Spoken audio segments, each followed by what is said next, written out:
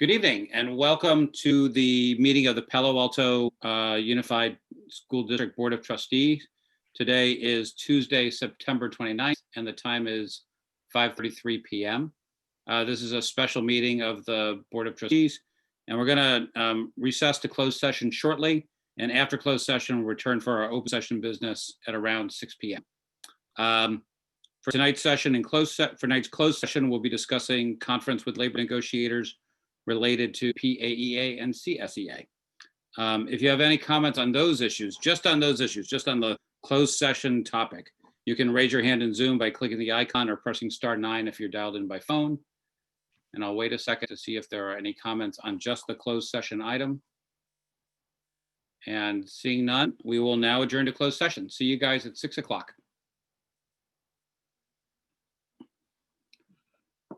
Okay, Mr. Moore, are we ready to go?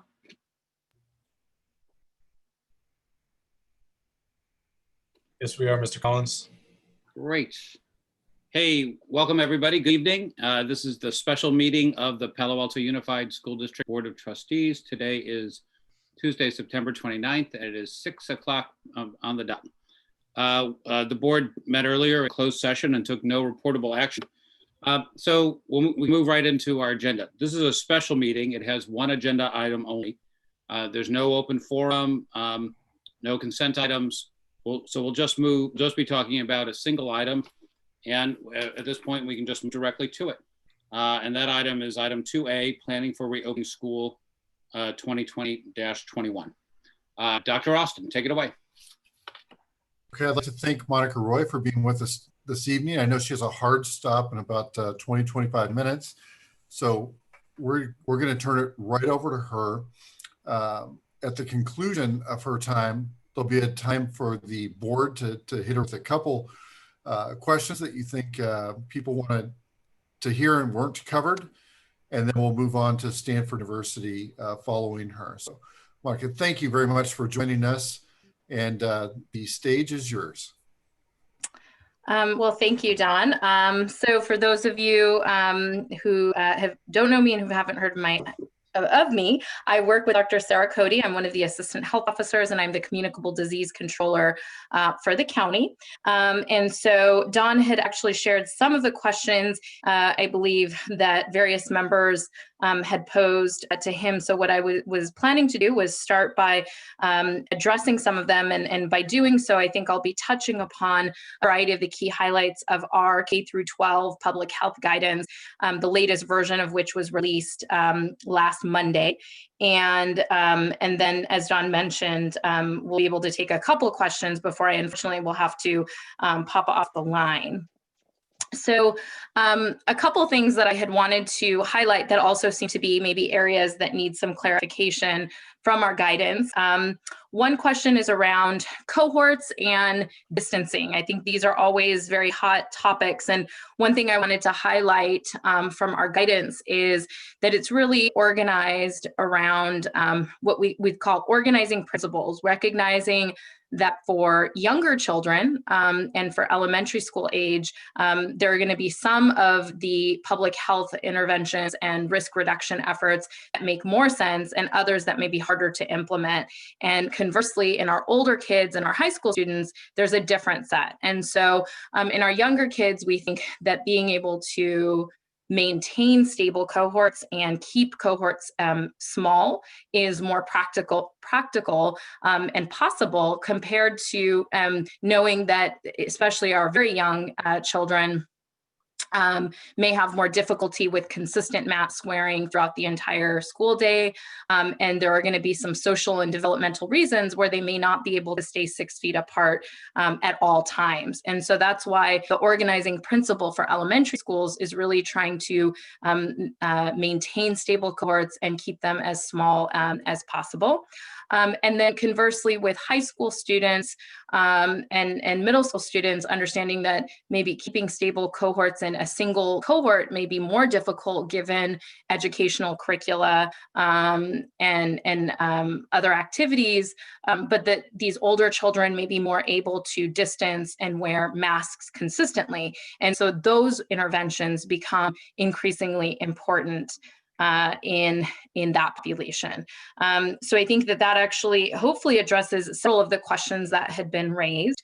I think there has also been some question around airflow and filtration. And what I will say, a couple topics and highlights I would want to share. One is, in general, we recommend as much as possible moving things outdoors. So providing as much instruction outdoors. If there's activities, in general, being outdoors is going to be the safer option. When we're considering indoor environments, both ventilation and filtration play a role. And so ventilation, and the simplest form is just increasing natural ventilation, which is opening in windows and doors if it's practical and safe to do so. When we think about actual HVAC systems, this is a very detailed and very technical area. And so I'm not going to be able to comment in detail about all of those issues today, but I will say that we are planning to have a technical assistance webinar for our stakeholders that's specifically focused on ventilation. But we'll say that both ventilation, including setting the ventilation settings to bring in as much outdoor air as possible, increasing filtration rates, and increasing the efficiency of the filtration are all components of maximizing ventilation, filtration, and improving the air quality with regards to COVID. So I believe there was a specific question about use of ionization systems. And my understanding of that is that there's a range of reported effectiveness of different specific models or brands or strategies, and but none are very well documented scientifically in terms of the effectiveness. And so definitely proceeding with caution, would be advised. And that's kind of the main point I would say there. I think there's been several questions around quarantine and notification. So I'll try to keep this brief, although there's a lot of information here. So there's 4 scenarios that we anticipate schools will be facing or need to be able to have a response to. The first one is if someone is symptomatic. The second one is if someone has been in close contact with someone who's a confirmed case. The third is if there is actually someone who is a confirmed case. And then the fourth is someone who is being screened for COVID on a routine basis. So they're not symptomatic, they are not a close contact, but they're being screened. And in general, one of the additions that we made to our K through 12 guidance was to actually add an appendix and a flow chart that would make it much easier for people to navigate and understand what will happen in each of those situations. But essentially, if someone is symptomatic, they should be sent home. They should be isolating until they are able to see a provider and get testing. And if they test negative, then they can return 24 hours after their symptoms, their fever resolves and their symptoms improve. If they test positive, then they would need to isolate according to our isolation and quarantine guidelines, which is to isolate for 10 days and at least 24 hours from fever resolution and improvement symptoms. If someone did not get tested for any reason, if they were symptomatic and their healthcare provider did not provide a medical note explaining the reason for not being tested, for example, an alternative explanation for symptoms, an asthmatic who has a cough, and that's the reason that they have the cough and the doctor did not feel a COVID test was necessary. So if that medical explanation was not provided, but the person was symptomatic and did not get a test, they would need to isolate as if they were a case for 10 days at least. The second scenario that I mentioned is being a close contact. So functionally, there's going to be 2 different settings that this will play out. One would be if a child is or a staff member was exposed at home, right? So had a household member and they were a close contact. So they would need to then quarantine. The other scenario would be if this close contact or exposure happened at the school. And so in settings where there's a stable cohort, everyone in that cohort, if the case was in the cohort, everyone in the cohort would be quarantined.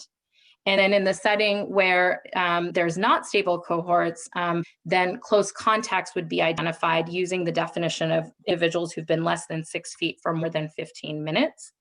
And so when we talk about the response to close contacts, essentially all close contacts need to be quarantined for 14 days. As long as they're asymptomatic, they don't need testing right away. They should be tested around 7 days into their quarantine. And even if that test is negative, they must still remain home for a full 14 days. And then the third scenario I mentioned, of course, was if there's a positive case. I've already shared essentially what will happen to the case. They will isolate for about 10 days. And then in terms of close contacts, again, in the setting of a cohort, there would be everybody in the cohort would be quarantined. In the setting where there was not cohorts, then school would use existing class rosters and seating charts to identify who was in close contact with the case, and those individuals would be quarantined. And then in the fourth scenario, which is screening, when someone is waiting their test result, they can go on to school and work as they normally would. They don't need to stay at home while waiting the test results. If they're negative, they would continue on with schoolwork. If they're positive, of course, they would be treated as a case. And the interaction, many people have asked us, what role does the school play? What role does public health department play? And so essentially, to put it in a nutshell, the school is going to be helping to make sure the early notification of cases or close contacts to make sure they get home. Because that can happen a lot sooner than the public health department is able to. Once they become aware of a case or contact, it's already several days in. And so our best chance at reducing any disease transmission is having and this is not just for schools, but we ask all our businesses and workplaces across the county to do the same, which is to get any cases or contacts identified and get them home. And then the rest is taken by the public health department. So the public health department will then call the case, identify additional close contacts. They will provide guidance to both cases and close contacts about isolation and quarantine. They will provide county supports for isolation and quarantine and answer any other questions that those individuals may have. So that is, in a nutshell, kind of the responses and the different scenarios around quarantine and notification. And I'm just looking through my notes to see a couple other questions. One was about classrooms and bathrooms not having hot water, and if hot water was an important aspect of proper hand cleaning. And so I would say no. The important thing is the actual friction that's generated when you are washing your hands with water. And of course, soap and detergent plays an additional role, but definitely not necessary to have hot water. And then washing hands compared to hand sanitizer. Wherever possible, we recommend hand washing over hand sanitizer use. However, we recognize there's going to be many situations where you might not immediately be able to wash hands. And in those instances, hand sanitizer is a reasonable alternative. But wherever possible, if hand washing is possible, that is preferred. So let me stop there so that there's a few moments for questions. Thank you, Dr. Roy. Board members and student board members, why don't you raise your hands and I'll call people and we can ask questions of Dr. Roy in the 10 or so minutes that she has remaining with us. Mr. Dauber, I see your hand up, and then Ms. DeVianza, and then Ms. Bacon-Caswell. Thanks for that. That was a very thorough description. So what I'm interested in kind of is a bottom line. In your opinion, is it safe for the schools to reopen for the elementary grades which is what we're talking about tonight, at least in terms of what's imminent, if we follow those guidelines that the county health department has laid out, is it safe to reopen? So I think our role and the guidance is meant to provide kind of guardrails on schools that are considering reopening of how to do so as safely as possible and how to reduce risk of disease transmission to as much as possible in the school setting. Okay, great, thank you. Ms. Franza, go ahead. Thanks. Thank you for answering the question about the hot water, because that's been a very common question and I did not know the answer to it. So I think I might have been one of the people that asked that. One question I have for you is, you may have heard this, some of our buildings have HVAC systems. Some of them have passive air filtration systems or passive air ventilation systems, and then some have radiant heat. And I think there is concern among the community about, are all of those safe, or all of those are obviously, some might be more effective than others at passing the virus, or filtering out the virus. And you talked at first about being outside as much as possible, which I agree with, and I like that idea. But for those whose kids are in schools that have these passive systems, or just radiant heat, is opening the windows and the doors enough? Is there danger in opening up if all we do is have our doors and windows open? Yeah, so I think as with many things with COVID, I don't think that there's clear scientific answers to say one way or the other in kind of black and white terms. I think in general, just like when we think of a variety of public health interventions to decrease risk in schools that include, decreasing how many people you come in contact for how long, wearing, masks to decrease aerosol and respiratory droplet dispersion, that all of those things and distancing all contribute, and the relative importance of those are not, it's not completely quantified, is one does exactly this much, and that, if you do this, it's exactly, going to provide this much effect. And so that's why we always recommend, implementing multiple public health interventions, and when one is not possible, trying to maximize the others. So if we return now to the question that you asked about ventilation, I would say, there's a whole range of realities for different schools, and there's also a whole range of kind of possible interventions when it comes to ventilation and filtration. And so, one of the lowest cost and kind of potentially most implementable strategies is the moving things outdoors. But I think when we're talking about the various interventions, in the indoor classroom setting, is one, if we do this versus that, how much more or less effective? We don't have the science to know that answer. I will say one of the reasons that we want to have the webinar specifically dedicated to ventilation is because we understand, HVAC systems are very complex. And I think many of us did not, anticipate before this year that we would have to know as much about HVAC systems as we now probably do. But I think that some of those questions will probably be better answered by some of the experts that we're trying to get to present to us on this webinar. Ms. Big-Oswald, and then Mr. Darrow. Thank you, Ms. Roy, for your presentation.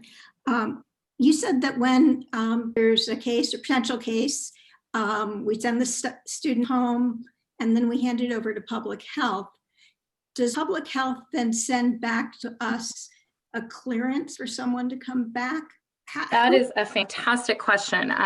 So a couple of things. One, to be aware what happens once the public health department receives the case. There's going to be a back and forth between the COVID designee or COVID point person for the district and the public health department, where they're really, especially as we are starting with reopening, to really provide a lot of support and assistance in response.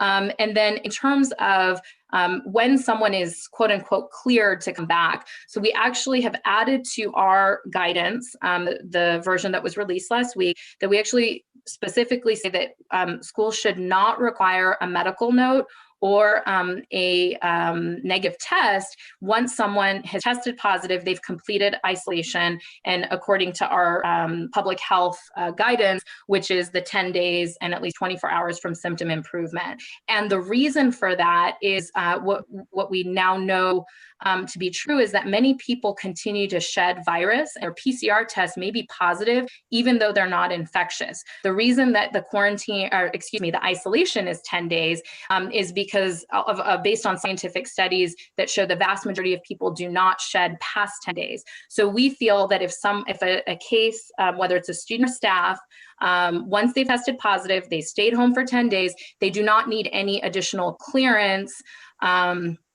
or medical note or negative test before they return. It would simply be confirmation that they truly have completed the isolation. And then when it comes to close contact, similarly, if they've completed 14 days from the last time they were exposed to the case, they do not need a medical note or any kind of additional negative test beyond what we recommend during the quarantine period. Thank you. Mm-hmm. Mr. Dot. Thank you, and thank you, Dr. Roy. Can you speak really briefly to the transmission of the virus among younger kids, elementary school kids? Because that's something that has changed a fair amount in the news, as has been reported. And I know a lot of parents and teachers have concerns about what the actual science says right now at this time. Yeah, so very good question and very relevant question. So I think, very early on in March, the concern was that kids transmit like flu. And then some of the data over the early summer suggested, and to a great extent continues to suggest, that younger children are not as efficient spreaders as they are of flu. They're not as efficient at spreading COVID, but that's very different for our older children and our teens, who do seem to transmit like adults. I think what data has shown over the last couple months, I'd say, in the latter part of July, August, and even early September, is, certainly a more complex picture. There's been some biologic studies that have shown, that looked at the amount of virus being carried in the nares of young children. But the direct kind of implications on in terms of transmission has not been clear. We've had stories, for example, in summer camps, a Georgia summer camp, where there was a great deal of transmission. So we know in a setting where people are singing and sleeping in close indoor environments that young children can indeed transmit. We also have learned a little bit from the experience across the globe and also elsewhere in the US. And there's obviously been some larger reports, both from the American Academy of Pediatrics, as well as even, I believe, as early as yesterday, the CDC released a report on cases in children. And so I think that, all of these together, certainly we know that children can transmit. I think that the evidence still suggests that they are not be transmitting and spreading as much as older teens. And I think that the data also suggests that the extent to which schools are a mirror versus a propagator of disease in the community is really reflective of kind of the overall rates, community, the case positivity rate. So in settings where schools opened, where there were lower case positivity rates, many countries and in many settings, schools have done very well. And so I think, it's a very, very difficult picture to kind of summarize. And there's no, again, any one line of thinking, has some evidence to support and some evidence in the opposite direction. But I'd say what I've shared is kind of what I would say is kind of the summative, knowledge in this area. Thank you. All right, Mr. Lee, you get the last question. All right. I just want to continue along this line of questioning about transmission. What sorts of risks are there for transmission via physical objects like backpacks, supplies, clothes, those sorts of things? That's also a great question, and one I think that there's a lot of concern and fear about. And I would say that definitely, there's three potential methods of transmission: respiratory, airborne, and contact. By far, we think that respiratory is the primary driver. So large droplets, in close proximity to an infected individual that are dispersed in the air. And we think that most transmission is due to that. There is, some evidence that some proportion may be due to airborne transmission and a small proportion also due to contact. And so what you had asked about is about sharing objects. So that relates to the third, which is contact. So we think that it's responsible for a minority of cases. And what it would involve is the infected person, touching the backpack or the ball or the bathroom faucet, and then another person coming in relatively, close proximity in time, because the virus does decay on a surface relatively fast. They would have to then touch the surface and then touch their eyes, nose, or mouth to get infected. And so, I would say kind of of the answer to the question is, contact in general is relatively less of a concern than respiratory. And one of the best ways to interrupt any contact transmission is frequent hand washing. So in all of those scenarios, whether it's the backpack or the bathroom faucet, it's making sure that, even if we do come into contact with infected surfaces, frequent hand washing is going to break that, transmission cycle. Hey, Dr. Roy, I was told you had a 6:25 hard stop, and it is 6:25. So I thank you very much for joining us. I think we really valued that presentation. And Dr. Austin, if you agree, release Dr. Roy. Releasing Dr. Roy, that's awesome. Dr. Roy, thank you so much for coming. I Thank know you you got so a much. full day, and really appreciate you joining us. You're quite welcome. I'm sure you've got 5 other meetings this evening lined up back to back, so good luck. You're quite welcome. Thank you. Thank you. All right. Now, I rushed a little bit to get us going with Dr. Roy because I knew she had a hard stop. So let me take a second and just do a little bit of housekeeping primarily for our audience. First, I see that there were some hands up. I apologize. People perhaps thought they would be able to ask questions of Dr. Roy directly. Unfortunately, the format of our board meetings doesn't allow this. The first part of the item is what we call staff reports, which includes the invited guests of the staff and the staff themselves. After that, we'll do public comment, which will be the audience's opportunity to comment on the item. And then after that, we'll do board questions and comments, which tonight might be followed by a vote. So if you have your hand up, just realize you can keep it up if you like. We're not going to have public comment for a while because I think there's at least one other presentation and then the staff is going to do some stuff. But you will get your chance to talk after the staff portion of the item is done. Okay, sorry, Dr. Austin, just wanted to lay that out. Please continue with your staff presentation. Sure. In fact, I'm just going to just quickly hit on what the lineup is here so that people can understand. I'm going to turn it over to Ms. Conway here in just a moment, who will introduce our guest from Stanford Healthcare. Following their time, and the board will have an opportunity to interact with the group from Stanford. I'll conduct a high-level, quick presentation through some key points, which will include an explanation of a minor revision with big benefits from Ann Brown. We'll hear from both of our union presidents, do a quick wrap up, and then you'll move on from there. So that's what we have ahead of us. So I'm going to turn this over to Ms. Conway, but I'm also going to say a personal thank you to the group from Stanford Healthcare. We've met before, and very excited to have them here tonight, and that they were able to make the time for us is greatly appreciated. So Ms. Conway. Thank you, Dr. Austin. This is the second report and update on COVID-19 testing with a recommendation to the board to support and approve a partnership with Stanford Healthcare for routine COVID-19 testing for employees. I want to take the time to reiterate again our commitment to ensure the health and safety of our staff and believe that robust COVID-19 testing and contact tracing is necessary so we maximize safety and obviously ease the concerns of our community.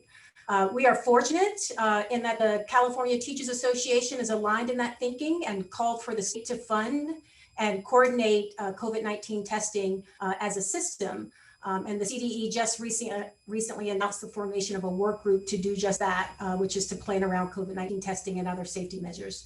I was just informed that Dr. Austin was appointed to that work group and will be speaking on our behalf and the needs of our community at one of the highest levels in the state education system. So we are very happy to have him representing us on that team. So we'll hopefully get inside knowledge as the work group progresses and keep up to date on what the state is managing to accomplish with broad scale COVID testing. So while the state is trying to figure that out, though, we are forging ahead to support our employees with a proposed partnership with Stanford for biweekly COVID testing. So we do have Stanford Healthcare representatives here, Dr. Christina Kong, the pathologist and professor of pathology at Stanford. We have Allison Kerr, the Vice President of Neuroscience and Chief Administrative Officer of Clinical Operations. And I believe we have Megan Bliss joining us as well, and she is the Director of Strategic Operations. So I will turn this over to Allison Kerr, who I believe will be opening up the session.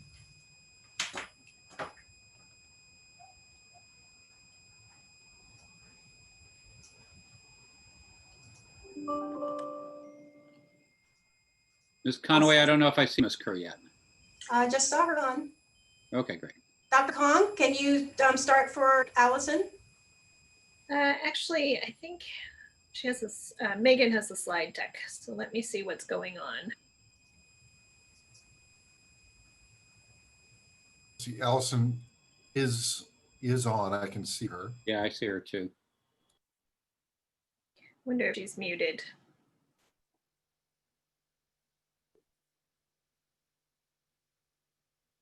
Mr. Moore, could you maybe With all unmute day. her and maybe that'll wake her up? There she is. Yeah. Good afternoon. I can assure you I'm awake. No, sorry, I didn't. Sorry, bad choice of words. I just meant to alert you that you were on. Thank you for unmuting me. I couldn't do it myself, so I appreciate that. So very much appreciate the opportunity to share our testing overview with you all today. So thank you for the opportunity, Yolanda and the board. So Megan, I'm going to ask you to go to our first slide, please.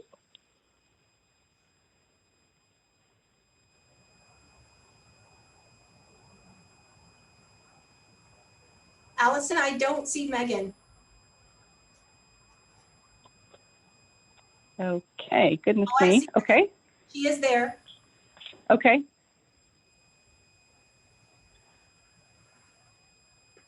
Sorry, she's just got our deck here.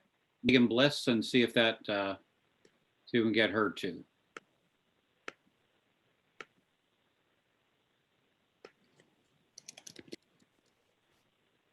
I'm texting her as well.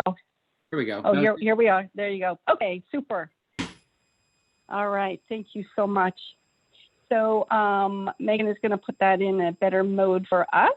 And so what I'd like to do is just share our overview around COVID-19 testing for a program for local schools. So just so you understand our particular motivation. So not only are we also parents in the community or parents at one time in the community, but we are also, staff at Stanford Healthcare. We live in the community and, we want to do everything we can to get teachers and students back safely as part of all of our recovery programs. So, we felt it was really important to provide a model where we could help support our local schools and partner with them in a way that we could use this as obviously a supportive and a community benefit for many. And so that really is our motivation.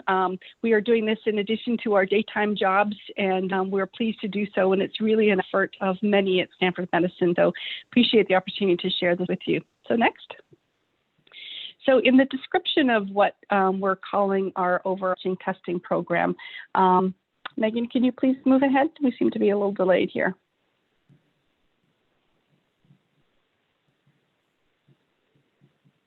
Ellie, I'm moving the slides forward. I think there we be... are. Got it. Oh, okay. Okay. Right. So you can certainly all read along, but certainly while we're battling this sort of pandemic, and we've certainly been doing it on the hospital side, it is important to know that sorry, just struggling with some technical difficulties myself here. There we are. Is that it's important to return kids to schools, maintain that continuity of education. Obviously, you're all aware of that. And what we have put together is sort of a model offering what we hope is a comprehensive COVID testing solution. As you are all aware, the testing is just one arm of a safety plan. Obviously, the school districts have worked very hard in terms of the other arms of safety around social distancing, hand washing, face masks, etc. And so what we're sharing with you today is just the testing arm of that safety plan. And so we had put forth a couple different models, and we've talked to many schools and school districts, presidents of schools or superintendents, and we've offered a couple different models. So the first one we offered is just ad hoc testing at the existing Stanford Healthcare testing locations. So across the Bay Area, we have about 7 testing locations. as essential workers, and that is a term that is defined by the California Department of Public Health, and then obviously the County of Santa Clara certainly puts teachers and anyone supporting schools within that essential worker category. So we were making testing available to any essential workers or teachers at any of our testing locations. So many of the schools, or some of the schools we spoke with, they were like, thank you very much. We just want to make sure our teachers have access. And then they would rely on the teachers showing their results on an honor system. The second option, and one that a lot of our local schools are evaluating, is we're calling on-site testing events, sort of hosted by Stanford Healthcare, utilizing what we call a self-collection method.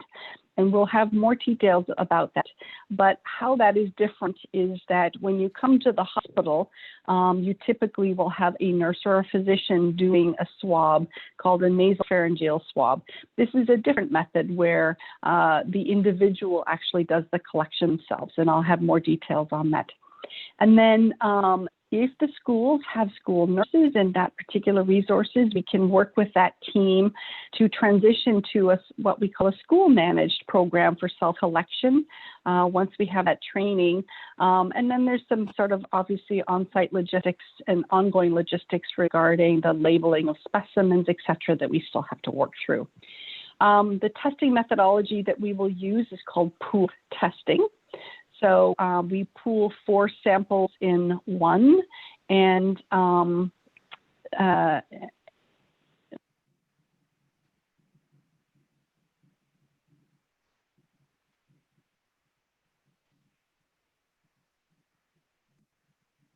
Allison, you're on mute.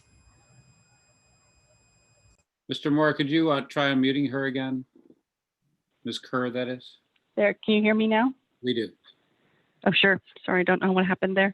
And then the results. So obviously across the national news, you've heard many sort of horror stories of how it's taken a week or even longer for people to get results.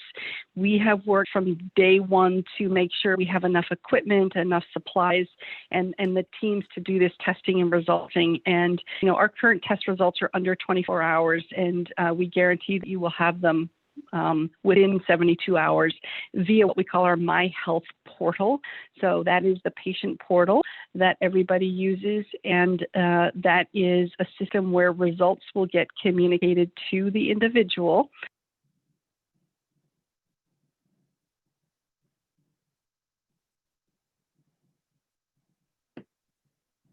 Mr. Moore, could you see if you can unmute her?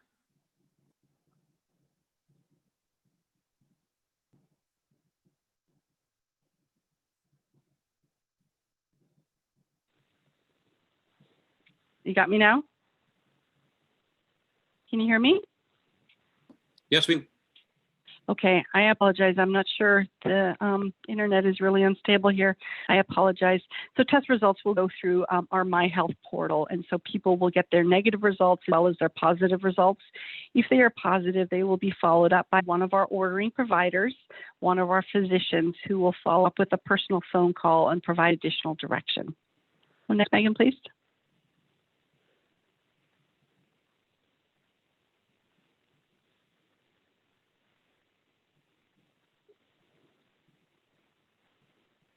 We can see that next slide. Okay, perfect. So this is just a summary, and we would have you share this with your teachers about what a testing collection program essentially looks like. Employees would receive the testing program overview and description. They would complete an opt-in and opt-out consent forms if needed from the school. You would register for My Health or confirm your My Health account the day before event. You will self-collect a specimen with the nasal swab, and we'll provide more details, and then receive results in My Health. So that's just a high-level overview. Next, Megan.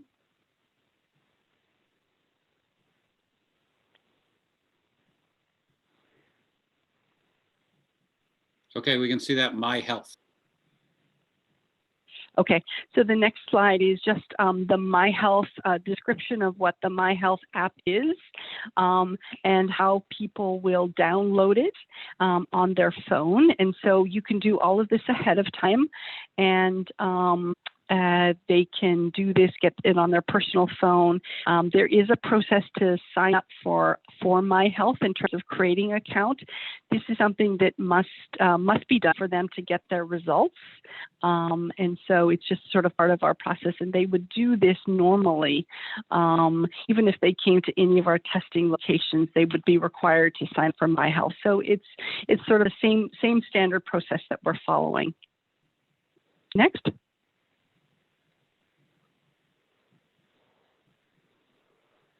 Okay, we see Yes, pooled testing. I can talk Okay, a little bit about Dr. the Collins.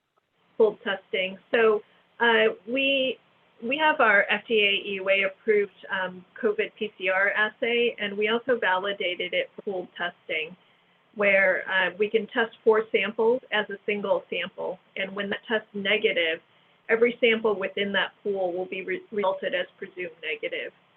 If the pool tests positive, then we automatically test each individual sample to identify who the positive is within the pool. And then if you go to the next slide, the positive one gets reported as detected, meaning that COVID is present, and then that person would be instructed to stay at home and self-quarantine. And that result would actually get immediately resulted to My Health without a release delay, so that they would have that result to be able to look for it before going to school. And then for the negatives, they would be resulted as presumptive negative. And then the next slide. So the COVID testing can be done as a self-swab, and so they can watch a video through the QR code before the testing starts. And it's something where the first time around there would be a healthcare worker who would be teaching them how to take it themselves. But then moving forward, the school nurse observe the people who are taking the samples. And next slide. Currently, we're doing nasal mid-turbinate swabs. This is basically where you put the swab in so you meet a little resistance, and then you take a sample there. The type of sample that we use within the hospital setting is the nasopharyngeal swab. That one reaches a lot farther back, and it's the one that you'll hear about as being really uncomfortable. There's also, anterior nary swab as something that is even more less invasive, and that one is where you swab within the nostril. Next slide. And so again, this is another QR code that has a video of how to take the sample, so that people can actually look ahead of time and get accustomed to the idea of what it means to get a test. Next slide. And then there are various options for the cadence of testing. Testing can be done, where you start at a certain frequency, and based on how long it takes for the virus to incubate, places will start by doing weekly testing of all staff. And then based on that, what's found during the weekly testing, a decision could be made to either decrease frequency or increase frequency. So if you're starting to see more positive cases, then it may make sense to do more frequent testing. If the prevalence is very low in the community and you're not finding any positives, then it may make sense to back off, on the testing. But then there's also just, the decision about what frequency of testing to do to make sure that the people who are at the schools feel comfortable with being, within working in person. When you look at the California Department of Public Health COVID-19 reopening in-person learning framework, they put an example of frequency of testing, and so what they put out there was to test everyone over a period of 2 months, where you test a quarter of them every 2 weeks or 50% every month. You could also do, 12% every week. And so there's just different ways of thinking about testing, and different school districts are opting for different models. There's also, the idea of just self-referred testing, where this is based on people who have symptoms, or people who have had a known COVID exposure, or they participated in some activity that's considered to place them at higher risk.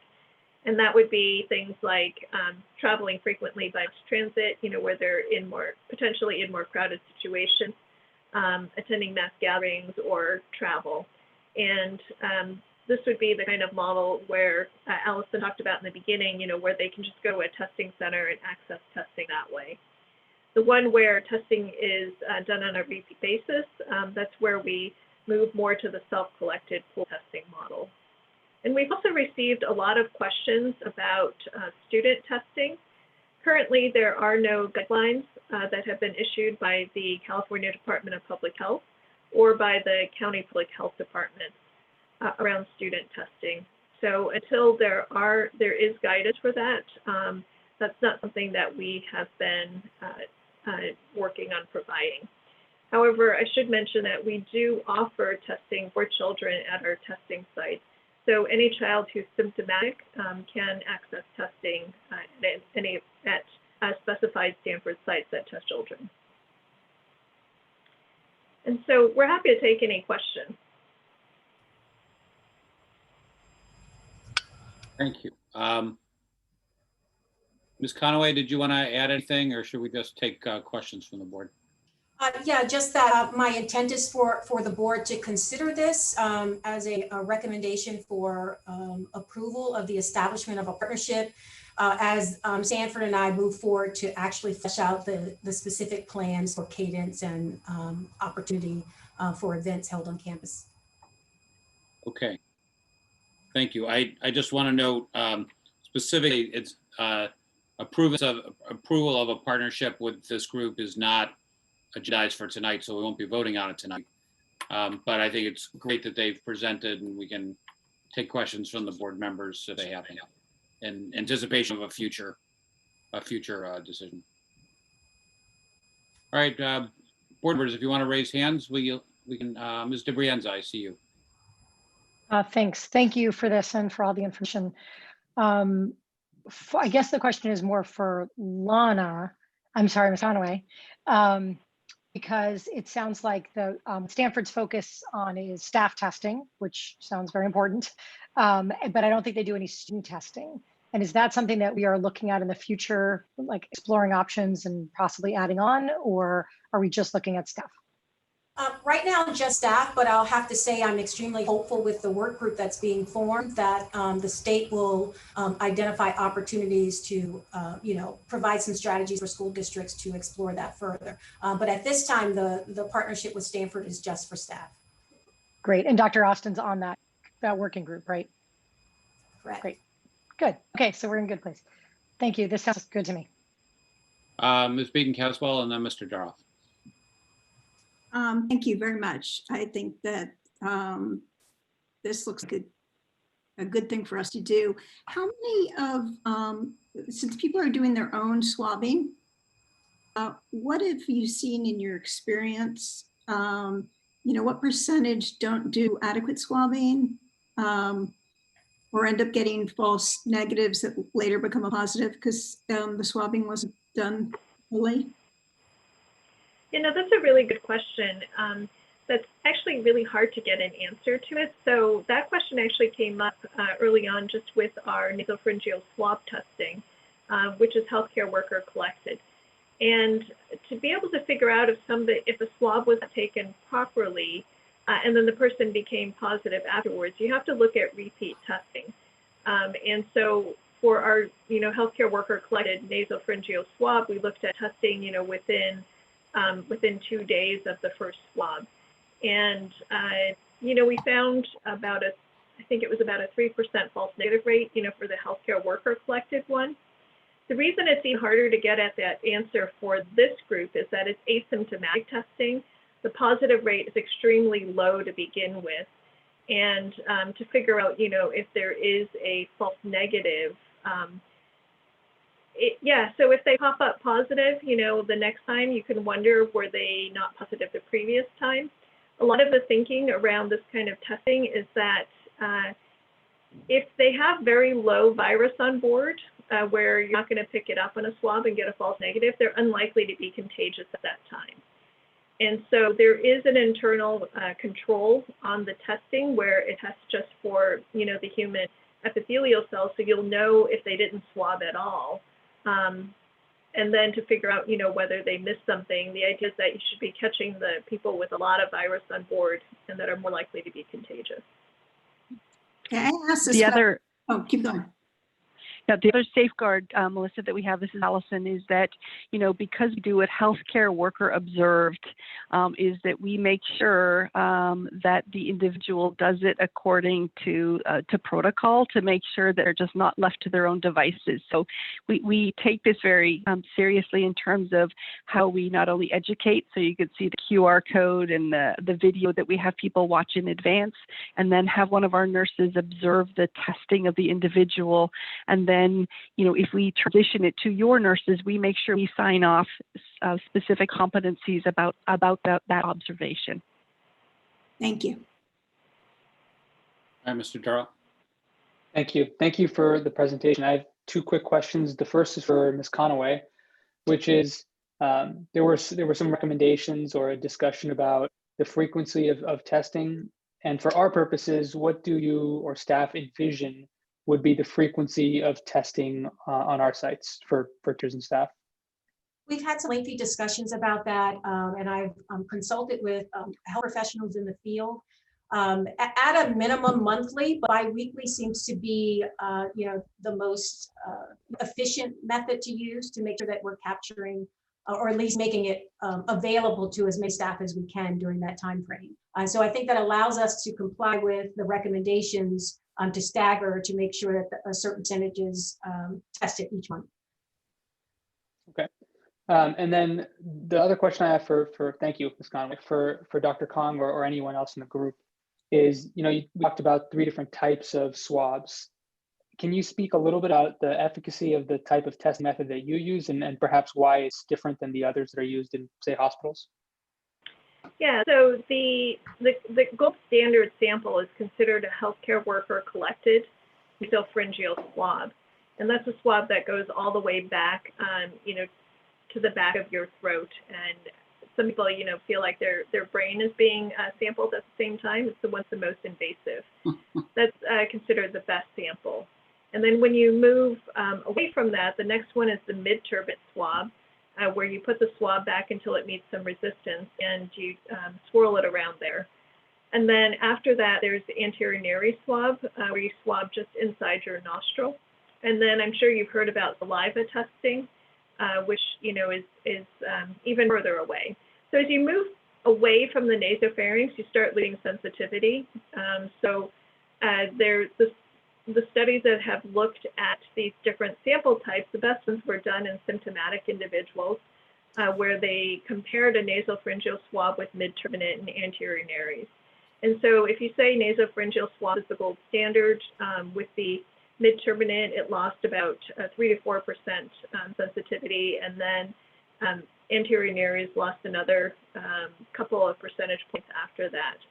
But the thought is that for repeat testing, where you're doing testing not just once, but on a repeat basis in asymptomatic individuals, you want to make it so that there's greater ease of access to testing.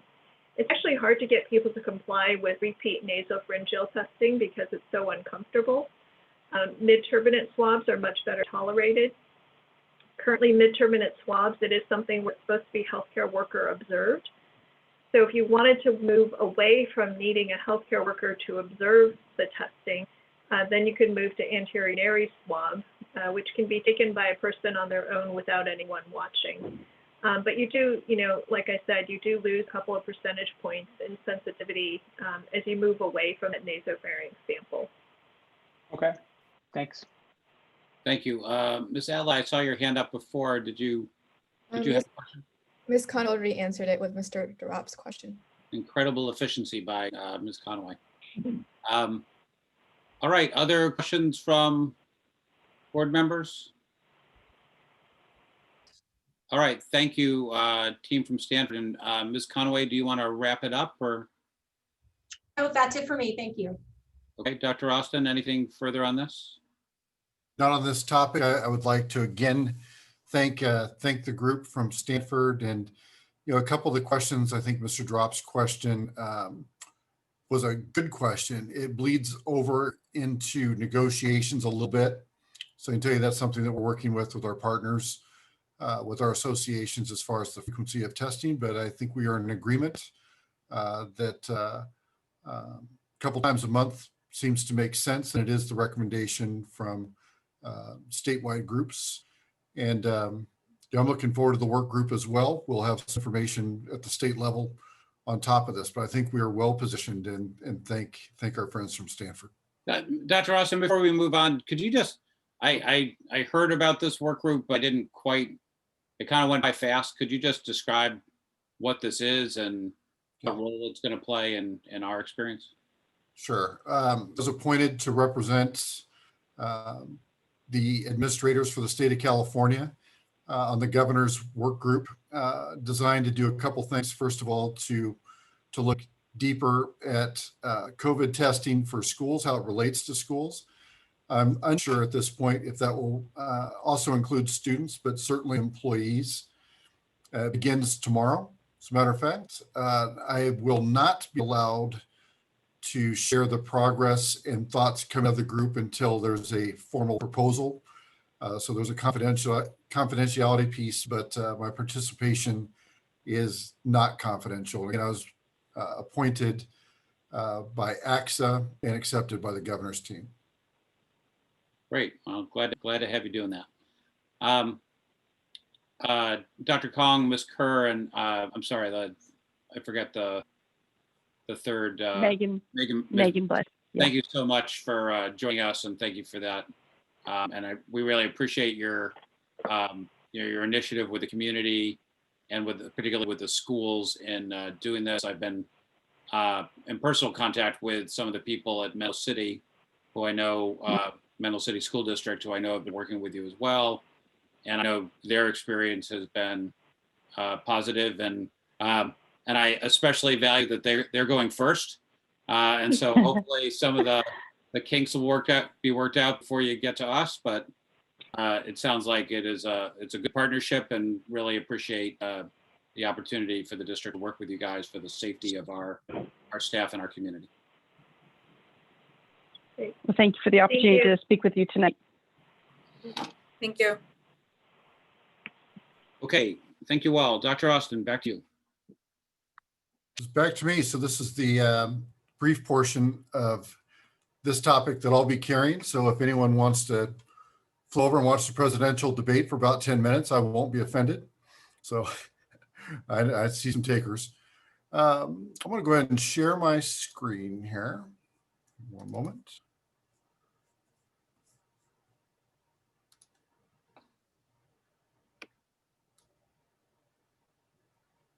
Okay. My part of this is not to go deep into the weeds. I think we have, this is a second read of something that's been in the works for 7 months. But to talk a little more globally about where we're at and maybe how we reach a finish line. So let's get started. This picture I love. It's from 2010 when I was the principal at Laguna Beach High School. And you can see behind me, that was the Board of Education, my former superintendent and assistant superintendent. And it looks like a pretty happy moment, but that's not the reason I picked this picture. I picked this picture because my tradition as a high school principal of 11 years was to write 1/3 of my graduation speech in preparation for the night, and the final 2/3 in the stands as people were walking into whatever place we were holding graduation. And the reason for that is because I thought it was important to see and feel the people that were walking in for those graduation events and receive inspiration about what message needed to be shared. And most importantly, to really just clear my head and sit there with nothing else around me, but being in the moment to move forward and put together those final thoughts.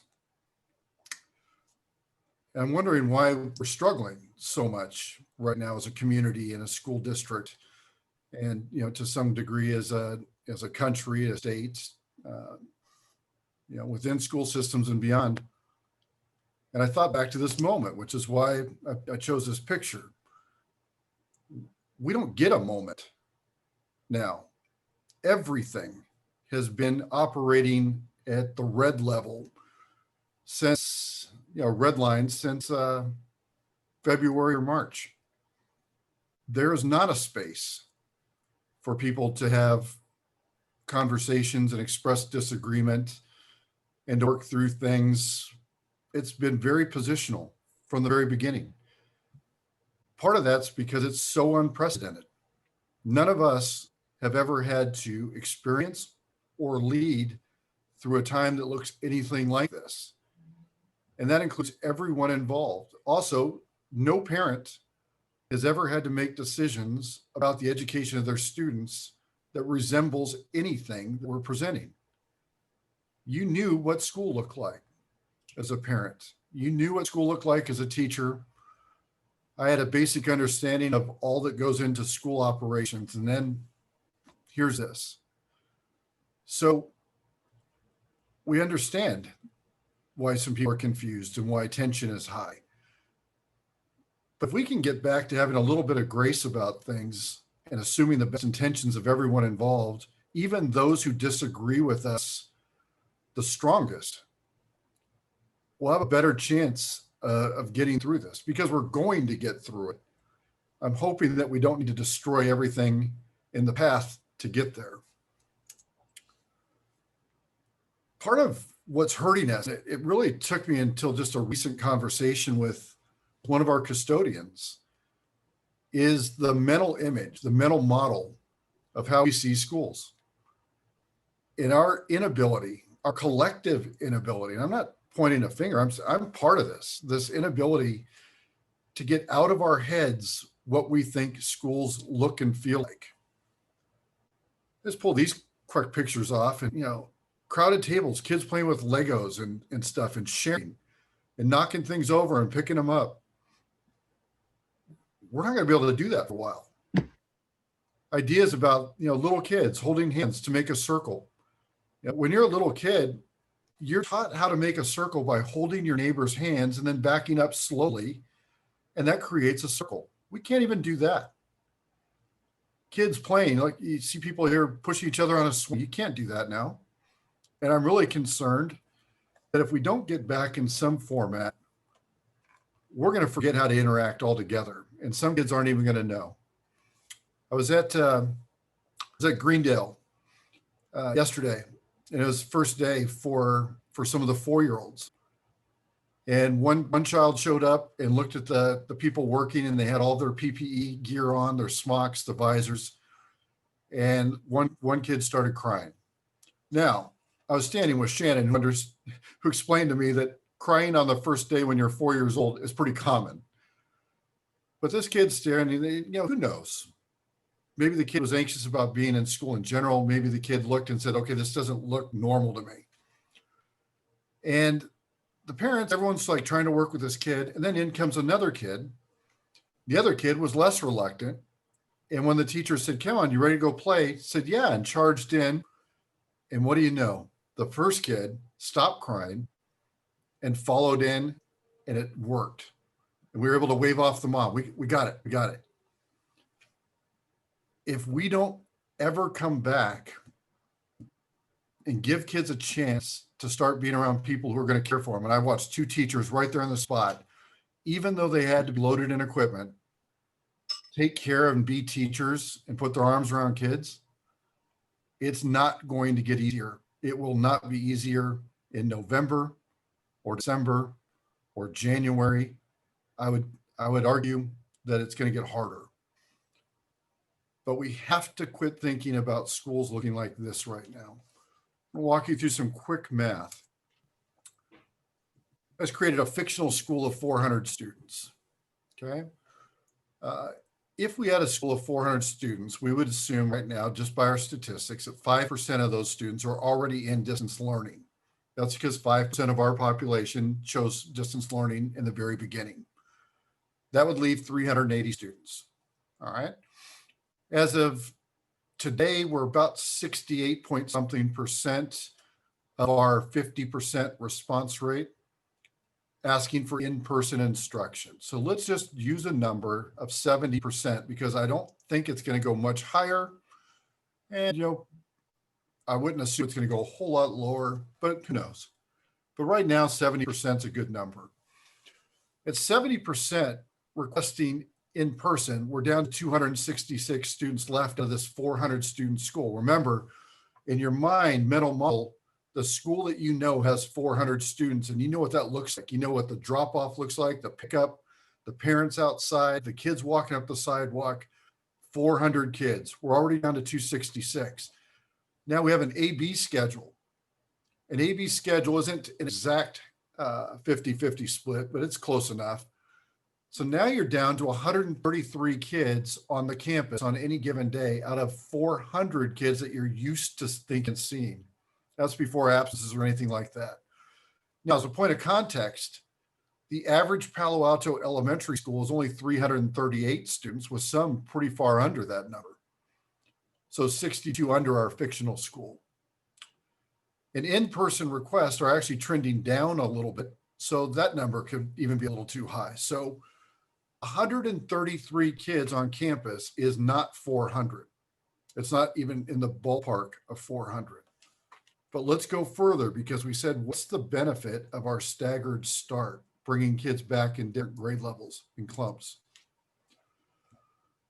On October 12th, only TK in through grade 1 is even going to return.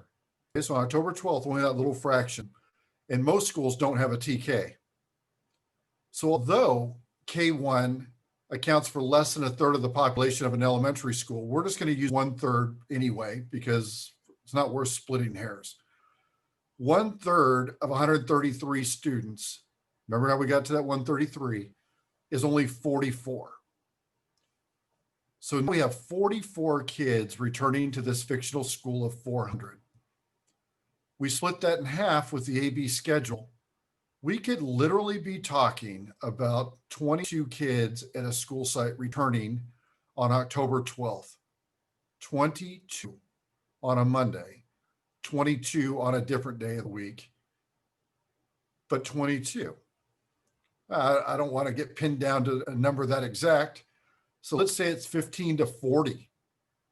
40 kids on an entire elementary school campus on October 12th.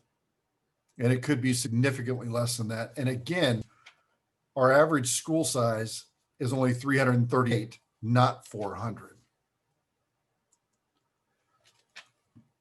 So we're thinking about a couple things here.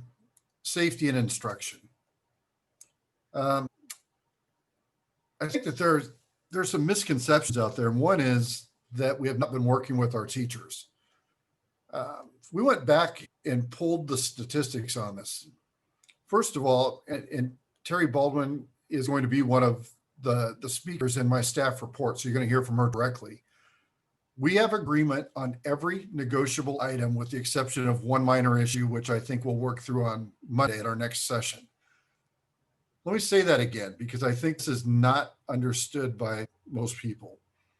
We have agreement on every negotiable item that either side has proposed or brought up since we closed schools. Okay. Now, to be fair, before people start getting very upset about things, we do not see the reopening dates eye to eye, but that's not a negotiable item. The impacts are all negotiable, and those we have worked through. How did we work through those? Since our closures, we have met 19 times in formal negotiations for 65 hours. Now, I understand we're not talking to every teacher of our 800 individually. In fact, there are rules that prohibit negotiating outside of collective bargaining. We work with the association. The association represents their members. And of course, we look for places where there are common interest. But 19 times 65 hours in agreement on everything with the exception of one minor item is hardly two sides fighting each other and not talking. It couldn't be further from the truth. I can tell you, I wish people would see what the real interactions and relationships are outside of, brief public comments, which, honestly, you have 1 minute to express your thoughts. And a lot of people don't see collective bargaining. I get that. So what are some key points for the safety measures? Each school site now has a safety plan. Those have all been posted twice, revised even recently to clearly state that masks are required for all grade levels. PPE and sanitizer in stock and in sites. I've seen the same pictures everyone else has of people that have said, here's what I got. And it looks light, like how's it going to last for the year? We have warehouses stocked basically to the ceilings with equipment where it doesn't make sense to pass that all out on the, well, actually, we haven't even returned yet. Not an issue. 2,500 desk dividers have arrived already. All TK through first grade classes have already been walked through. They're going to be internally certified. We've asked teachers and principals to also walk through, let us know of anything that needs fixing. We did see that some of the comments that we're receiving were coming in the forms of emails and emails to the wrong people.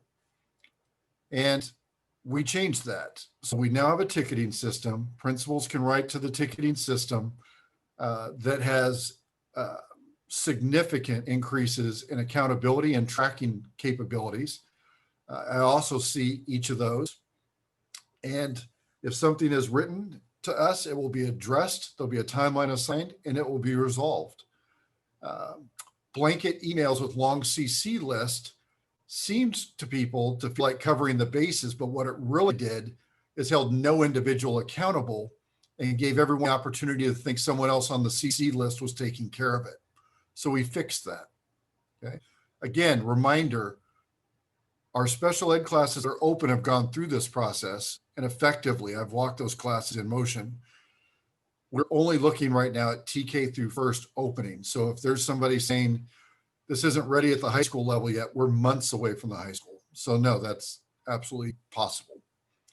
Instructional program, the at-home day, Ms. Brown's going to walk you through in a minute. We've listened to people, worked with PAEA. We have agreement on some revisions there, especially things that would decrease the cohort cross contact. Reminder from Kelly Bickle to me today was that our summer professional development was built for the hybrid model. So while some are saying, and I understand this, we did a good job of improving the program, that the online, the distance learning model is working, why would we stray from it? I would add back that we were taught the hybrid model. That's where our professional development was. So we feel like we can make that transition back.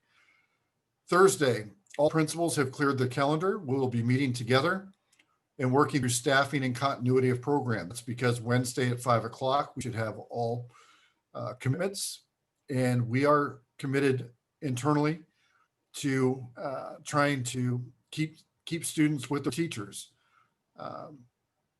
As we know, in writing, it's gone out 12 times, and we had another, I want to say 8 or 10, through videos talking about what would be challenges in this area. But regardless of that, we want kids to stay with their teachers. We want it to be seamless as possible. There will be some movement, but we're making every effort we possibly can to make this work. And all principals will be together problem solving this with our team. And the staff, yeah, I did have a conversation with Ms. Baldwin today. We are committed to, as soon as the board takes action on whatever they land on, maybe tonight, we're committed to forming a group of representative teachers from each of our elementary schools to work with us to inform us on what's working, what's not working, and things that we can adjust along the way.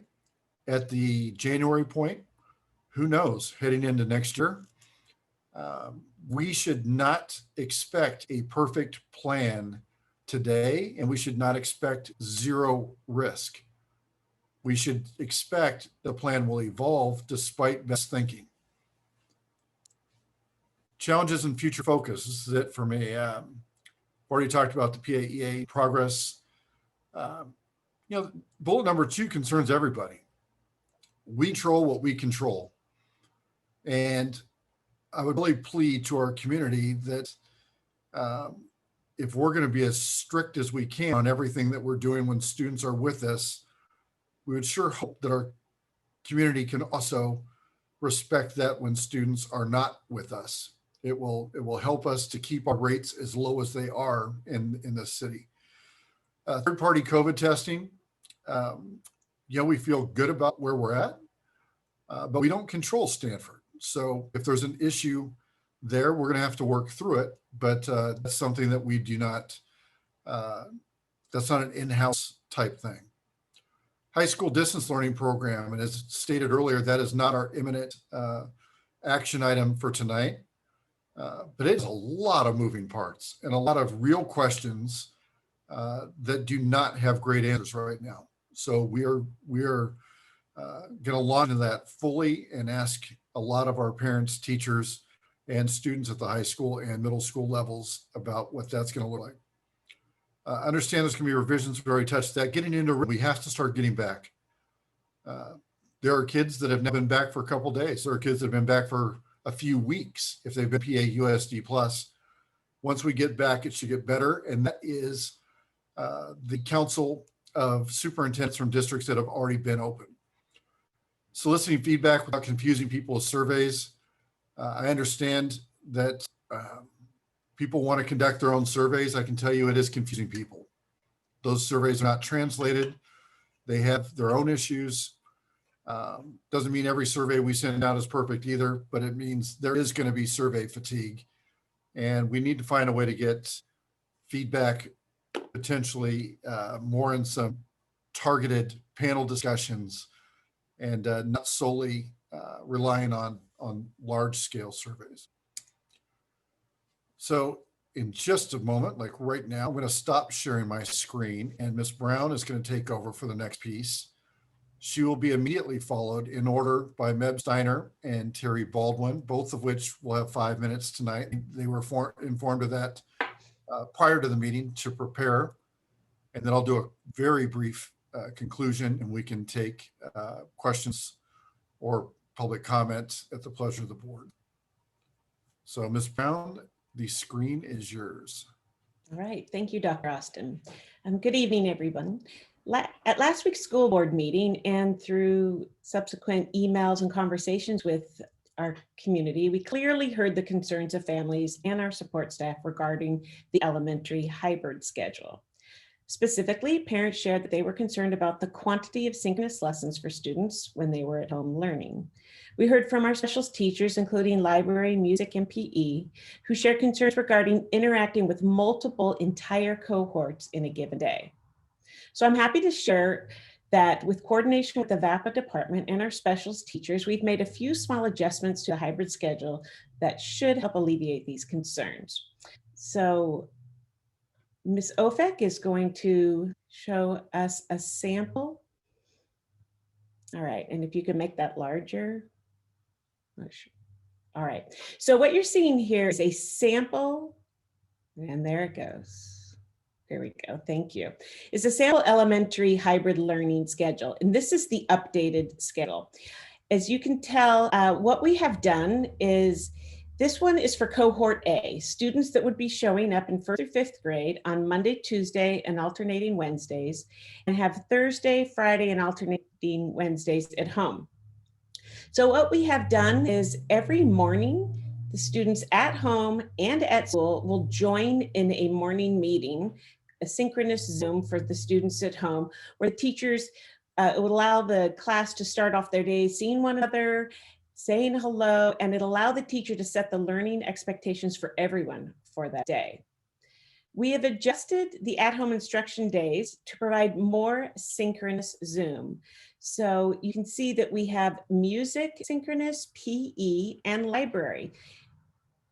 In our typical schedule, those would be during the day. And the first draft of this sample schedule, we did have library and PE in the schedule when students were at school. I mentioned last week that music cannot be done in person because it won't allow us to sing and play instruments. And that is what our music teachers love. And our 5th grade children learn mostly air instruments. So they will be having more synchronous Zooms at home. It also, for PE and library, you can see that they also have some PE asynchronous and music asynchronous that will be given to students at school. So they'll have one live one, and then they will go into the second lesson that follows up. But library and PE, while the guidelines for our county health department allow for special teachers to move between cohorts, we have worked it out with our teachers that they will be synchronous lessons. And this will alleviate, hopefully, some of the concern parents have that by having all asynchronous days at home. And our teachers will also feel more comfortable not having to be with 120 different children in one day. So PE and library for kindergarten will be in person. So they will still see a couple cohorts since kindergarten is an A and B morning AM and PM schedule. We've also increased the daily learning on the in-school days by 10 minutes. I think that one of the most important parts about having the PE, music, and library in the off days is that it will give teachers an uninterrupted academic blocks throughout the day. So we will be working on literacy and math primarily at school, and the specials and science and social studies, PE, art, dance, lots of different things when students are home. So a combination of the morning meetings and the specials will give students up to 3 synchronous lessons on days they are home. So this is cohort A. If we move to the cohort B schedule, you'll see it just flops. So the cohort B students will start at home for 2 or 3 days and then come to school. Just to reiterate, the adjustments we've made in the hybrid schedule include more synchronous instruction for students on at-home days, and special teachers will provide synchronous instruction, reducing the number of cohorts they see each day. So, and that's our new schedule.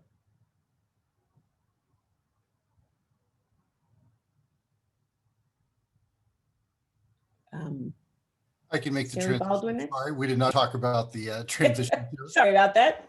My apologies. So we're going to go to Med Steiner, president of CSEA. Welcome, Med. Thank you. Thank you for having me here on the panel. I actually want to start off first by expressing great deal of thanks to a very, very large group of parents who advocated for including us in part of the staff presentation. And thank you to the board and Dr. Austin for making that happen. I want to start off by really emphasizing that we want to reopen, and we are not against reopening. We want to do so safely, and we want to be prepared and planned so that we can keep our students safe and also our staff. I also want to emphasize that classified staff has been back throughout the school closures, is back already. And I do want to point out that 2 of our programs have already started. Our PAUSD Plus that Dr. Austin mentioned, but our post-secondary started a couple weeks back, and our special education mod severe students in secondary level in our futures program have also come back. There is a whole host of complex roles that classified staff play in supporting our students. And it's really important to look at the details of how do we utilize them and how do we keep people safe.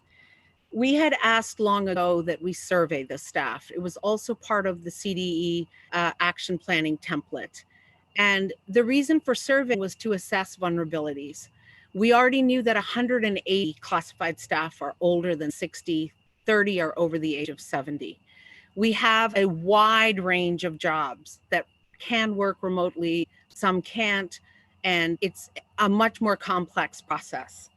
I also want to emphasize that our employees do not just live in Palo Alto. We have employees that come in from 10 different counties. So we cannot ignore that we need to be thinking a little bit about some of the numbers in those counties as well.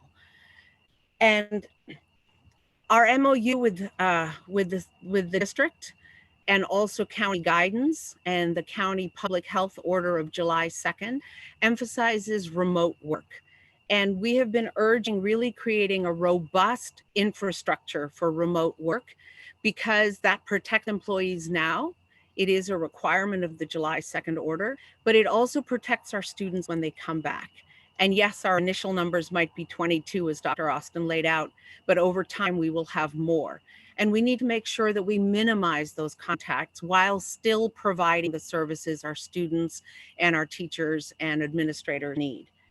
I do want to say that with what we have opened in special ed in the past, today was the second day, and also in post-secondary, several concerns have come up with the social distancing, with cleaning, with a host of safety issues. And we are encouraging our staff to report those and have those taken care of. But there are a lot of details to be worked out. We are still not clear on how are we minimizing the cross-pollination of our specialists as they support our special ed kids. We are not fully planned out on how to minimize that. I also really want to emphasize how difficult this has been for staff, classified staff in particular, in terms of their options.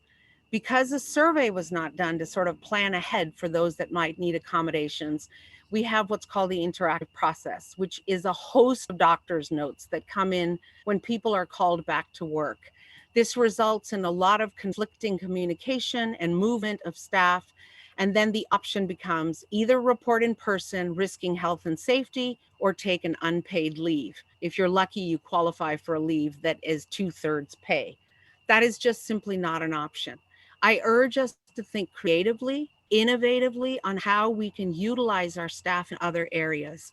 We've talked about it in the past, about our SAFES program, supporting our wellness, supporting tech in just wiping down laptops so they can focus on the more complex technology issues. We need to hang on to our people. We need to support them. And I urge us to do that. I urge us to slow down implementation, as many other districts in the region have. And I look forward to working together and addressing all of these issues. Thank you.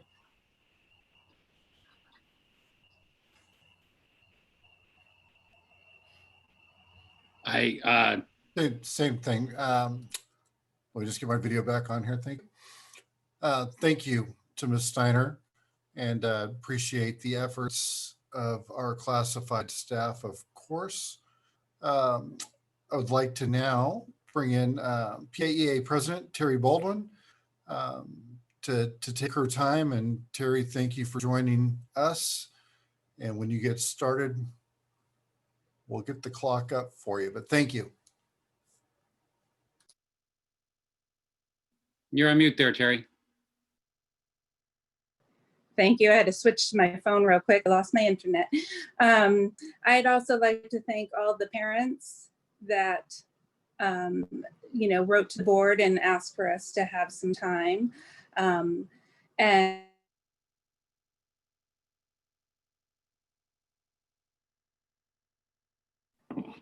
comments.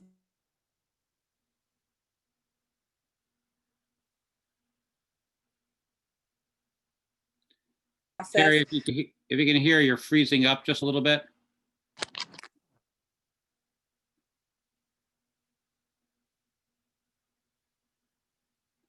Okay. Hey, Mr. Moore, can we reset the timer, and hopefully we'll get Ms. Baldwin back shortly. I guess she's still on. We just don't have her video now. Okay. Actually, Terry, if you can hear, it might help if you turn off the video and just use the audio. We found that helps sometimes.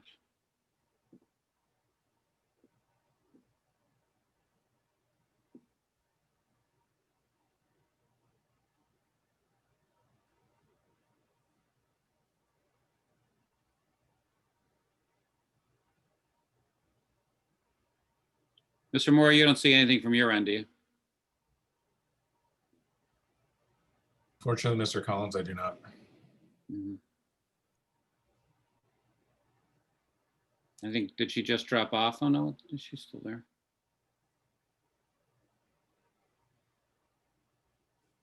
So apologies to the audience. It looks like, oh, there you are, you're back. I'm back, yes, internet issues. Okay, this is better. Why don't we start you out at 5 minutes again, and you can just Okay, You so broke up a couple times during your initial remarks there. So thank you. Yeah, I just wanted to echo Meb's thanks to the parents who actually emailed to request time for us to speak at this board meeting, extra time, and to thank the board for giving us that time. Also, to address what Dr. Austin said, yes, while we are close on everything in our MOU, it doesn't mean we're all happy, and I'm sure he probably would say the same thing with everything in the MOU, but that is negotiations. And for some reason, my previous survey results have come under question, so we were surveying our members again, and I just asked the question again. And this time it's changed. At this point in time, 90% of elementary educators pre-K through 5th grade stated they are not comfortable starting in person in September, October, or November. And then we asked secondary educators if they would be comfortable returning, if they had to return in September, October, and November, and 92% of them said they were not comfortable with that. Also, we asked when would they feel comfortable coming back. 53% said in January after assessing the county's positivity rate. 37% said they wanted to stay in all year in distance. I'm going to reiterate, the main reason we would like to stay in distance is for the health and safety of students and staff.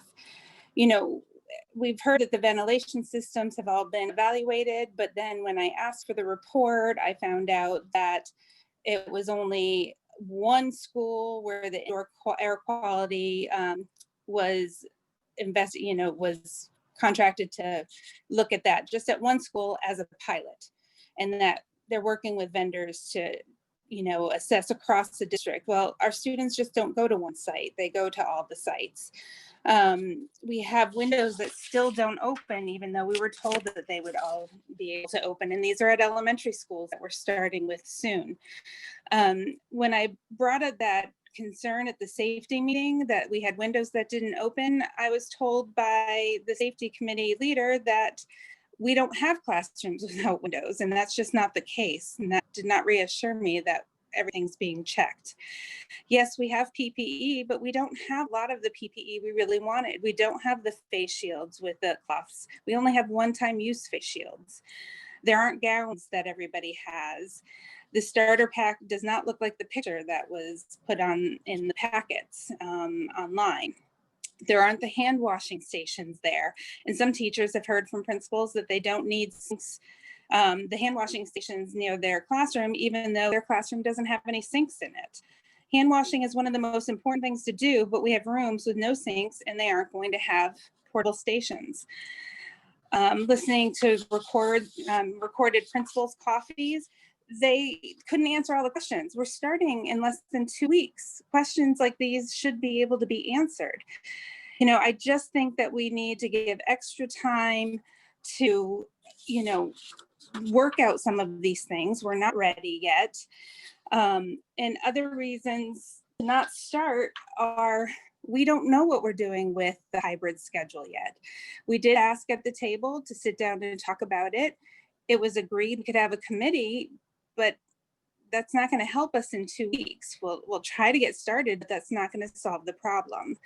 But basically, I just want to say that all of these things, PPE not here, hand washing stations not here, ventilation systems that haven't been assessed or even cleaned as of last week, as well as trying to rush a plan to find out how we keep students with their teachers, is just a rush. It feels like we're rushing to open to meet a self-imposed goal date of October 12th, when many other large unified districts are committing to distance learning until January, when the situation can be reassessed. We really don't want to be first in this. We want to be safe. I say that we hold off, we keep a distance until January because it's working, and we be safe. That's what we want. We want to be safe. So please consider that. Consider the parents who have spoken. Teachers don't feel heard. So please listen to them. I feel like I'm their only voice, even though they're talking to you in these meetings. So again, we don't want to be first. We want to be safe. Thank you.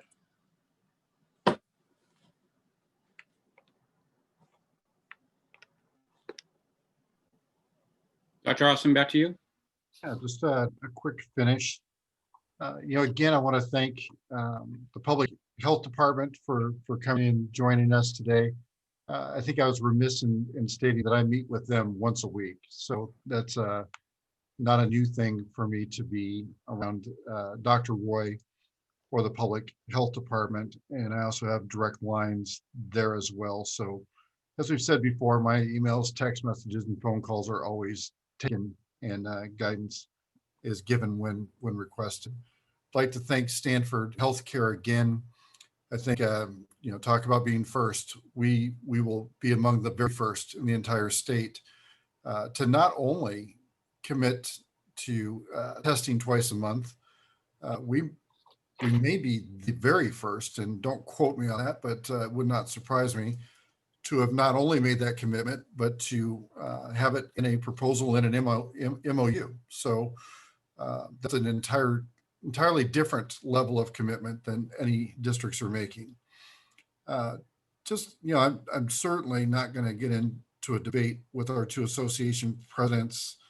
I respect the time that they put in, not only through the process, but in their daily work. But I would say that the hybrid schedule is not a new thing. That's been settled for months. So we've had a signed MOU on that came to the board twice. That was worked on over multiple sessions and was settled quite a while ago. In fact, in time for us to have our entire professional development over the summer prior to the start of school focused on the hybrid schedule. So I would take exception to that characterization. But absent that, I think we have some differences of opinion, and that is totally okay. I always assume the best intentions of my partners in the associations, and I think for the most part they do the same of me, and that's appreciated. So that is the conclusion of our presentation for tonight. Okay, thank you, Dr. Austin. Thank you, Ms. Steiner and Ms. Baldwin. Appreciate those additional comments. And thank you to the staff members who presented. Okay, at this point, we turn to public comment. And so this is the time for people who would like to speak to raise your hand in Zoom. You can do that by either pressing the raise hand function in Zoom, or if you're dialed in by phone, you can press *9, and that will raise your hand. And given that by bylaw, we're over 20 speakers, so we'll do 1 minute per speaker. So if you plan for longer, make sure you trim your comments so it can be delivered in 1 minute. And while we will be voting tonight, you can still, the board wants to hear from you. So if you have additional comments, or you would rather send your comments in by email, you can send them to us at board@pausd.org. And I know that many of you did send something over the last week, and I appreciate it. I know all the board members appreciate it, and read their emails carefully. So, so if we can get the timer up, we can start with first person. And as we did last time, Mr. Durop and I are gonna take turns calling about 10 people in a row, give somebody another voice to hear from us. Hopefully we won't both wear out our voices like we did the other night. And the first person, if we can find them, I know we've got a student that wanted to speak, and it's Huxley Hernandez. Do we have Huxley? Yeah, hi. Go ahead, you've got 1 minute. Hi, I'm Huxley Hernandez, one of the Secretary of Health and Human Service officers at Burn Park Elementary. Thank you guys for having your cameras on. It really helps build the sense of community while we're here, seeing your faces. And okay, I think we all want to go back to school, but I don't think it's safe yet. You're forcing us to either go back to school and forcing us to choose from safety and community. What we should do is wait till January to get a better plan so people can feel safer, so communities can stay together. Thanks for listening. Thank you, Huxley. That was great. All right, next is and I'll call 3 people at a time. And if you can do me a favor, we got a request from our team that does the minutes, that if you could say your name at the start, your full name. You're not required to. The Brown Act requires that we don't make it a condition, but it would help the person taking the minutes to attribute the comments to the right person. All right, so first is Jen Kepnick, then Katie Ellenberger, and then somebody with the handle Teach20. Okay. Hi, my name is Jen Kepnick, and I'm a teacher at Nixon Elementary School. Having taught at Fairmeadow, Hoover, Briones, and now Nixon, I've been in contact with many teachers and families across the district who share my sentiment that our district is not ready to return safely or successfully. Does our district have the best of intentions by bringing our students back to the classroom as soon as possible? Absolutely. We all want that. But this is uncharted territory, and oversights in our current safety plan will lead to grave consequences. In fact, Dr. Monica Roy, the Santa Clara County Assistant Health Officer who spoke tonight, could not confirm to Mr. Dauber that it is safe to return. That is very concerning. So let's not rush back to the classroom. Instead, let's continue what teachers have worked so hard to establish over the past 7 weeks and dedicate ourselves to creating a better hybrid model that guarantees all students and teachers will stay at their home sites where they belong. As I've said before, let's not be the first to return, but the first to do it well. Thank you. Thanks. Katie Ellenberger, Teach20, and Paul Cordova.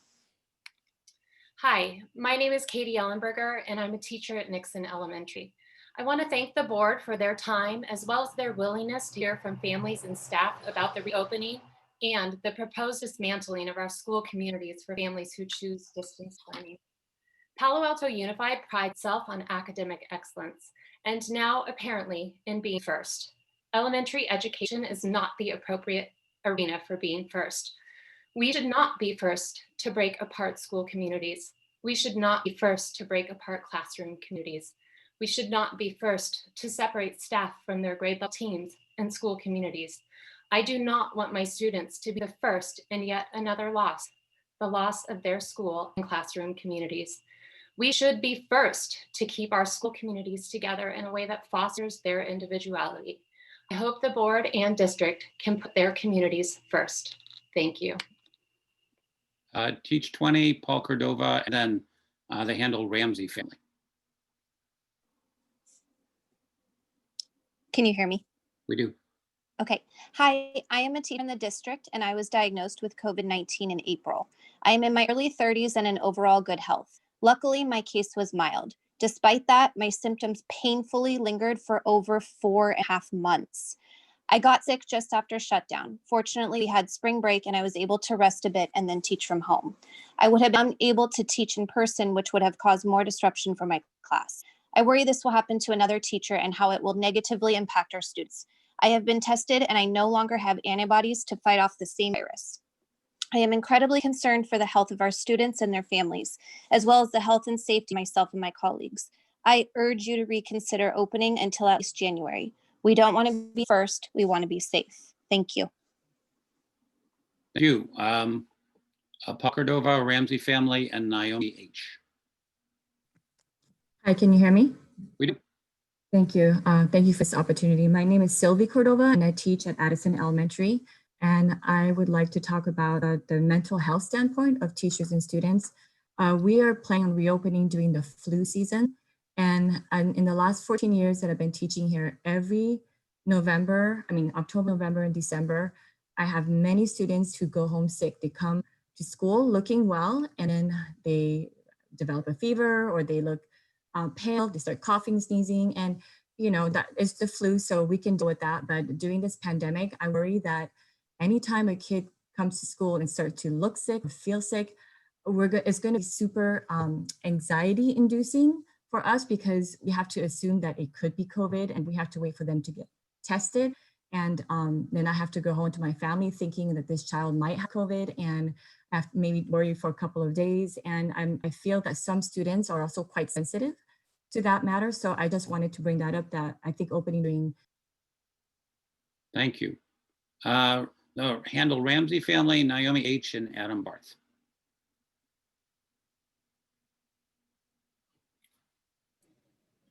Mr. Collins, the Ramsey family is having technical issues.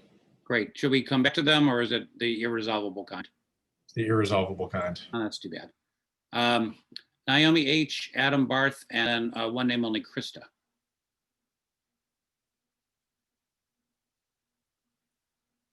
I'm an instructor in Palo Alto for many years. I spoke last week and I introduced myself as having VOCs as my middle name.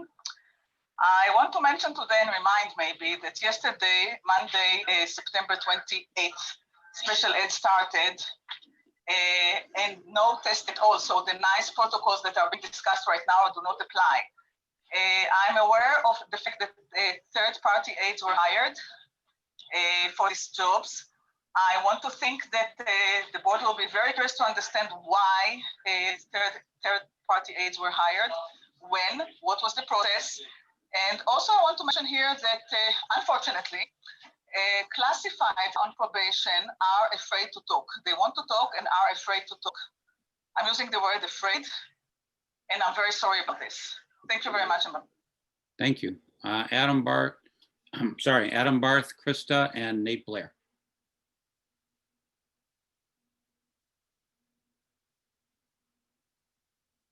Adam Barth, are you there? All right, let's move on to Krista and then Nate Blair, and then we can come back to Mr. Barth. Hi, I'm Krista. I am a parent of 2 students at Green, and I teach 2nd grade in the district. I'm glad the question of hot water came up earlier. I need to specify that our concern is not about the water being hot. It is instead about having water that is not warm enough to wash hands in. As soon as the weather turns cold in November, the water becomes shockingly cold in the classroom and in the students' bathrooms. The students cannot keep their hands under the water the recommended 20 seconds that we need for us all to be safe. One more question. How many kids can be in a cohort during hybrid? Is it 14 in each group, or is it 14 across the week? Are we going to have no more than 14 kids in a classroom at a time, or no more than 7? Parents, teachers, and principals should be able to answer this simple question at this time, but no one seems to know the answer. Please wait to open. Let's be safe. Let's be prepared. We do not need to be first. We need to be safe. Okay, Adam Barth, Nate Blair, and Ana Maria Garcia. Hi, I'm Adam Barth, a parent of 1st grader at Fairmeadow. I don't want to be first. I want to be safe. I heard what Dr. Roy said. She was unwilling to say that it's safe to return now. That means it's not safe. We know that children can transmit the disease. Dr. Roy said that. Why are we rushing to return? We should not be first. We should slow down implementation, get our house in order, see what our peers do in other unified districts around the state and around the nation, learn from their experience, and do better. We're not ready to return. Thank you. Thanks. Nate Blair, Ana Maria Garcia, and Shilpi Banka. And Mr. Durab, can you take over from here?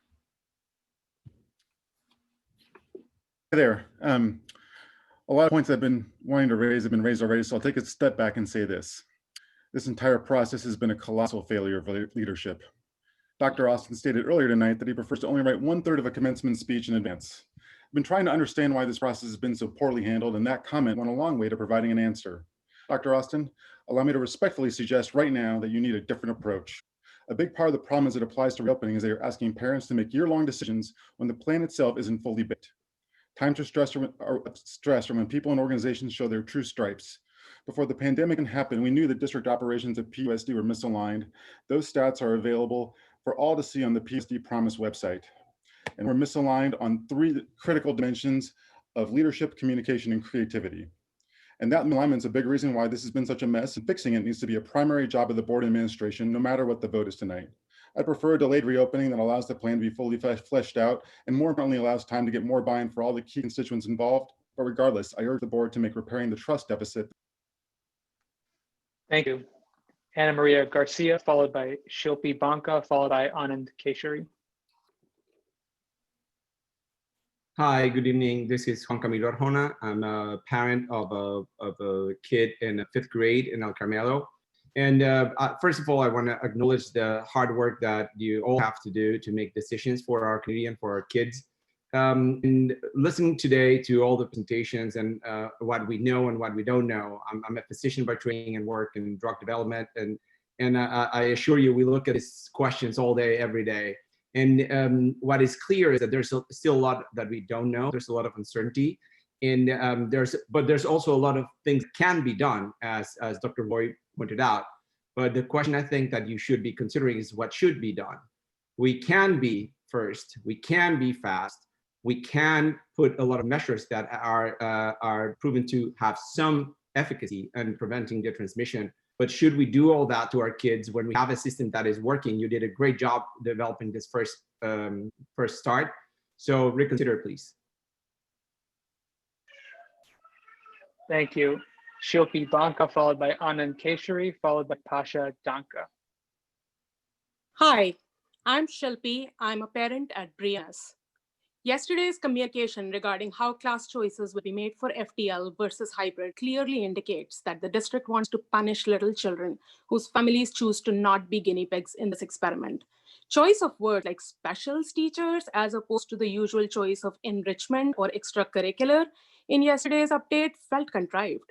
Many parents who I spoke to thought that the special ed super spreader issue has been resolved. They're being tricked into using hybrid. I question Mr. Austin's motivation behind this reopening. He talks about saving the mental health of our students. Here, he is creating mental health issues for impressionable elementary aged kids by forcing a choice and punishing them if they dare to choose the one he does not prefer. I implore the board to expand the PAUSD program and serve the highest need families in person. A majority wants the decision to be reconsidered in January. Thank you. Thank you. Anand Keshari, followed by Pasha Danka, followed by Sherry Moreau. Hello, I'm Anand Kesari, a parent from Briones. Hearing Dr. Austin is quite insulting. I do not need a lesson in elementary arithmetic. Dr. Austin's public addresses require a fact checker. The superintendent gave us an elaborate proof that the typical PAUSD school will have 22 students on day one. It was conveniently omitted that the 22 students are not distributed across the campus. They will be in 2 rooms. There will be over 10 kids and a couple of adults in those rooms. There will be week 2, 3, 4, and so on, where there will be many more kids on campus. Dr. Austin also does poetry when he paints a picture of peace and harmony. The union and he agree on all negotiable items, he says. Of course they do, because the disagreements are not negotiable. Please stop this show. It is not something I'm enjoying. Thank you. Thank you. Pasha Danka, followed by Sherry Moreau, followed by Ryan Elliott.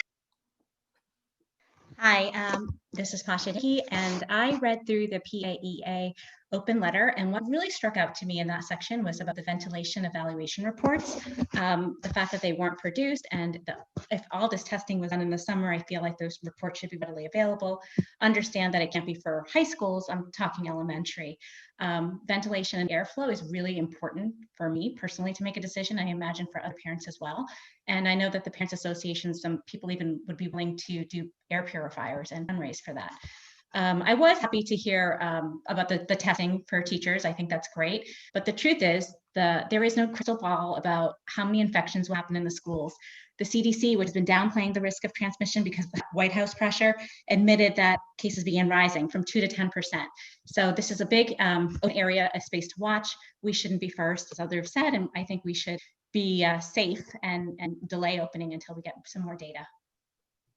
Mr. Trop, seeing that you literally have your hands full with a bundle of cuteness, I'll do the next few. Thank you. So next will be Sherry Moreau, and then Ryan Elliott, and then Roxanne Patel. Hi, can you hear me? We do. I'm Sherry Mulrow, and I'm a teacher at Cali, formerly a primary teacher in the district. I do not understand how Don Austin and the board, whom are currently not meeting in person, are mandating that classified staff return in person as of yesterday. I would like to see each of you in the position of teaching in a kinder classroom or supporting the Futures program in person. Staying in distance learning until January for all students and staff when we can reassess the situation is the safest option we have. We do not want to be first, we want to be safe. Thank you. Thank you. Ryan Elliott. Oh, actually, let me, if I can just pause for 1 second.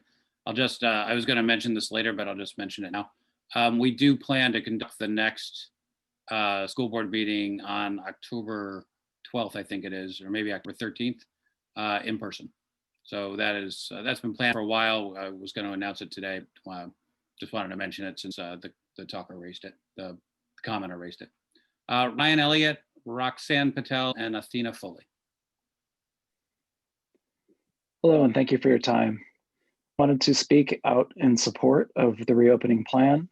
Distance learning has been a disaster for our family, not only for our son and his ability to learn, but for us as parents in trying to support him while both working full-time jobs.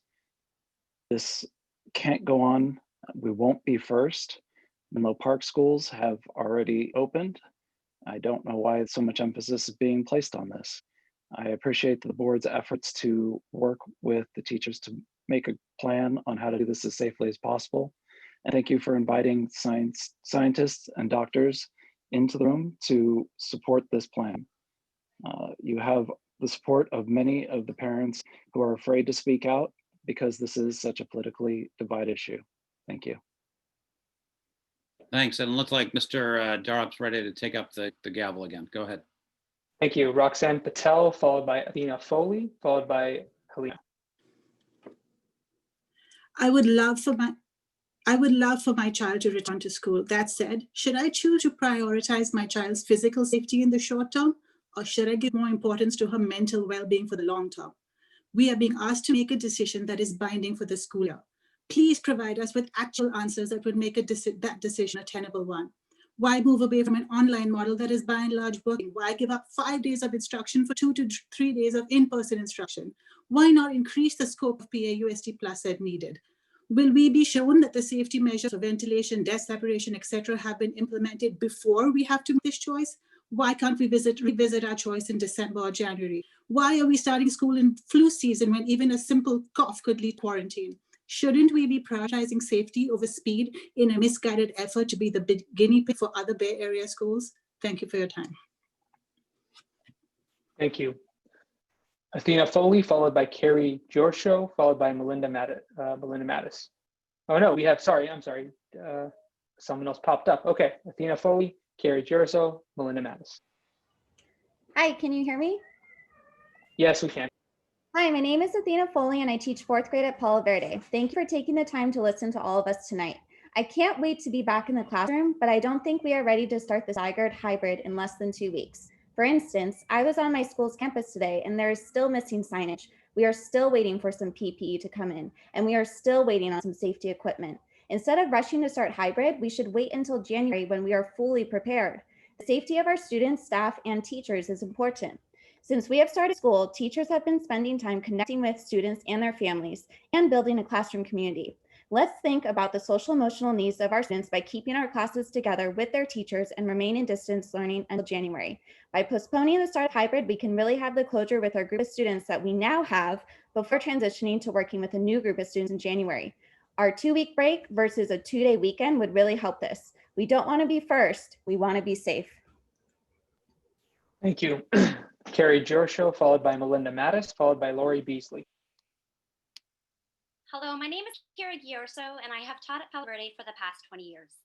I would first like to send a huge thank you to our PAEA President, Ray Baldwin. You are a saint. I believe that you actually hear and listen to elementary teachers. Ms. Baldwin covered so much of what I wanted to say tonight. She did it all. I need dividers, I need hand washing stations, I need data about HVAC systems, and so much more. I'm just tired of saying it. Dr. Austin, you may be proud to say that we are one of the first districts offering testing to staff, but I want to be able to say that I work for a district that did everything possible to help myself as a 2nd grade teacher not die from this disease. I do not want to be first. I want to be safe. Thank you. Thank you. Melinda Mattis, then Lee Beasley, followed by Sarah Griffin. Teachers don't feel safe returning yet. Parents don't feel safe returning yet. Students don't feel safe returning yet. Students need to feel safe physically and emotionally. They have community with their teachers and classmates now, and they are physically safe now.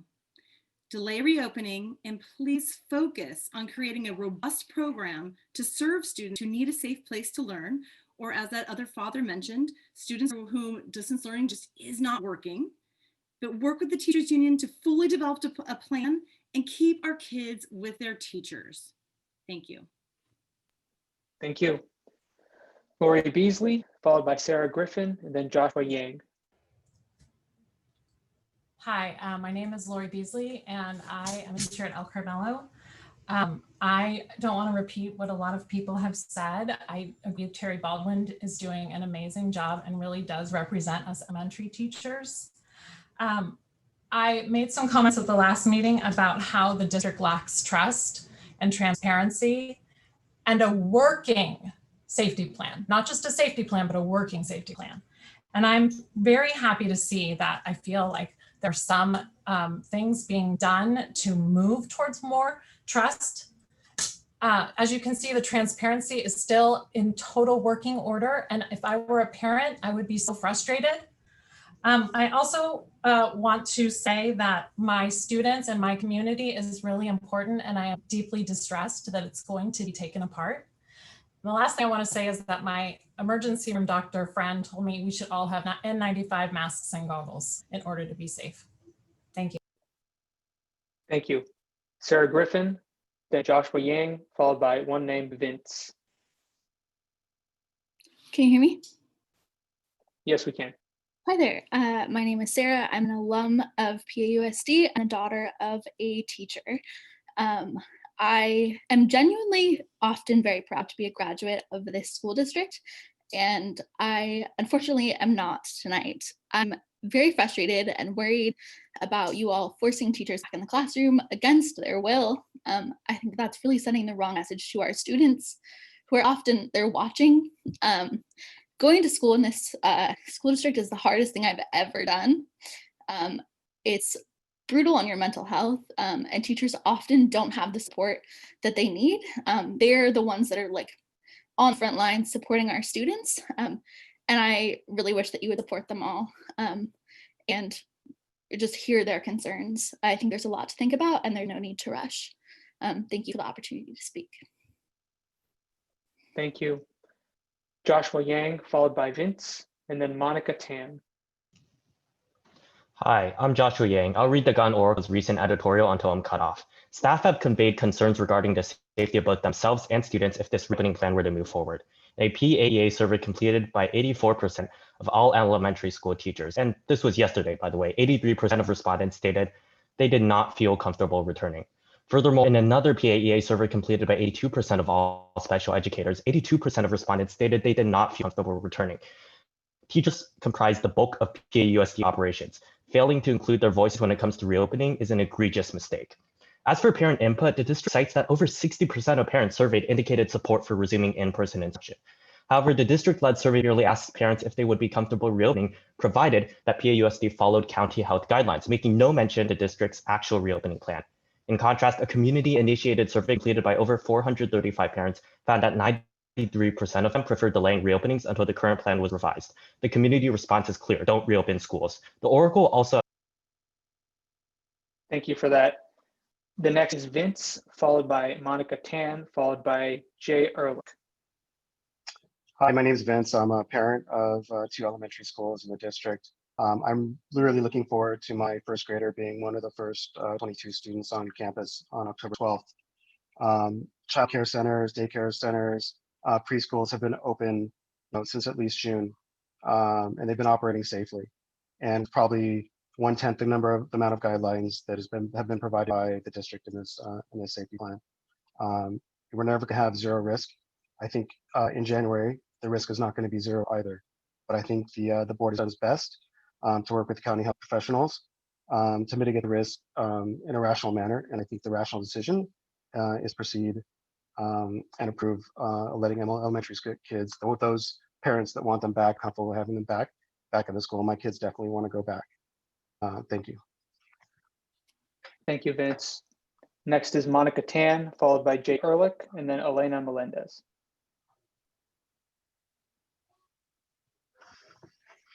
Hi, my name is Monica Tan Brown. I'm a parent of 2 children at Walter Hayes Elementary School. We believe that the district does want the best for our students, but having to choose between community and safety is not a choice at all. How do you ask parents to choose between these two very important things? This decision is not that parents can make, especially when our children may be shuffled to another teacher. Flu season is coming as cases of COVID are also slated to rise in the next few months. Why ask parents to make a decision between two horrible choices? The numbers shown by Dr. Austin only take into account the kindergarten class. If the whole school goes back, we are looking at 100 to 240 students on campus. We urge the school board to wait on returning in person until January. Thank you. Thank you. Do I do the next Monica. few, Mr. Darrow? Please. Sure, give your voice a rest. Okay, Jay Ehrlich, Elena Melendez, and Tamara Greason. Thank you. I just want to say a big thank you to all of our teachers for all the great hard work that they've been doing, number one. But I really don't want to bury the lead here. We're part of a large group of families that plans to hold this board accountable should you decide to vote for early return. We will vote you out. We will start a campaign for recall. We will put forth a community-supported legal action for injunction or beyond for damages. There is zero misconception about how the teachers feel. Unless 90 and 92% statistics, the superintendent doesn't really understand. There's also zero misconception about the majority of parents who care first and foremost about the safety and health of our kids, teachers, and staff. Those parents who want to return, there's also a misconception that half of the time their kids will still be at home. There are consequences for the disruption, anxiety, stress, and frankly, trauma that this board is planning to implement here. We demand to know what the rush is. Is it for financial reasons? Who do you represent? Thank you. Thank you. Elena Melendez, Tamara Grayson, and Anurag Jain. Thank you. Teacher at Escondido, what is the rush that we are for tonight? Don't tell us it's for kids learning. You'll be taking away their current teachers and their peers as they split into cohorts and distance learners, taking away the first consistency they've had since spring. Don't say it's because the HVAC systems are efficient. Filtered air is not a reality in many classrooms. And on our campus, the only way to get cross ventilation is to open doors between connected rooms, exposing students to air in students in other rooms. Don't say it because the students will return to the best learning environment. That would be the case in normal times. However, teacher and students will be masked up, separated by 6 feet, returning to campuses where they will be separated from their few peers in the classroom at lunch and during recess with little sense of normalcy. Don't say this is best for students who are struggling with distance learning because this incredibly flawed plan, PAUSD USD should be supporting implementation of PAUSD Plus at all sites instead of leaving the funding to principal discretionary funds. Thank you. We want to be safe. Tamara Grayson, Anurag Jain, and Greg Braille. Hi, this is Tamara Graken. I think we should delay the opening until January, or at least provide an opportunity to have another decision date. It is very difficult with 4 children, 2 in elementary school and 2 in middle school, to make a decision for my younger 2 children now and know that that is binding for the entire year, and then not have a comparable decision to make for my older children. It makes planning for my family and for my work life impossible. My second point is that for children who are in general ed but receive special ed services, we have absolutely zero information on how this is going to impact our most vulnerable, complicated kids. No one can tell me if I will continue to receive special ed support from my local elementary school, or if the 7 aides that my child sees will change if I elect distance learning. That's unacceptable.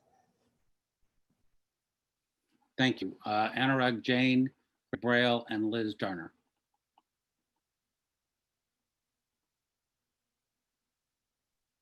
Mr. Jain, are you there? Yeah, sorry. Hi, my name is Anurag Jain, and I'm a parent of first grader as well as fourth grader at Palo Verde Elementary. Dr. Roy gave a very convoluted answer to the simple question of, are we safe to reopen? And Dr. Austin, in your monologue, you yourself said that we should not expect perfect plan. The plans will evolve, and there are lots of unknowns and moving parts without great answers. I'm going to try my comment with base and the assumption of best intentions.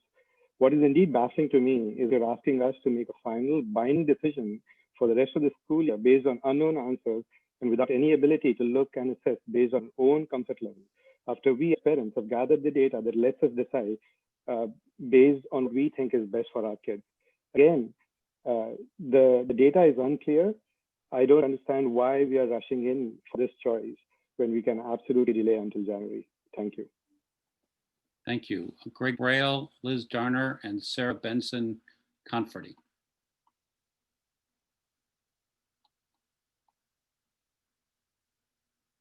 Mr. Braille, are you there? Okay, let's come back. Liz Darner, Sarah Benson Conforty, and we'll try Greg Braille again. Hello, my name is Liz Darner. I'm a nurse clinician with the district. In the last few days, the nurse clinician team has spoken with one or more office staff at all but one of the elementary schools in our district to find out where they are in implementing elements of the safety plan. And I wanted to share two issues we found consistently at all sites. The first is regarding student screening. None of those staff we spoke to were aware of a plan in place for screening students coming to school beyond the online questionnaire that families are asked to fill out. There were no plans in place to ensure that screening was done and passed before students enter campus in their classrooms. Screening is our first line of defense in reducing risk of exposure for our students and our staff on campus. Some of these schools have students on campus now, and more will have students starting this Monday. I'm concerned that a plan has not been communicated to staff, and I wonder if one can be put in place and ready by October 12th. It's true that no plan will be perfect, but having no plan is not okay. The other issue we discovered was that Sorry about that. You can write in if you like to board@pausd.org. All right, Sarah Benson Conforty, and then we'll try Greg Braille again, followed by Ali Inan. Hello, can you hear me? We do. Hello, good evening. First of all, I want to thank you and all the board members for giving me the opportunity to speak. My name is Dr. Sarah Benson Conforty. I'm a medical doctor by training and effectively a CEO in a tech company. I'm also a mother of two kids, one in elementary school in Fairdown and the other one just started middle school at JLS. I want to bring up the concern of continuing the distant learning schooling as it is right now. It affects tremendously the mental capacity and the ability of kids to socialize, which we probably have forgotten as one of the most needed skills at this age, especially at elementary age. I urge you not to fall to this ingrained fear and I can't believe that people are bringing up threats to sue, or I don't know what the other parents are thinking, but you must reopen the schools. It cannot continue like this anymore. Thank you. We'll try Greg Braille again, and then Ali Inan, and then Lisa Bertelsen Kivett. Hi, this is Greg Braille, and I'm assuming you can hear me. My do. name's Greg Braille. I'm a second grader at Duveneck. For middle school and high school, it says in the agenda that we want to not return the students to school until January to maintain academic integrity. Academic integrity is also important for second graders. Our kids have had 6 or 8 weeks by then of exposure to a teacher and a class, and now we're considering changing everything up. My priority is for my kid to stay with his teacher and to stay with his classmates and to stay at Duveneck. And I have no idea as a parent whether if I choose hybrid or remote, what I'll get. Will we get a different school? Will we get a different teacher? Will we get different classmates? It's very hard for me as a parent to accept that it's okay for second graders after 8 weeks of school to possibly be considering changing their entire economic environment. I'm happy to pick either remote or hybrid as long as it means that my kid gets to keep his teacher. Thank you. All right, we've got Ali Inan, and then we're gonna do the Ramsey family again, and then Lisa Bertelsen Kivett. Looks like maybe we got the wrong one there. There we go. Yeah, hi, can you hear me, please? We do. Great, thank you. I just am surprised that we're not really talking about the risk versus return reward in this scenario. Coming back on October 12th on a proportional basis, how many hours of schooling are we actually getting? And how many hours of that is that proportional to normal schooling? And then you look at the holidays, you look at Thanksgiving. So, I mean, am I getting a third of the time in that I would usually get? And obviously the risk in not going back to school is some of these socialization issues that I take very seriously. The risk on the other side of the equation is death, right? And so we have to take that very seriously. And I would contest to Dr. Austin that a doctorate in education from Azusa Pacific doesn't qualify you to make these type of medical decisions. That's why we had the medical doctor involved, who said that there were new findings in September on the way that this is transmitted amongst children. So we have to be measuring this, understand the risk versus reward. Please release how many hours we proportionally getting back. Thank you. Thank you. Okay, we're going to try the Ramsey family again, and then Lisa Bertelson Kivett, and then Handel elementary teacher. Hi, my name is Lisa Thompson. Can you hear me okay? We do. I'm the parent of a student at Barron Park. Although community transmission of COVID has come down, it is still a danger to students, teachers, and our families. Even with a small number of children in each classroom and other safety measures enacted, no one knows how this is going to interact with cold and flu season. We've completed about a third of the current school year in this synchronous distance learning model. Our students have connected with their learning communities and are familiar with the current routine. Our kids deserve consistency and continuity in their learning communities. Even if we as parents choose to stay in the hybrid model, if you approve the current reopening plan, we still risk losing our current teacher because the district may have to assign more teachers to the full distance learning option. Please minimize risks and disruption for our students and delay reopening until January. Our kids deserve some continuity and consistency. Thank you. Thank you. Lisa Bertelson Kivett, elementary teacher, and then Rich Matt. My name is Lisa Bertelson Kivett, and I'm a parent of 2 children at Addison. I'm also here to advocate for returning to school. My father-in-law is a doctor. Our good friend is a surgeon at Stanford. Both deal with COVID every single day. And after 7 minutes of conversations with them about the pandemic and after looking at the data, our family has decided to return to school. I wish that distance learning was working, but for us and for hundreds of other families, it just is not. Now, people say that they don't want us to be first. Menlo's on Monday, as you've heard. Los Altos and Hillsborough are open on the 12th. And most importantly, in Palo Alto, people have been going to school since August through Right at School, through PAC, following safety protocols and without incident. And I'm also proud to say that Addison is the first to launch PAUSD+, which has allowed children who are most at risk return. And I'm one of the volunteers working with those kids from Addison, Hayes, and Duveneck, but I'm not a teacher. My kids aren't able to return to school, but I'm hoping they and thousands of others will be able to return in October. Thank you. Elementary teacher Rich Matta and Mildred Gonzalez Balsam. Hi, we don't want to be first. We want to be safe. I'm part of the large majority of teachers that do not feel like it's safe to come back in October. There are many things that I'm worried about, but the 2 I wanted to mention, ventilation and filtration in every single classroom. Can we wait till we have a plan that talks about every classroom? Can we understand about the air filters, and can we have the time to share this information? I don't want to be first. I want to be safe. I'm really worried about returning during flu season. How will this play out during COVID? I'm a teacher and I love teaching. I love my students, but I'm also a mom and I'm also part of my family. How can we effectively teach in a classroom when we're worried about our health and the health of our students? Student and staff lives are not expendable. Remain in distance learning until January. We don't want to be first. We want to be safe. Thank you. Thank you. Rich Matta, Mildred Gonzalez Balsam, and Jacqueline Petty. Hi, this is Rich Matta. As a parent at Palo Verde and GLS and the husband of a teacher at Gunn, I'm incredibly grateful for the amazing work that our kids' teachers have done in the spring and now again in the fall. But despite everyone's best efforts, asynchronous learning in the spring proved to be a severely flawed model. The vast majority of families with kids above a certain age are doing far better this fall with full-time synchronous distance learning. The teachers take attendance, give instruction, and help keep our kids focused full-time during school hours, something that working parents like us simply cannot do. The hybrid model contains a massive, unsupervised, utterly unproductive asynchronous component. Our kids have bonded with their current teachers and classes. The last thing they need is another change right now. They should be able to stay in distance learning with their current classes and teachers until full-time in-person learning is deemed safe again. Thank you. Thank you. You want to take over, Mr. Durham? Sure. Next is Mildred Gonzalez Balsam, followed by Jack Petty, followed by Evan Dahl. Hi, it's Millie Gonzalez Balsam, and I teach at Pali. Just 3 points. Yesterday, the New York Times published an article detailing how White House put pressure on the CDC to play down risks of students reopening.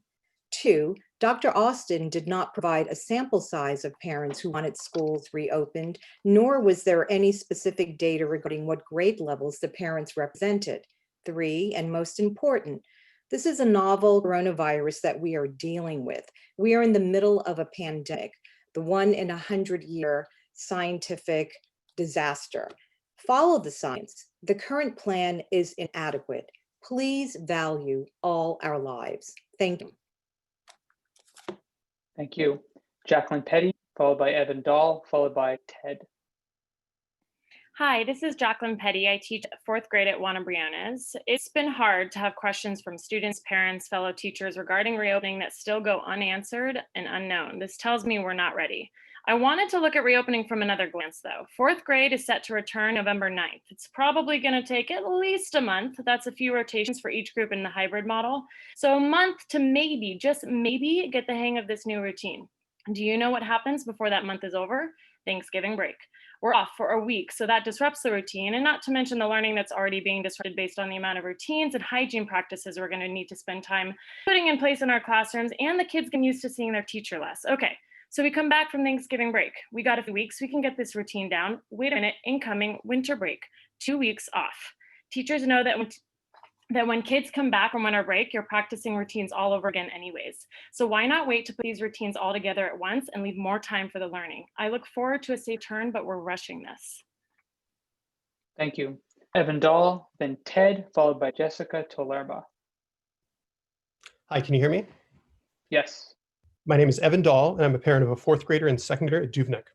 I empathize with parents who want to get their kids back in the classroom. I realize that the current setup isn't working for many, and I agree that we have to offer better options for these kids and their families. For our family, distance learning is working. Our kids have bonded with their teachers, and they are learning. A hybrid option would be a worse option for my kids, given the reduction in synchronous learning time, even with the latest at-home proposal. In today's Mercury News, Dr. Austin described these options as equally acceptable. To make these options equally acceptable, don't treat hybrid as the default. Please take every effort to allow those who choose distance learning to remain with their teachers. Dr. Austin also said that his recommendation remains unchanged despite growing backlash from parents and teachers. I can think of nothing more important than listening to parents and teachers, acknowledging the validity of their concerns, and taking time to get this right. Members of the board, please don't rush. Take the time to find a better solution that strikes a balance. Thank you very much. Thank you. Next is Ted, followed by Jessica Tolerba, followed by a phone number ending in 274. Ted Narayan, thank you for giving me the opportunity to speak today. I sent an email earlier today with an attachment of what I'm going to speak about. I'm sure I won't be able to get through it all, so I would really appreciate it if the board would take the opportunity to skip through that email. Basically, I wanted to illustrate to the board that I understand that you're going to make your decision based on the information that you've been provided. And you've been provided with information saying that all these safety protocols and guidelines have been put in place. I wanted to take a small sample size of the sites that I'm at to show you that these safety guidelines, in fact, are not being met. In the safety plan that was in the attachment for Escondido, it shows that cohort A will be entering in the back gate at Escondido. I happen to use that as a sample in my email. If you look at that gate, there is no signage, there is no check-in, there is no information about what needs to be done in order to enter the PAUSD property. If someone does become sick and takes that sickness home, how will we support them? Thank you, Mr. Narayan, and I did receive that, and now the board also received your email. Next is Jessica Tolerba, followed by phone number ending 274, followed by Elo. Hi, this is Jessica Talerba. I am a teacher at Walter Hayes and a parent of 3 students in the district. My husband and I both work full-time and distance learning is going well. As a parent, Laura Beasley, I am very frustrated with the hybrid model. We are essential workers and we are working and we are doing a good job. The hybrid model will not be as effective and it is not as safe as distance learning. The hybrid model is not consistent direct teaching. It has varied work times and is an inconsistent schedule. The hybrid model will take a significant amount of time to handle safety protocols that have been extremely costly and will reduce the work time even further. The hybrid model does not keep staff, teachers, and students safe. The hybrid model puts all staff at a high level of stress that is unnecessary. We teachers want what is best for our students, our families, and us. We don't want to be first, we want to be safe. Thank you. Next, the phone number ending in 274, followed by Elo, followed by Lisa Sinclair.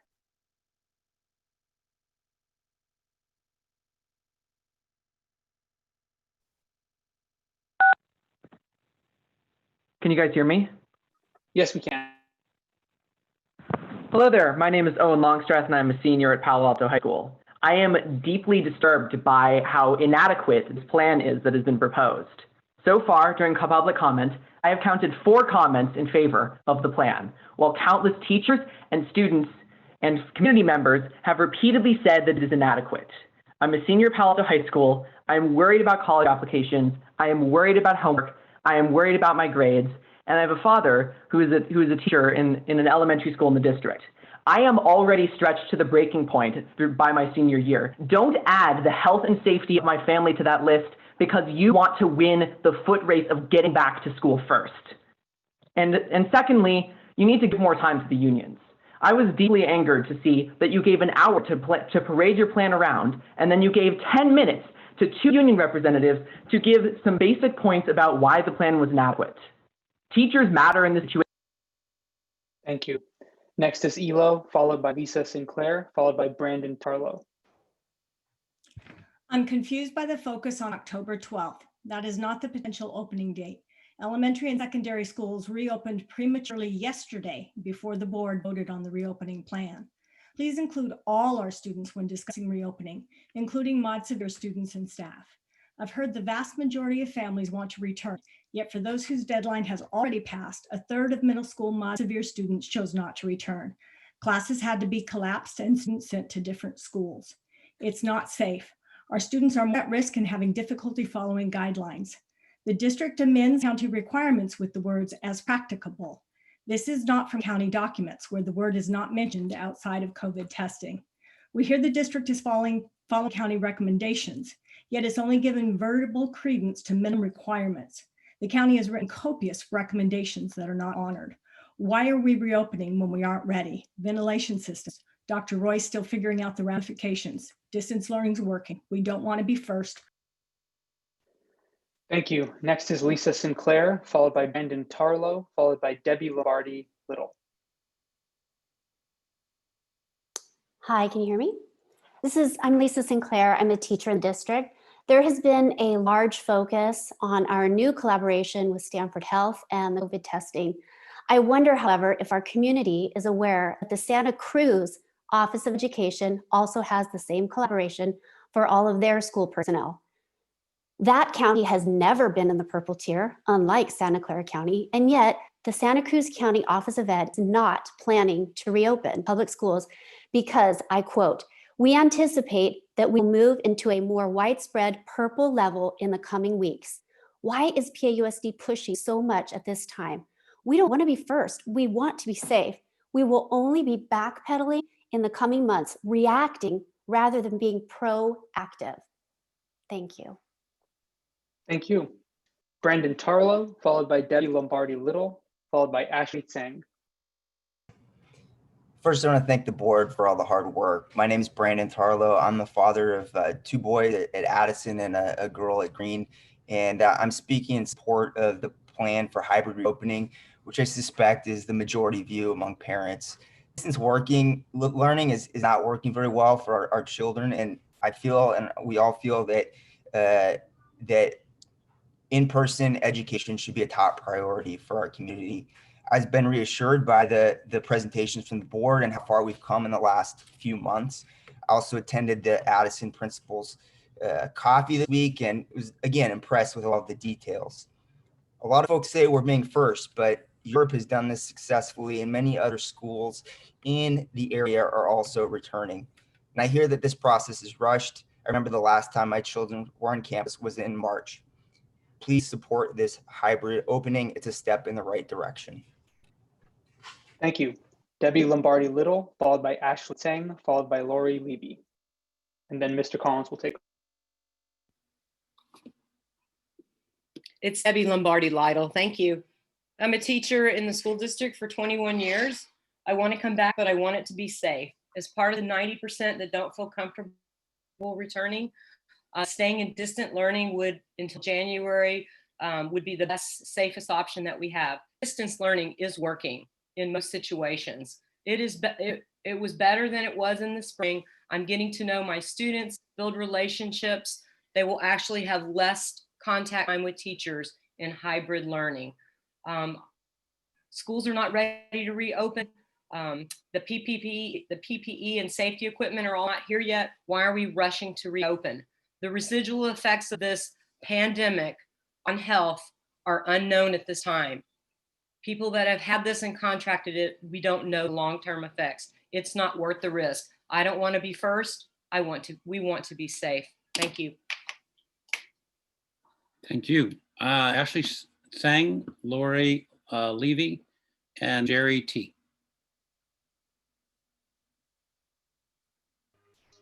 Ashley, are you there? My name is Ashley Zhen. I'm a parent of a first grader at Hoover Elementary. In the past 2 months, I see how his room teacher worked hard with each family to support online learning. All the PE music teachers, librarians across PAUSD work together to bring education to home. Our family is very thankful for seeing our community work together and uniting at his online class.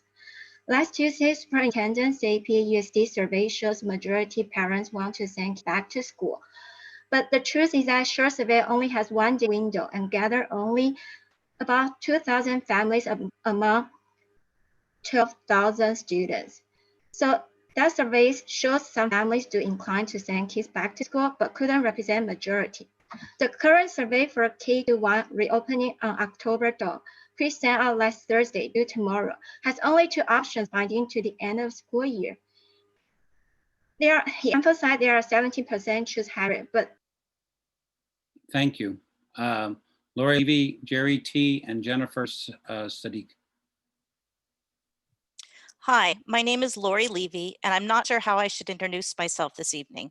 I'm not sure whose thoughts or opinion you are actually concerned about tonight. Should I tell you that I'm a Palo Alto resident and have been living here for the last 10 years? Should I tell you that I'm a parent who has a 6th and 9th grader at PAUSD and started here as kindergartners? Should I tell you that I'm a teacher who's been teaching in PAUSD for the last 17 years? Either way, I am the same person with the same concern. Why are we having to chase after a train that has already left the station? Why are we so rushed to start on the specific date of October 12th? No matter who I am, I want what's best for the students and the teachers. We are not prepared to open. The district has had since March to make plans, put them in place, and educate teachers on how to implement this plan. Maybe I'm a naive parent because when I hear that there is a plan in place, I assume that the school will be safe and ready for my child. Please think about safety and wait until we are all prepared to go back to school. Thank you. Jerry T, Jennifer Sadiq, and one name only, Paul. Hi, my name is Jerry Torres. I'm a parent of 2 children at Ohlone and an alumni of the Palo Alto Unified School District, joined by my wife, who's a medical doctor in Palo Alto. Thanks for inviting Dr. Monica Roy from the Department of Public Health to today's talk. As she clearly stated multiple times, before considering classroom ventilation, classes should be held outdoors whenever possible. The PAUSD reopening plan is clearly inconsistent with that guidance. It affords other classroom settings, only one of which is outdoors, as needed. That does not meet the guidance that classes be held outdoors whenever possible. The plan must be corrected to be consistent with our health department's guidance for the safety of our students and of our community. Moreover, the superintendent's estimate of how few students will be at school per day demonstrates that outdoor classes will be very manageable and therefore necessary to follow the health department's guidance. I've sent emails to this effect and I hope to get a reply. Thank you very much. Thank you. Jennifer Sadiq, one name only, Paul, and Livy Bevitz. Hi, this is Jennifer Sadiq. I have 2 children at Juana Briones and 2 at Fletcher. I first want to say thank you to our teachers for all of their hard work. I want to also say thank you to district and the unions for working together toward improving the plan. I'm glad to see progress regarding the hybrid schedule, ventilation issues, and testing. But as far as I can tell, there has been 0 progress regarding having nurses on every campus. The testing plans presented this evening hinge on having nurses supervise. We need proper ventilation in every classroom and nurses on every campus. Thank you. Thank you. One name only, Paul and Libby Bevitz. And one I've seen before, but I can't remember the person's name. It says Palo Alto Recce. Paul, we can hear you. Hi, good evening. My name is Paul Schaffner. I'm a parent of a Fair Meadow student, and I'm frightened. I'm frightened for my child's health, but that is not all. I'm scared for the safety of all the children, their families, the social connections that like tributaries into the community at large.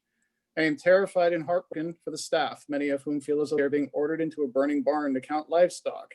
Many of these staff members reportedly and understandably feel powerless and torn between their duty to the school children, their jobs, and their own family's health that will be directly impacted by being first. They feel as though their voice to stay safe, they feel as though their voice to stay safe and not merely be first is not being heard. I feel my voice is not being heard as well. I do not agree that it is safe to reopen at this stage. That is not my emotional response. That is also a measured response according to a growing number of peer-reviewed studies on the matter. Schools cannot yet be made magically safe by the will to be first. We want to be safe. We don't want to be first. Thank you. Livy Bevitz, Palo Alto Recce, and Jen Arnaud. As a teacher, we want to come back, but the logistics of the plan aren't fully formed, and it will not be safe until everything is planned out. We've made a lot of progress this week, but it's only been due to the immense pressure from the community and the staff. Imagine how much more planning we could get done after a month of planning, feedback, and reassessing without putting anyone's lives at risk. Some of the things missing from the plan are no prep time for teachers to completely restructure their classrooms. We saw in the spring that 1 week was not enough to go from in-person to distance.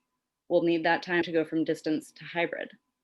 I've heard no mention of what will happen to the kids clubs who are currently seeing students 5 days a week.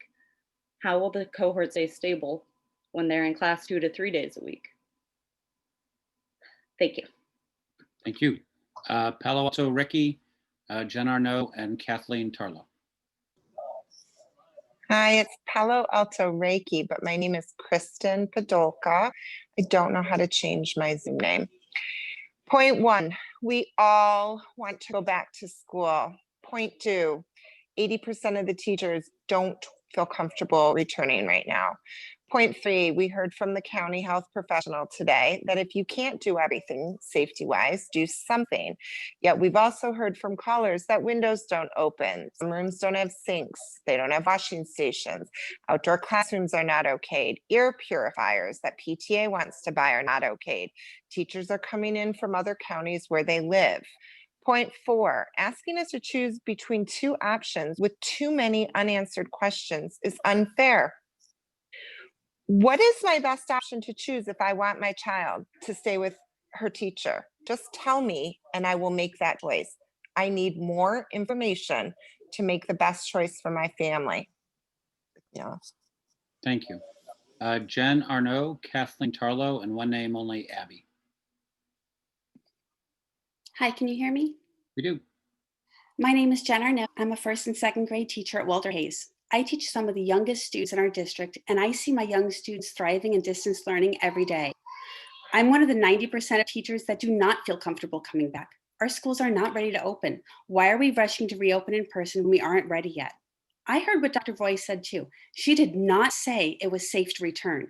We should be working to expand PAUSD Plus to our students who need it. We teachers want what is best for our students, our own families, and us. I hope the board puts the health of our children and our community first.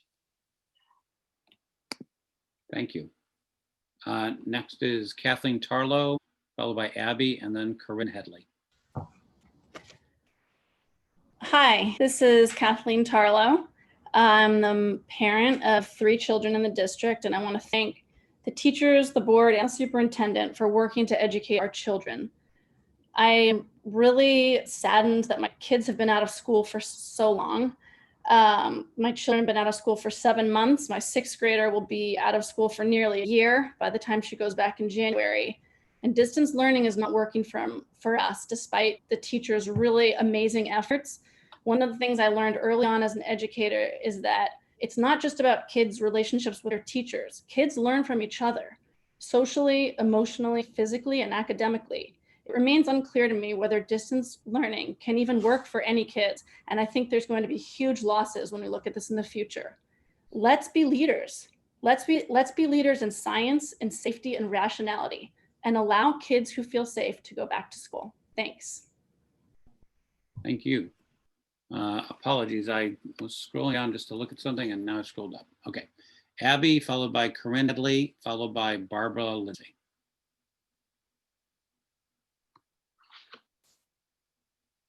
Abby, are you there? Yes, I am here.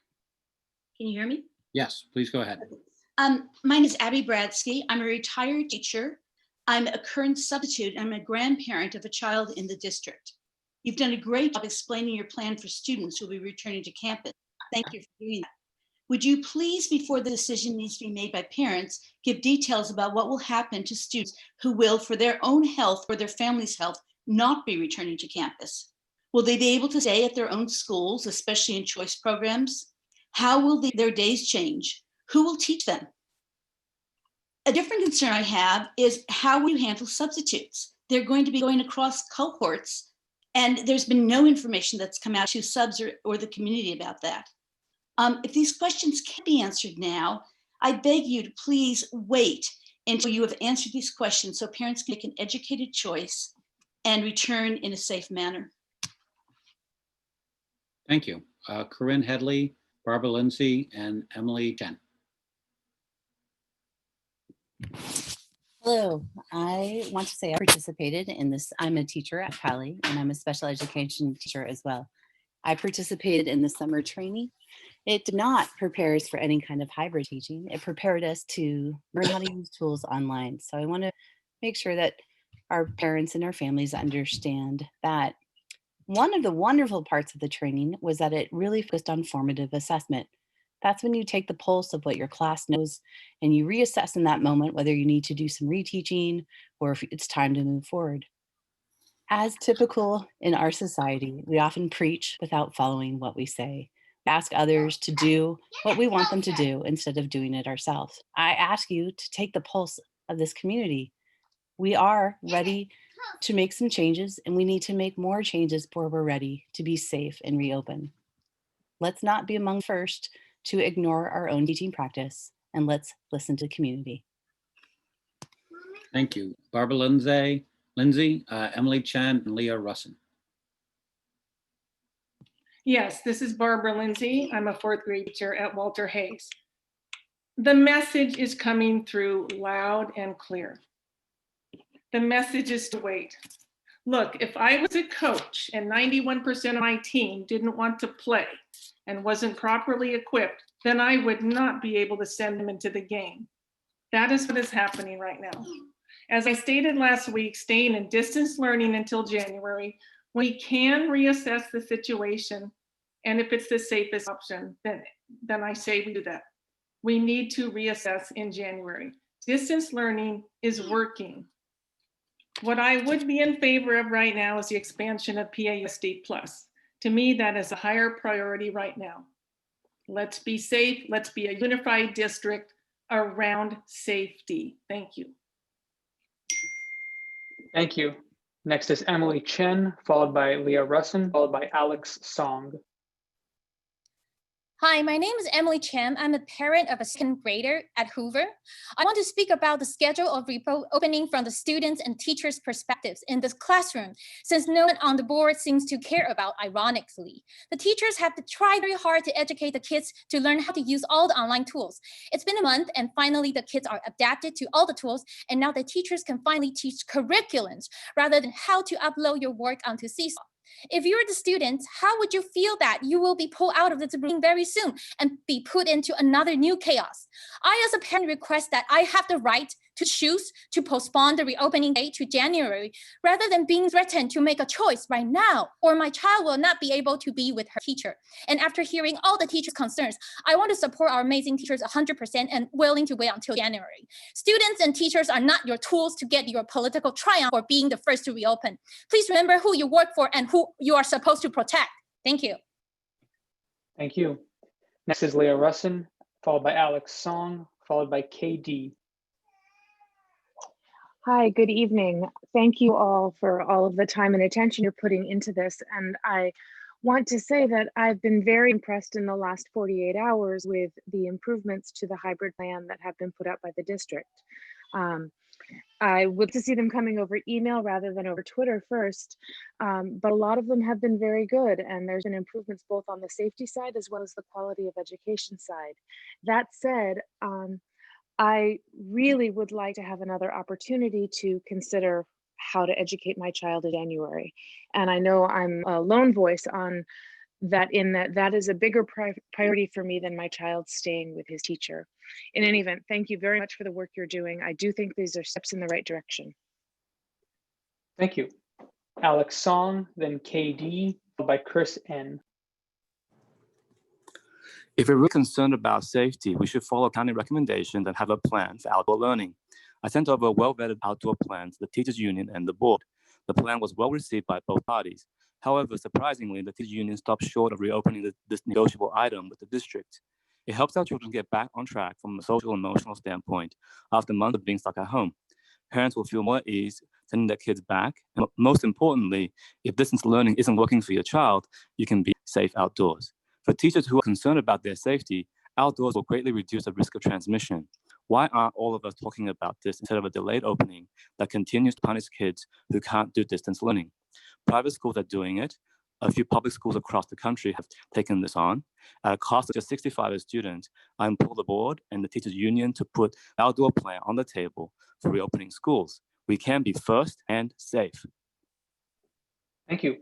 KD, then Chris N, followed by Elizabeth. My name is Kelly Dowd, and I'm a first grade teacher at Addison. I urge you to delay opening as we have so many details that we still have to work through, and right now we are scrambling. My first grade classroom does not have social distancing markers in as of now, or proper furniture, and we're supposed to open in less than 2 weeks.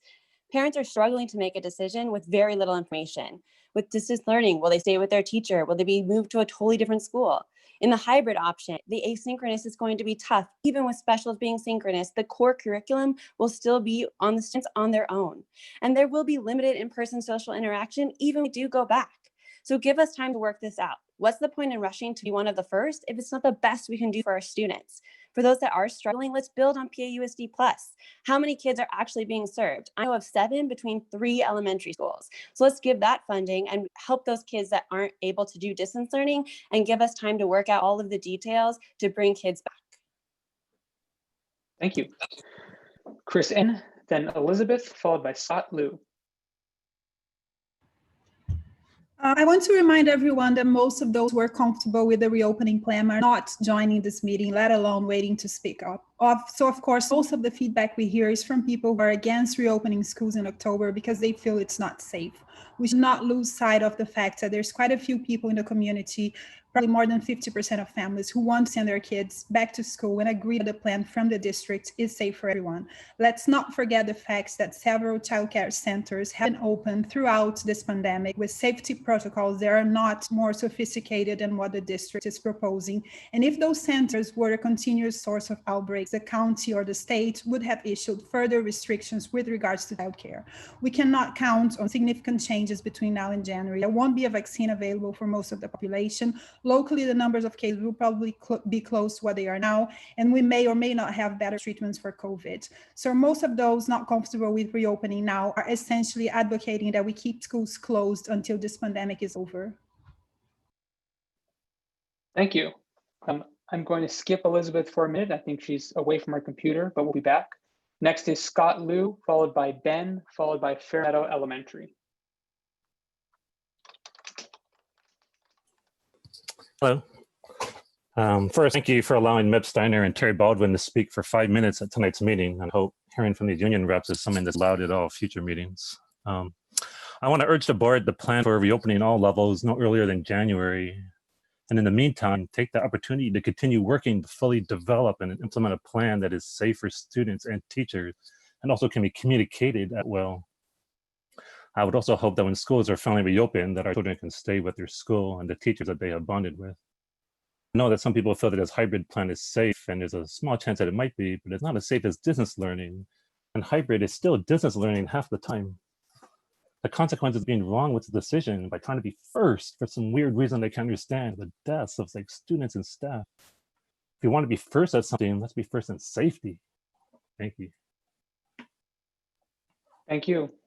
Next is Ben, followed by Fairmeadow Elementary, and then we'll go back to Elizabeth.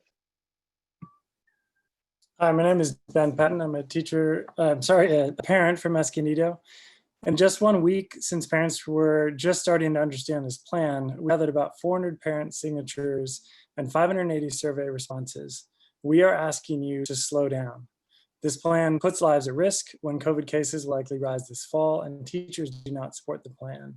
Most parents I've spoken to want to prioritize stability, which we finally have now. High quality, full-time live teaching for our kids and staying with our current teachers. Neither choice guarantees these. The distance learning option is not a continuation of the current experience because our kids could be moved out of their existing class and potentially even out of their school. The hybrid option could also result in separating kids from teachers and includes 2 to 3 days of mostly independent work, adding a huge burden to parents. Either option could be disrupted again if COVID cases rise. We're being asked to roll dice with either choice. Please slow down. Thank you. Next, we have Fairmeadow Elementary, followed by Kate Zavak, followed by Margie Garski. Hello, my name is Colette O'Shea. I'm a parent of 3 students at Fairmeadow and JLS. We've heard tonight that kids will not be tested in the proposed plan. We've also heard tonight that it is now recognized that kids are transmitters. If the county is now also advised that schools no longer require a medical note or negative test result, A, how can we ensure the safety of our staff and other students? And B, how much instruction time will be lost if kids or staff are sent home with potential cold, flu, allergies, or COVID symptoms, which are all similar? And how often will that happen? Slow the reopening. We need to keep our staff and students safe. Thank you. Thank you. Next, we have Elizabeth, who I believe is back, followed by Kate Zavak, followed by Margie Garski. Hi, can you hear me? Yes, we can. Hello? Okay, hi, I'm Elizabeth. I'm a parent at Barron Park Elementary School. And I did want to call in and say that I am in support of the return to school, even though I know there are still quite a lot that needs to be developed in the plan and a lot of uncertainty. But I do think that it's in the best interest of majority of our parents and our students. What I did want to say out loud, though, is that over the last several months, I have been, oh gosh, I don't even know what the word is, but horrified by the way that this plan has been rolled out and communicated to the public, the lack of leadership on both the district side and on the union side, that they seem to be more interested in snarky tweets, in not negotiating in good faith with each other. And they have put us in this position where we don't have the information we need to make a safe return to school. Despite all that, I'm hopeful that we can come together and get our kids back to school in October. Thank you. Thanks. I'll do the next few, Mr. Drop. Kate Zvok, Margie Garski, and Deborah C. Kate, are you there? Hi, I'm here. My name is Kate Zavik. I'm a teacher and the daughter of an elementary teacher. We're not ready to return safely. Our community doesn't have the information they need to make an informed decision, and we do not have a complete plan we need to return safely and effectively. Families were surveyed with incomplete information. Willing to go back with a hypothetical plan is not the same as wanting to go back with the plan the district's actually proposing. Not all the PPE is here yet. Not all of the day-to-day implementation plans have worked out and communicated to staff. Not all of the gaps in the district's plan have been addressed. It is the staff and students and our families who are most impacted, most exposed to risk by a return. Why are we being rushed when we're not ready? We need safety, we need continuity, and we need transparency. Thank you. Thank you. Margie Garski, Deborah C., and Kim Hanley. Hi, can you guys hear me? Yes. Okay, so I'm Margie Garski, one of Riona's parent, as well as a full-time working scientist. I would love to send my kid to school, and he would love to go back to school. However, I have huge reservations with the back to school plan. First, when asked directly if she thinks it is safe to open, our county officer never said that it is. Please listen to that. From what I've heard from the teachers, many of the safety measures are not in place. Second, I'm concerned about the quality of education and the interaction that the kids will have when they return to school. We will have mentally strained teachers. The kids will also have less interaction with their main teacher, despite the misleading revision on the horrible hybrid program. The reopening timeline aligns well with the cold and flu season. We don't have a plan to differentiate between the three. How will the hybrid students learn when they are sent home to quarantine often? Great.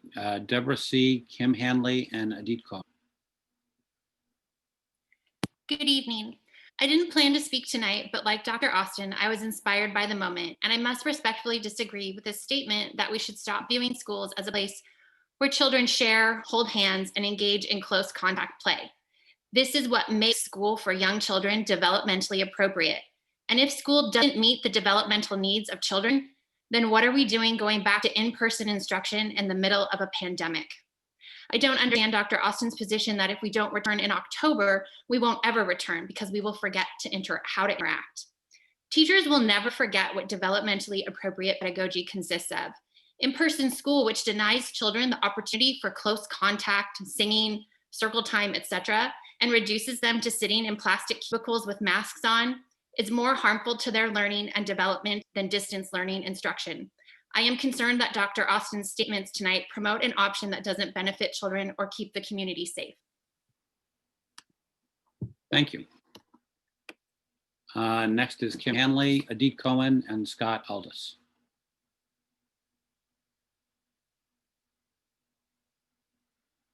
Kim, are you there? Okay. Oh, hello. Can you hear? I'm so sorry. Yeah, we can. Go ahead. Sorry, I'll go fast. No My problem. name is Kim Hanley. I'm a fifth grade teacher at Juana Briones. There are many things in life that we all want to be first at, and this is not one of them. More than anything, I want to be teaching in my classroom with my students. That's what I love to do, but not until it's safe. I urge the board to keep PAUSD students, families, staff, and the community safe by waiting to open until January. Waiting to open because, as heard earlier, children can spread COVID. And many are often asymptomatic, and we won't know unless testing is in place. We can let that state working group determine some guidelines for testing students, and then both staff and students can be tested systematically and be safer. We can wait to open because that combination of the flu season and COVID is just going to be increasing risks. And we can wait to open because 90% of teachers, including me, do not feel safe going back now. Although there were 7 months to prepare, there is a rush now to get things done. We need time to work out the kinks before. Thank you. Adit Cohen, Scott Aldous, and April McCandless. Hello. So I wanted to say students in the K3 age group are generally not served well by remote learning and are exposed to long-term consequences and risks. And worldwide, we're not first to reopen, we're among the last. So my point is that one option we can offer is missing. And our numbers show that here at PAUSD, we're very well equipped to offer full-time school for our youngest student. In-person return should not be bundled with a hybrid mode that reduces instruction. Last school year, our average K3 class size was only 20 students. This year, we have the same staffing and significant enrollment drop of about 15%. This already puts us at average class size of 17. With only 2/3 choosing in-person, we arrive, according to what Don said, we arrive at an average class size of 11. This is well below the guidelines for cohort sizes of 14, and without the AB split. So if some students don't attend, we'll have even lower. Thank you. Scott Aldous, April McCandless, and Chris Avila. Thank you. My name is Scott Aldous. My wife and I are parents of a Pali senior and a third grader at Palo Verde. So the district plan looks comprehensive at first glance, but if you read through it, it really lacks details on implementation. Many of the comments that we've heard from teachers tonight have pointed to the fact that there really is very little in terms of implementation. So the plan is very incomplete. Some of the gaps that we have noticed in the strategy for distancing in cohorts that worry us, particularly for elementary schools. First, the aides that the schools have are not dedicated to single classrooms. They're shared across multiple classrooms, and so they would definitely work across cohorts. Schools also are not staffed to supervise during lunch and recess to ensure that guidelines are followed. Schools have previously relied on parent volunteers, typically with a small number of adults, to watch the whole school. We know from our own volunteer experience that it can be quite chaotic. So we urge the district to consider delaying or giving parents additional choice after January. Thank you. April McCandless, Chris Avila, Helen Katanarek. Hi, can you hear me? We do. Hi, I'm April and I'm an elementary teacher and a Palo Alto voter. Thank you for letting our union president speak tonight to voice our concerns. Our school district has put an emphasis on mental health and emotional well-being. Teachers recently completed trainings that included trauma-informed instruction and responding to students' emotional needs. Dawn Austin said tonight, we will try to keep our communities together. Our families and teachers need assurance of that. We've spent weeks establishing relationships with students. Now the plan is to remove students from our school communities and reassign them to not just a new teacher, but a new school. Students will lose stability, their teacher, their peer group, their principal all at once. I cannot imagine a more traumatic situation for our youngest learners. It is within your power to prevent this trauma. I urge you to keep our school communities together and show us that you truly value mental health in our students and families. Keep students together with teachers and remain in distance learning until January. San Jose, Cupertino, Milpitas, and San Ramon are waiting. Let's be prepared. Thank you. Chris Avila, Helen Katanarek, and Michelle Salome. Hi, my name is Steph Avila, and I am a parent of a kinder who is enjoying distance learning. My child has bonded with his teacher and his class. I know that distance learning does not work for everyone. In-school person will also not work for everyone, as we have heard. Please expand PAUSD Plus to give families who want to return a chance to return. We are gambling with the most precious beings in our lives, our children. Their mental health and their physical safety is at stake. Please delay this rushed opening. And if not, please at least give our children the respect and the stability they deserve by staying with their teacher, no matter the learning choice. Please, please, I urge you to stay safe and delay the opening. And if not, please let our children stay at their home school with their teachers. Being first does not always mean you win. Thank you. Thank you. Helena Katanarek, Michelle Sloan, and Kaylee Whitehouse. Hi, Helena, Ed Specialist at Hayes. I was on the return committee and spent many hours on it. Our recommendation was not listened to, and it was the district who decided on hybrid, and that's why it was worked on. The plan recommended by the teachers was ignored. I sat in a special ed committee with the DO, and many concerns were stated, and again, went mostly ignored. We have changed so much from the spring to this time. My special ed class is doing an amazing job with their online learning and attending every day. My aides are rocking it. My gen ed peers are also doing an incredible job. This hybrid model will not be available to my students, and they will lose mainstreaming with their peers and not be able to continue with their specials with an early return for them. We have made distance learning work. We are all safe, and we should keep it going until January. If I had taught live in the summer, my whole class would have been exposed, and I would have brought it home to my elderly parents. We do not want to be first, but we want to be safe. Thank you. Michelle Salone, Kaylee Whitehouse, and A. Kalolo Harris Evans. Michelle, are you there? Michelle? Oh, hi, can you hear me? Yeah, go ahead. Great. Hi, my name is Michelle. I'm a local physician who regularly takes care of COVID patients. And just from my personal opinion, I feel the plan is safe, and I will be sending my first grader back to school in 2 weeks if the PAUSD board approves the plan.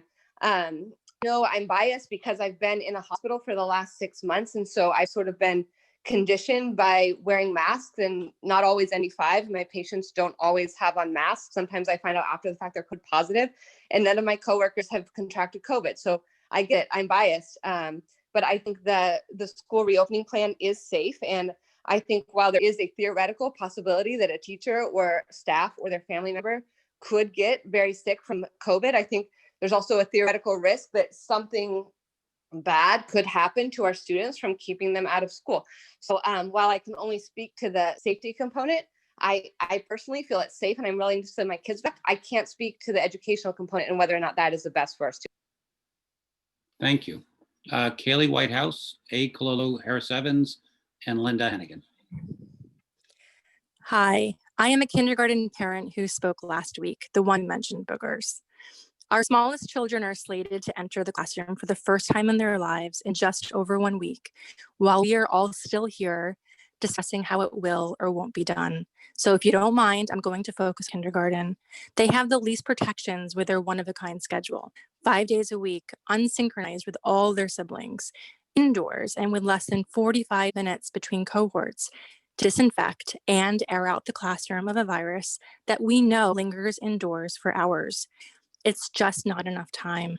Indoors against county recommendations and effectively across cohorts.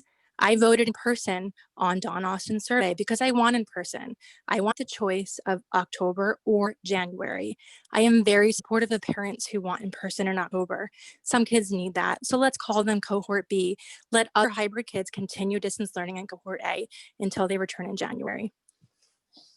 Thank you.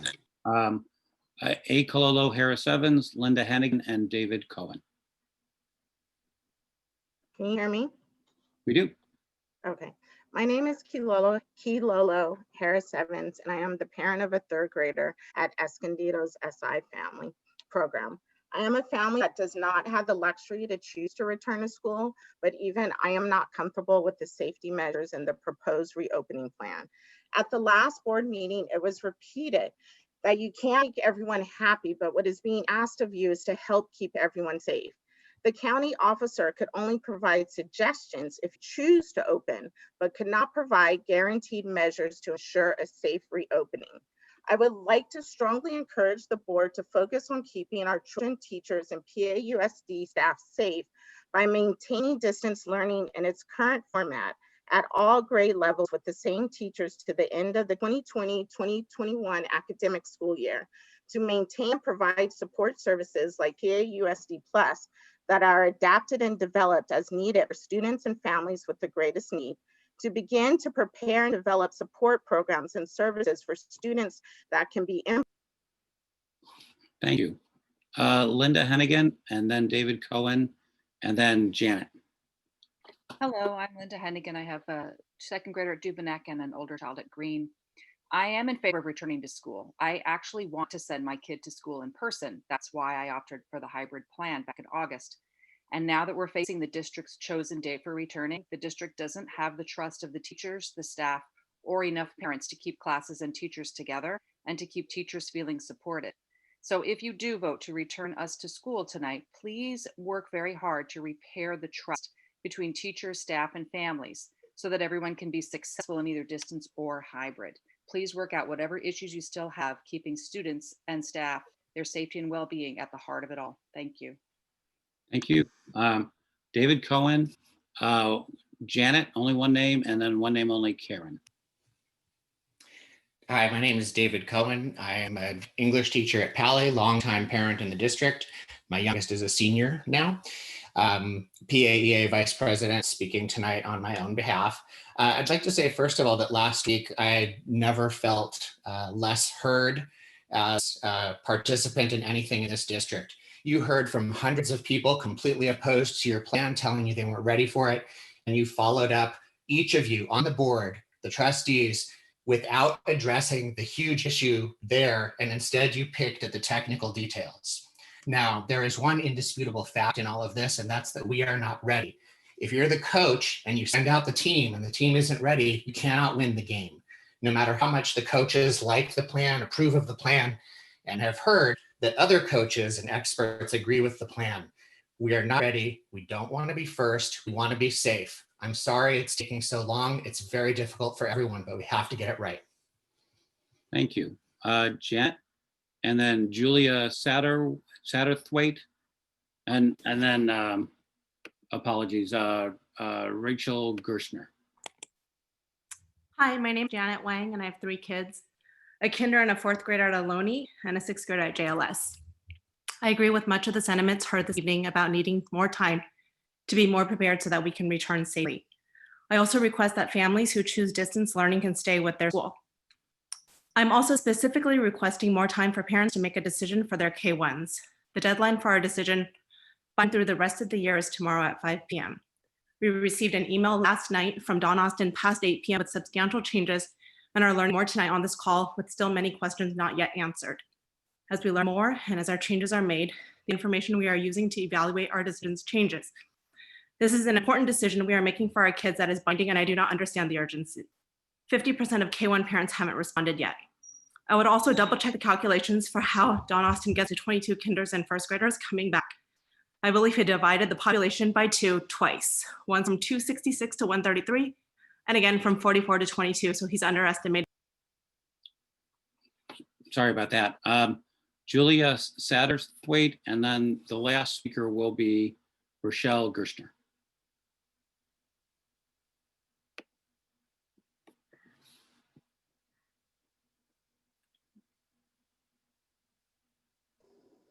Can you hear me? We do. Okay. This conversation feels very much to me like microcosm of the national divisive nature that happened in the presidential debate this evening. If you listen to what happened tonight, it was administration against teachers. For the record, when the pulse went out, I did not receive that email. I'm a parent of 2 Duveneck children. It's also pitting family against family and making it so that our kids are wondering what the other kid's family is going to do. And it's just so disheartening. It's a choice between 2 bad options. And I think we should wait until we have a choice for a good option. Our district is all about unity. And what's happening right now is our children have experienced an adverse childhood experience. And if we go back now, we are subjecting them to a second one, very close succession. It's working right now. Please don't disrupt it and allow our children to stay safe. Thank you. And then the last speaker will be Rochelle Gerstner. Hi there, can you hear me? We do. Thank you. After listening to last week's board meeting as well as tonight, it's become painfully clear that the open public forum is clogged predominantly with teachers with a very specific, emotional union voice and seemingly a bias. Sadly, I don't hear very much commentary on the quality of education for our kids. I'm a parent of 2 elementary age kids at Addison, and I tonight would like to leverage the public forum as a parent, not a teacher and a parent, just a regular old parent with 2 elementary kids. The state and the county have spoken.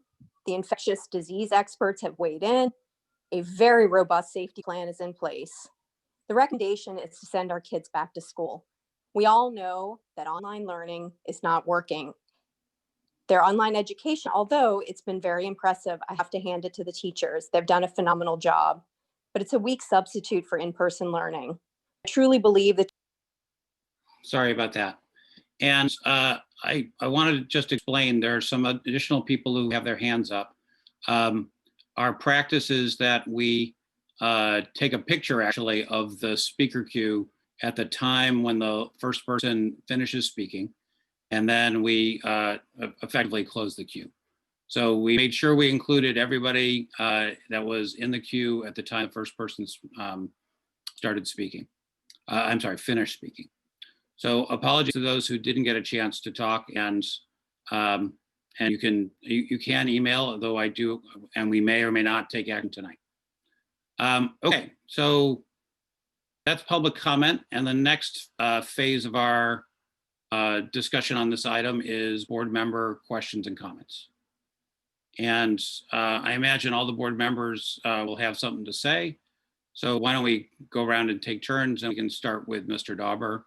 And then how about Ms. DeBranza after, and then Ms. Bacon-Caswell after that. I'm literally just going on the order I see on my screen.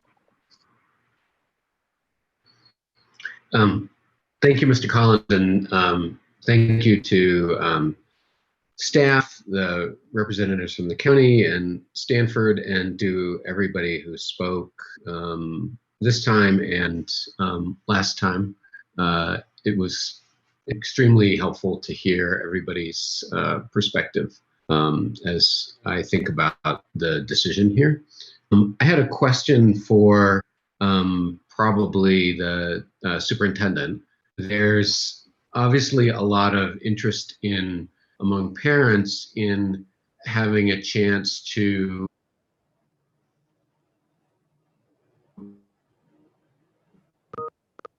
in-person versus distance learning after they have a chance to assess conditions and after they have a chance to assess experience.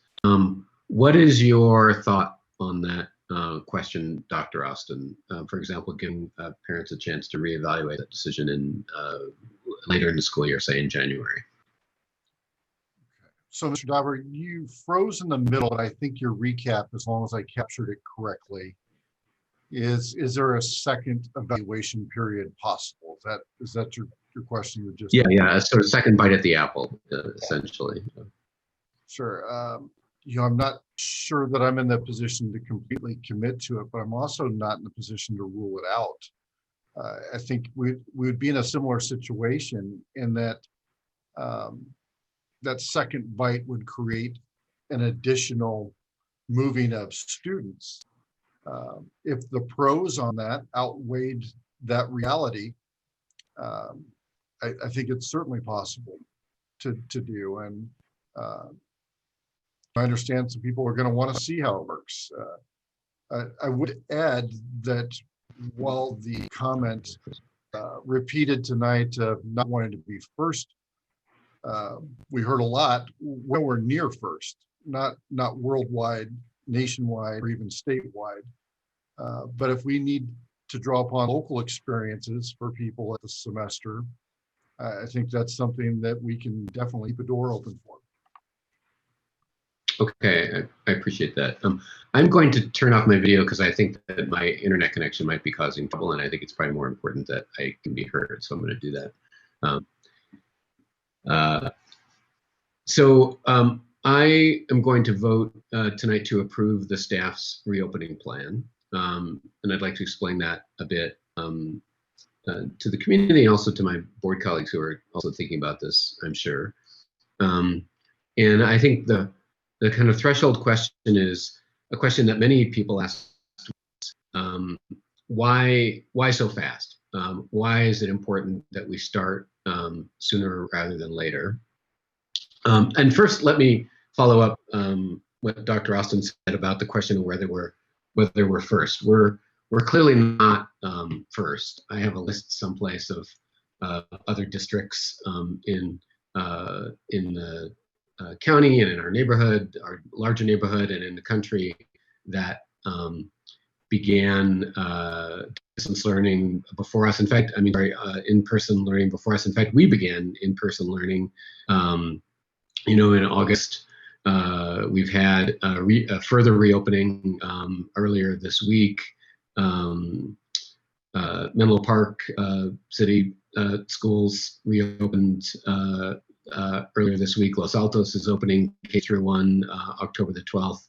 New York City, 300,000 elementary school students started school today in New York City. So it's not the case that we are first by any means. And I think one of the speakers pointed out that if you look globally, we're far from the first and even probably far from the middle. But I think, the question remains, why is it important to do this?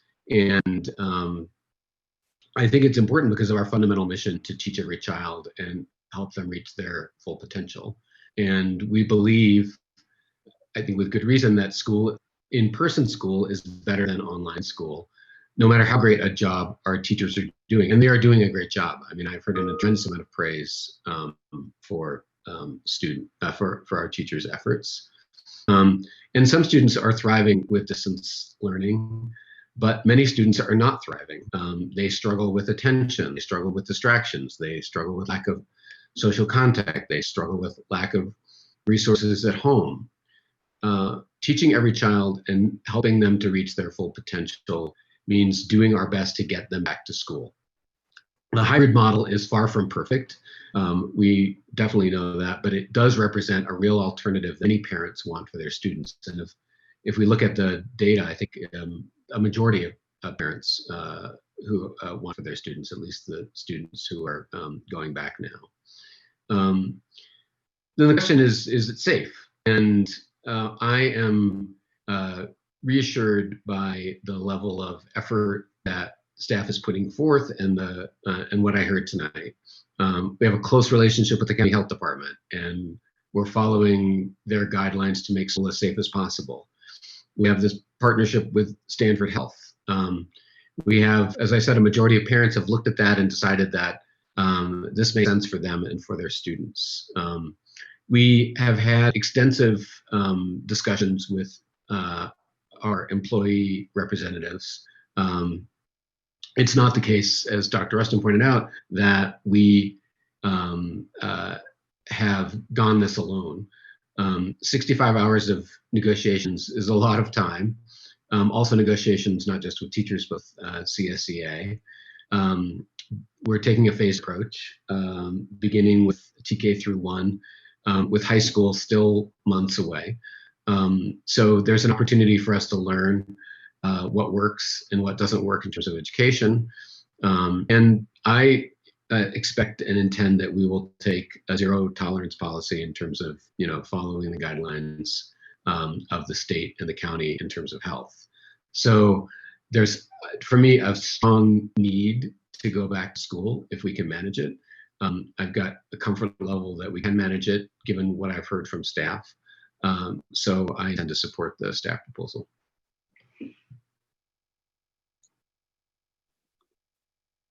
Thank you.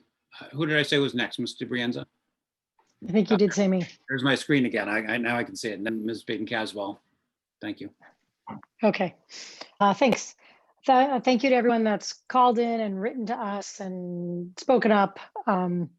As I'm sure many of you know, I have not been able to respond to every person, and my intention definitely is.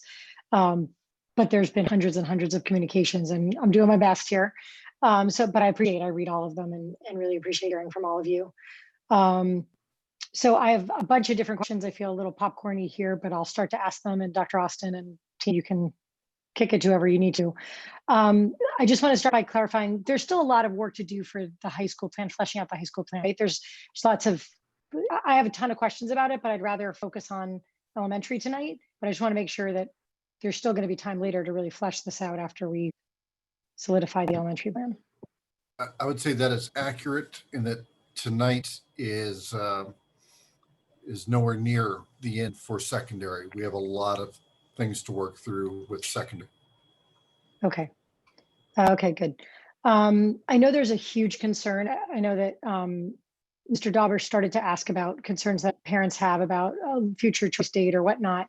One of the biggest things I'm hearing from families, well, number one is hoping they can keep their teacher as much as possible, but also beyond that, even if they can't keep their same teacher, if they can stay connected to their own school as much as possible, and stay with other kids they already know. And I'm wondering if you can speak to, I know this is going to be a staffing challenge no matter how it works out, but can you speak a little bit to that, or can someone is there an attention to that? I know when full distance learning made their choices, there was an attention to that. Can someone talk about what the likelihood is and how you're thinking about it?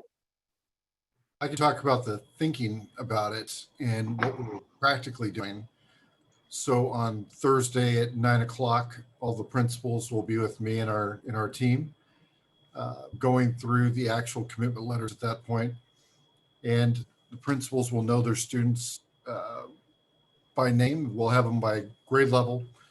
And the idea is we are going to be together until we have done the best job absolutely possible to keep students either with their teachers or within their school to the best of our ability. So the reality is, if we're 50-50, whatever, I mean, I'm making that number 50-50.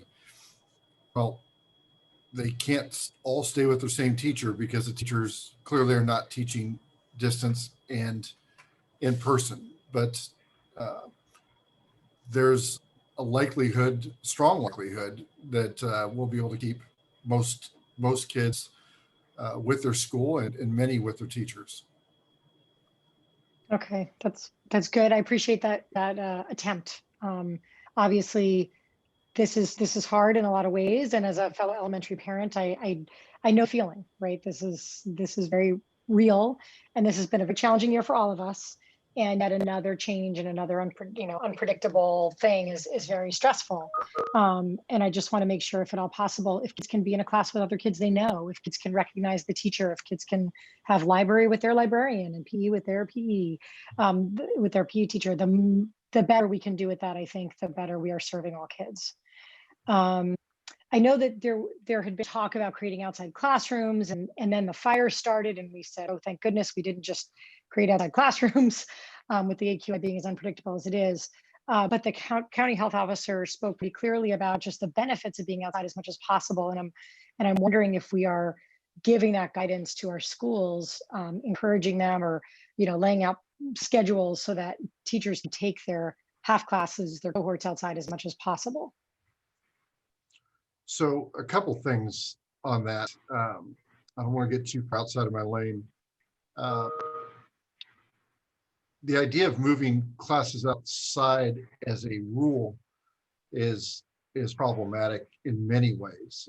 It would have massive negotiation implications as far as working conditions. Now, going outside at the teacher's discretion is absolutely something that we think is a good thing. We also have agreement about air quality days, and we will have a lower threshold to close schools and revert back to distance learning for periods of time when we have unhealthy air quality. So, again, it's something that makes sense, right? Outside is healthier than inside on a bad day. A good day, it doesn't matter. Healthy air is better, but that's something we're working through. And I have Ms. Chow prepared to speak to the topic of our classroom setups, including air purifiers, if we need some additional information on that topic as well. Oh, I think I have that on my list, so we can hopefully come back to that. Just to clarify, and I heard so much about let's not be first. We're not anywhere near first, are we? Are we first? No. There are other districts that are open now, right? There are other districts open now all over the state. There are other districts scheduled to open on our same exact date. The difference on some of these is there are districts that are not requiring board approval. So there are districts that are still under the board actions taken last year. So some superintendents are making these decisions on their own. I'm glad we're not. I think it makes sense to do it this way. But there are districts right around us, and I'm cautious to call them out by name because their boards are voting very soon. But I'm in constant communication with our surrounding school districts. And I would point to a fact also that when San Jose, as an example, was going to be the first school district to go to all live streaming and use a device called an OWL, we were flooded with emails telling us we're not San Jose. Don't look at San Jose. They have nothing to do with us. And now they have made the commitment to stay closed through January. I'm not sure why that would switch and they would now be a model, except for that the model that they're choosing aligns with some viewpoints. So I think we have said from the very beginning which school districts we saw as similar school districts. And those have not changed. It's, again, they may go a different direction, but the ones we're calibrating with are Fremont, Union, MVLA, Los Gatos, Saratoga, Los Altos, Wisman. Those are districts that we're looking to. And, Menlo, right? Keep hearing about Menlo. Menlo's what we're looking at also. So there are many, and there are many open in Southern California, and I choose not to reference those as often because they're less familiar to most people here. Okay. Can you speak to rooms that, I know not all of our rooms have a sink, and then there's this talk about a portable sink. And can you just clarify what our expectation is and what our goal is here when it comes to sinks in rooms or sinks outside of rooms? I can tell you exactly where we're at. So I'd like Ms. Chow to come in real quick and just speak to restroom availability and sinks that we have being delivered. Sure, Dr. Austin, I'm happy to speak to that. And I know it's a concern that I've heard several times tonight in the comments. So our portable hand washing stations have been ordered for that very purpose, to serve those classrooms that don't have sinks in them. They're arriving in 2 separate shipments, just due to how we were able to best get them on site.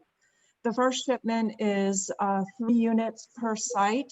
Now, this is in addition to the sinks that are already on campus in our restrooms, of course, and as well as the sinks that are in each of the kindergarten classrooms.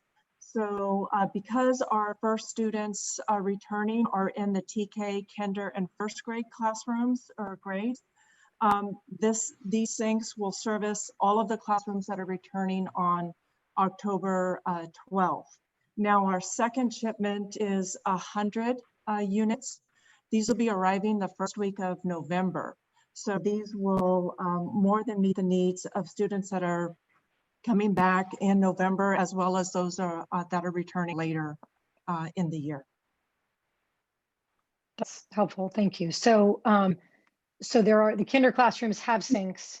There are sinks in the restrooms, and we are getting at least 3 portable sinks at each site for outside the rooms or for in however they're needed. That's correct. Okay. All right. Also, I heard a bunch of people say that their PPE isn't here yet. I spoke with many principals today who said that their PPE is all on their site and they have everything they need.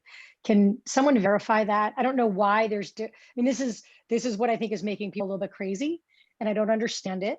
But the principals are saying it's there and the teachers are saying it's not there. And has it not been handed out to the teachers yet? Can just K1 teachers expect to be getting it now? So maybe 2, 3, 4, 5 teachers don't see it, but we wouldn't expect them to see it until they're getting ready to come back and they know if they're an in-person teacher. Can anyone help explain the disconnect here? We can help you with that. A couple of things. First of all, again, most school sites in our district don't even have TK. So we're really talking K1. And I asked Ann Brown to do some work on this topic. Of course, we've already shared what we have in stock and have ordered, but I've asked Ann to speak specifically to her work with principals and what is on hand. So Ms. Brown, it's all you. Okay, thank you. Yes, I've confirmed with principals that their PPE is on site. They just haven't sent them out to classrooms yet. They've given teachers their individual first supplies for when they're working in their classroom, but the class supplies haven't been put in the rooms yet. But that will definitely happen before school starts. Okay, so they're on site and they will be distributed over the next week. Yes. Okay. All right. Thank you. That's helpful. I understand why people are more anxious when they think that there is no PPE on their site or think that there's no sinks on their site. So I think that so it's this communication issue, right? I think there have been hundreds of thousands of emails that we have sent out over the past 7 months, literally hundreds of thousands. And for some people, it's just too much information. For some people, it's not enough information, want more detail. Things are changing. Guidance has changed for us. So we've updated information. The safety plans are there and it says that there will be PPE. You are telling us there will be PPE. The principals are saying there's PPE and the teachers don't feel confident that there's PPE. And that concerns me. I want them to feel good about and confident in the plan. But I'm glad to be able to verify here that there's PPE on every site. And we have like a warehouse of massive amounts of PPE for when that's replacing. Yes? Good. Okay. Great. That makes such a difference, right? I think that that some of it is a disconnect, and I think there's probably a lot of reasons for the disconnect. And it's why probably at the end of this meeting, I will talk about how I really am officially requesting we agendize bringing a communications person on staff, and I would like to make sure that comes up really soon. And I will ask that later. But I think that we would really benefit, especially now with so much information and so many parties, that with a communications person. So where I am at right now, I will tell you that we have followed the county health guidance all along. When we decided to stay open in March, it was because the county health department told us that that's what we should do. When we decided to close, it was because the county health departments recommended that was the best thing to do. And all along, we've taken our guidance from them. We were ready to open with this hybrid mode at the beginning of the year till the governor shut us down and said that we could open once we were off the watch list, which is now the purple list. And now we've been told we've been able to open. We are hearing from people that are not interested in reopening, and here in person tonight, we are hearing lots and lots from community members that feel the need to reopen in person, that want that option, that need that option, whose kids aren't thriving, whose kids are really isolated, whose kids are really, really struggling not on campus. So I do think it's really important that we offer this option. As we said all along, we were going to offer on October 12th if we were able to. So I'm glad we had the health department here to talk to us and to talk us through this. Everyone has their own, their own sort of comfort with being on campus. And the hardest part, I think, for me as an elementary school parent, and probably for all the parents that are calling in, is this consistent teacher. It's been 6 weeks. It feels like it's been a lot more than 6 weeks because it's been a really emotional year. And so I think staying with the person that you have started to know is really, really, really important in the most ways that we can do that. I just want to remind the community, not to be a bummer or anything, but the pressure to feel you have pressure to come back to hybrid so that you can keep your teacher also does not guarantee you will keep your teacher, because there will have to be some teachers pulled to do distance. So my 4th grader may be losing his teacher no matter what we decide to do. And that's disappointing and frustrating. And it's, I think, price that we paid for not having people make the year-long commitment at the beginning. So I do want us to make sure that all of these safety protocols that we are, as the board, are being assured are in place. I would love to have some checklists for every K1 class that's opening. And Dr. Austin, you said that every room is going to be verified for ventilation and for safety supplies. I'd like us to continue to get those updates to make sure that we are on track and everyone is confident in the plan, and that the teacher in that room is part of that walkthrough if they want to be, and that everything's set. But I do think we have a responsibility to open for the many, many families that have been waiting for this and are ready for it. Thanks. Thank you. Sorry, Baden Caswell and then Mr. Darrow. Okay. First of all, I want to thank everybody, the 1,200 people who came to our last board meeting, the 1,200 people who came to this board meeting, the hundreds and hundreds of people who have written to us. And like Ms. DeBranza, I've been trying to get back to everybody. It's been daunting because I could just say something very simple like thank you for your email, but I've been trying to say more. I think anyone who's worked with me knows that I really, really value our teachers. I want to thank our teachers for their hard work and for what they've done so far to open up in distance learning. I think there's been an enormous amount of commitment to our kids. And that's what I'm hearing from parents. Wow, there's a really big difference from the spring to the fall. That said, I think we need to take a look at what the safety needs are and make sure that we're doing what we want. And so I'm very encouraged by Dr. Austin's staff addressing needs as they come up. Yet I still am getting emails. You're saying, well, we don't have enough PPE, but we have warehouses of PPE. They need PPE. They need to talk to their principals about this. And Hey, Ms. Baden Caswell, sorry to interrupt. Your voice is going in and out just a little bit. Oh, should I just take my video down so that I was thinking maybe it would be best, because I don't think anybody wants to miss what you say. Okay. If teachers feel they don't have enough PPE, we have warehouses full. Please ask your principals. Dr. Austin, I would really like to get a commitment from you and to Ms. DeBranza's point, that we have a checklist of things before we put a child in the classroom. This classroom has been tested for air filtering and ventilation, and this is what we addressed if it needed to be addressed. I mean, some classrooms won't need anything to be addressed and some will. The PPE, the hand sanitizer. Little kids using hand sanitizer our students using hand sanitizer might be a very valid way to make sure that they clean their hands. I think as our county health officer said, soap and water is the gold standard. But short of a teacher standing in the bathroom with a child and counting, we might have to have a second backup on that. I would really like to make sure that we all realize that next door to us in Menlo Park, the kinders are back. The first graders are back. It seems to be working. If we've missed something they're doing for safety that we think we need to do, let's do it. But I don't think moving this decision point to January makes it any better.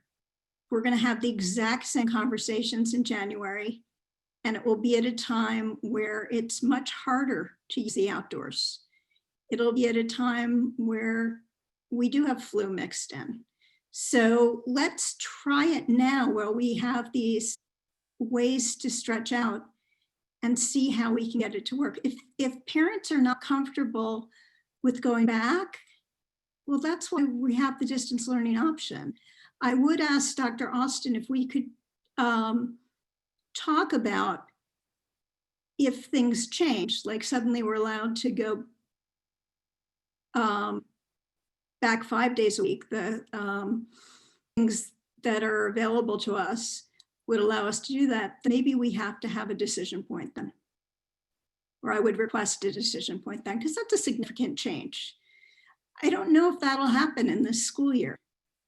Maybe it will, maybe it won't. I talked to a friend of mine in Denver yesterday, whose daughter's back in high school in a hybrid model, and it's working fine, and they've been back for weeks. So I think we have to be really careful about saying that this is the most dangerous thing ever. I think we need to put all the safety things in place that we can do and work with that. I have a question about bathroom cleaning though, Dr. Austin. You know, restaurants have lists in the bathroom of every time they've last been cleaned. Can we have a checklist somewhere so we're keeping track of this? We actually do, and they will all be operational when students return, and we have places where that's already the practice. So that will absolutely be part of the plan. And you can commit that there's, well, the requests that Ms. DeBranza and I are both making about checklists for ventilation, PPE, those things we've committed to, that this classroom. Yes, the checklist we can commit to. I do want to just make sure we're all on the same page. We're going to commit to what is agreed upon in our MOUs and not necessarily to everyone's individual wishes. So I just want to manage an expectation here that we have identified the PPE for specific purposes, and that we will commit to for sure. Okay, and the having tested for ventilation and filtering before we bring kids into that one classroom, that we will have that check will have been done and fixes will have been made of some sort. I don't know what needs to be done. Yeah, I don't want to get caught up in a word choice, which is the tested piece. So Carolyn, can you talk to exactly what we are looking at, the difference between a passive airflow and some of those things that we're looking at? I just want to make sure that we are very clear in what we're doing. Carolyn? Yeah, certainly. So one of the key components of our safety plan is ensuring that there's proper ventilation and filtration in the classrooms, as well as in office spaces and spaces that folks will be occupying. We started an assessment of this, and there's several different types of systems throughout the district. The systems that we're talking about where we could provide filtration is the HVAC systems that are hooked up to the mechanical units. Those are the units that are going to have the filters on them, the MERV 13s, the MERV 8s, where the air is filtered. We also have some systems that in our older buildings typically that may have a passive system where air is flowing through the outside air, and there's a filter there that is basically acts like a screen door would on an open window, so to speak. It is purely for the purpose of, filtering dust and perhaps insects that would come in. It is not like COVID rated filter. What we have looked into, because of the fact that it's not code rated in some of these classrooms, and they don't have mechanized air systems, is we have ordered air purification units. Now, the air purification units are equipped with HEPA filters as well as bipolar ionization. And what the bipolar ionization feature does is that it purifies indoor air by producing both positive and negative oxygen ions to neutralize any harmful pollutants or odors. Studies show that the bipolar ionization is highly effective in deactivating the COVID virus in indoor environments. Additionally, because of the concern around some of the older bipolar ionization methods that have been around for quite some time, wanted to ensure that these units have zero ozone emissions.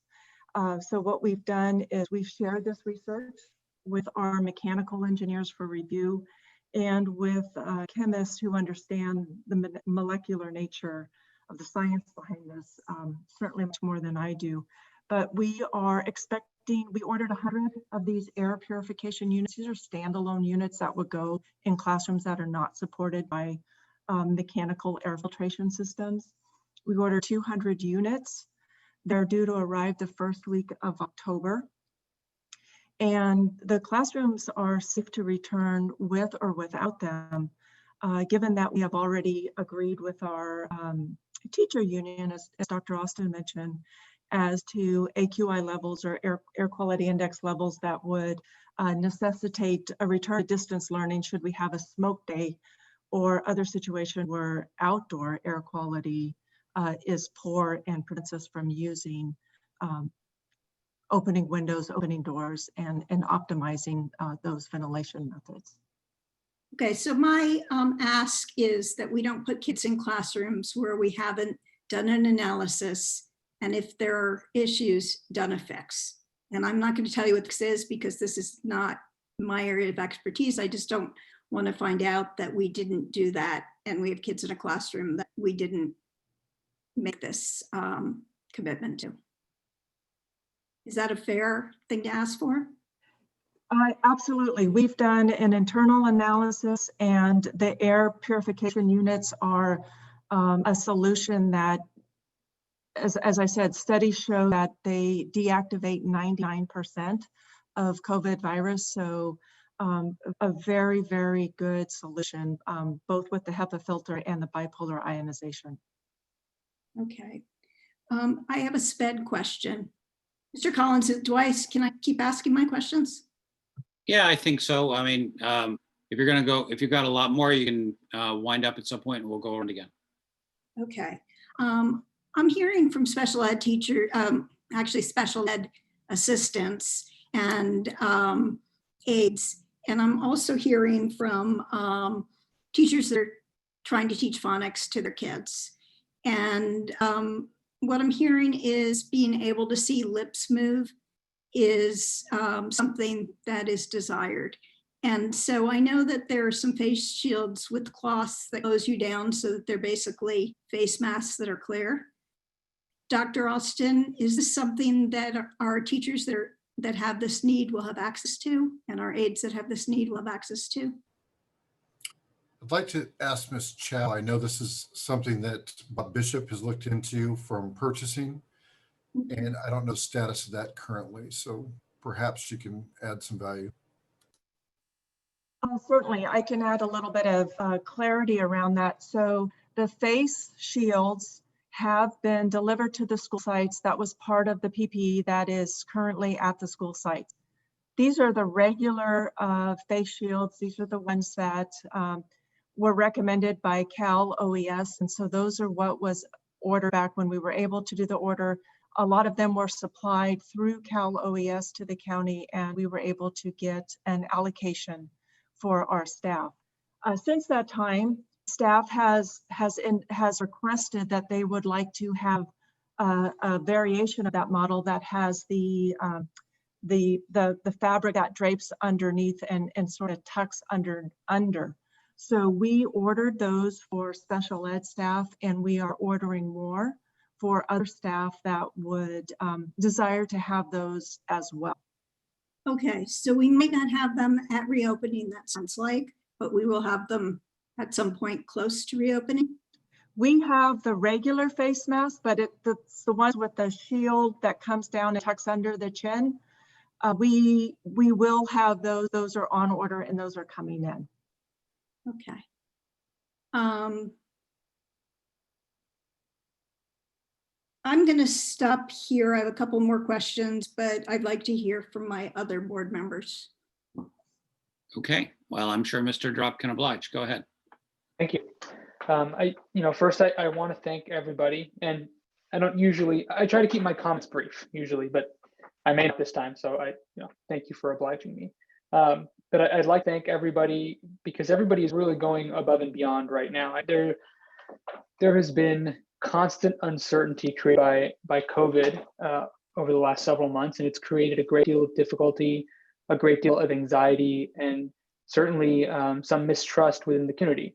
And a lot of that is chalked up to this unpredictability in communications, because I think things have shifted so quickly and continue to shift so quickly week to week since March. We've been getting guidance and directives and recommendations that trickle down to us, changes with little notice as there's new information that's learned about the virus, as the laws and the mandates change. So I understand the reasoning, and I hope the community members who spoke today also know that any perceived lack of communication or any anxiety about the number of emails or not sufficient emails, really a lot of that has to do, as I've seen it, with this inconsistency that goes all the way to sort of the highest levels of where we're getting our directives and recommendations from. But nevertheless, I think the district staff has done a phenomenal job of working through these issues through the summer, around the clock, to adapt to these parameters that keep changing. I know the board has taken and is taking its oversight role seriously. I mean, we were holding weekly and sometimes bi-weekly meetings through the summer when school was out of session, which is very out of process for the board, but we had to do it. Teachers and staff are also going above and beyond. I mean, teachers and staff have made distance learning from something that was like the monster in the closet to something that has been really, really appreciated by many families. And of course, there are many families for whom equally it isn't working, but it has become something far more than I expected it could be. And now teachers and staff are faced with questions of safety that I bet teachers and staff didn't expect or didn't sign on for this when they joined the profession, because I don't think any of us expected the situation that we're in now. Uncertainty about what exactly the expectations are for teaching and learning in this environment, especially as we're talking about it right now, very, very young children who may not completely understand what it means to socially distance, what it means to wear a mask, things like that.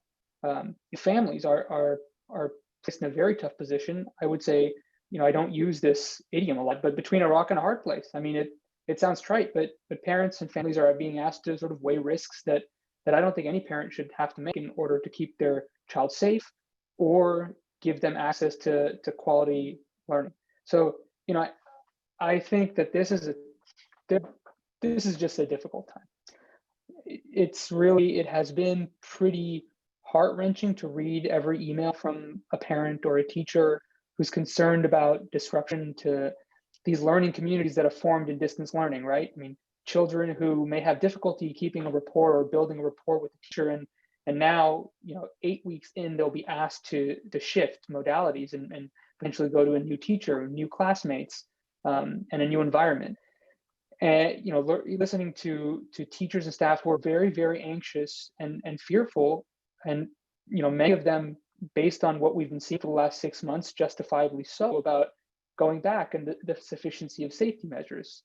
And then the parents were concerned that students might have to struggle with Zoom fatigue and the difficulties of virtual learning, the very real mental health issues associated with the lack of social contact, were they to continue distance learning. I mean, there is nobody who is excelling right now, and I don't think this is an environment where anybody can. But the two things I really want to dig into there are safety and disruption to learning, because I have some questions and some concerns I'd like answered, and both are critical to me, but safety is the most important part. And I know it is to many families and teachers out there. I don't usually bring in my personal life into decision making. I try to be as rational as possible. I think we all do, but there is this notion of the myth of the rational decision maker, which is that we all have emotional biases that contribute in some way to the decisions we make. So I sort of want to just lay my emotional biases on the table for people listening, because I think everybody has been doing that very, very much in emails and calls and in comments. So, most of you know, who are watching the board meetings, know that I have an infant daughter who's, almost 8 months old. She was crying a little earlier on screen. And you may not know that I have two parents who are in their 60s, one of whom is medically high risk. So for me, a plan that I feel comfortable voting for is a plan under which I'd feel comfortable sending my own daughter into a classroom, or I'd feel comfortable sending my parents, if they were teachers in the district, in to teach in an elementary classroom. And there are things I've heard today that are me optimistic, and there are things that I have questions about, and I answer to those questions tonight. But those are my gut checks to the rational weighing of information that I've been doing and I will be doing. The bottom line is, if the recommendations we follow are sound from the county, and we're being assured they are, to a certain degree, we have to trust them, and our implementation of those is sound, then I expect we should be able to expect that any community spread of COVID will be mitigated by our processes within the school system, right? That no COVID cases should caused or transmitted as a direct result of a reopening, traced back to our processes. Like Mr. Dauber said, a zero tolerance policy. So, I mean, I've got a few questions, and I echo some things. I'll echo some things my colleague said and ask again, but I also don't want to take up more time. So maybe I'll ask those on my next round, Mr. Collins. Are you sure? Do you want to get started? Sure. Other people took time, so you can't. I don't think. Okay.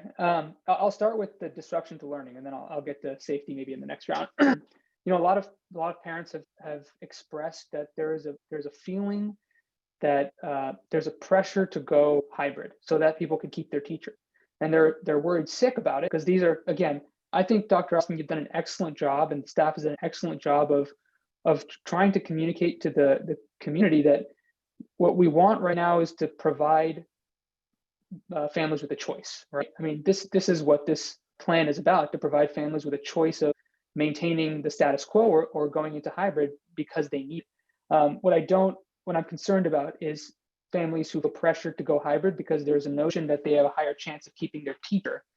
So I guess my first question is there merit? And I know that in some principals' coffees or discussions, this has come up, and that has resulted in people feeling that. So I want to just ask again, I know all the principals are getting together on Thursday and really going to hash this out, but is there something to the notion that if you choose hybrid, there is a higher potential of you maintaining your same classmates and teacher? No, I think the people guessing and trying to line it up and in some way manipulate it is not a good idea. We have said from the beginning, we have no preference on which direction families go. We want them to choose based on their family decision and not in an attempt to be part of a movement or a lobbying effort to try to push somebody one way or the other. There will be decisions around staffing that will have things to do with interactive processes for teachers that have underlying conditions or health factors that have nothing to do with what percentage of their students are going one direction or the other. So there are things that are just out of individuals' control. There is no one way that is more likely to land you with your current teacher. What happens if parents don't select an option? So they just, they get, or they don't want to choose, or they just don't select. Do they remain in distance, or do they go put in hybrid? Right now, the default is hybrid, and that is the same as a default. When we're in negotiations, the default always goes back to the previous contract. That is the reason for that. But we are going to reach out again to families. I've been looking at numbers in live time here.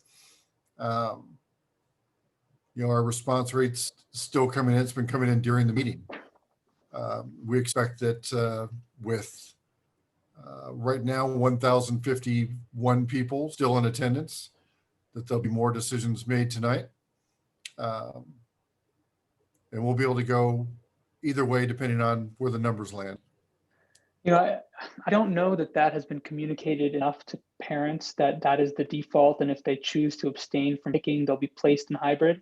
I worry that making hybrid the default is, it just seems that keeping the status quo as the default is a much less high pressure situation for people, and it doesn't essentially penalize folks who don't want to choose because they feel that this is a choice they can't make. If you see what I'm saying. I mean, there are parents who've said that in emails to us that they can't make this choice because they feel it's unsafe to go back to school, but they also don't want to, they feel pressured. I mean, is there any merit? What is the harm in keeping the distance option as the default?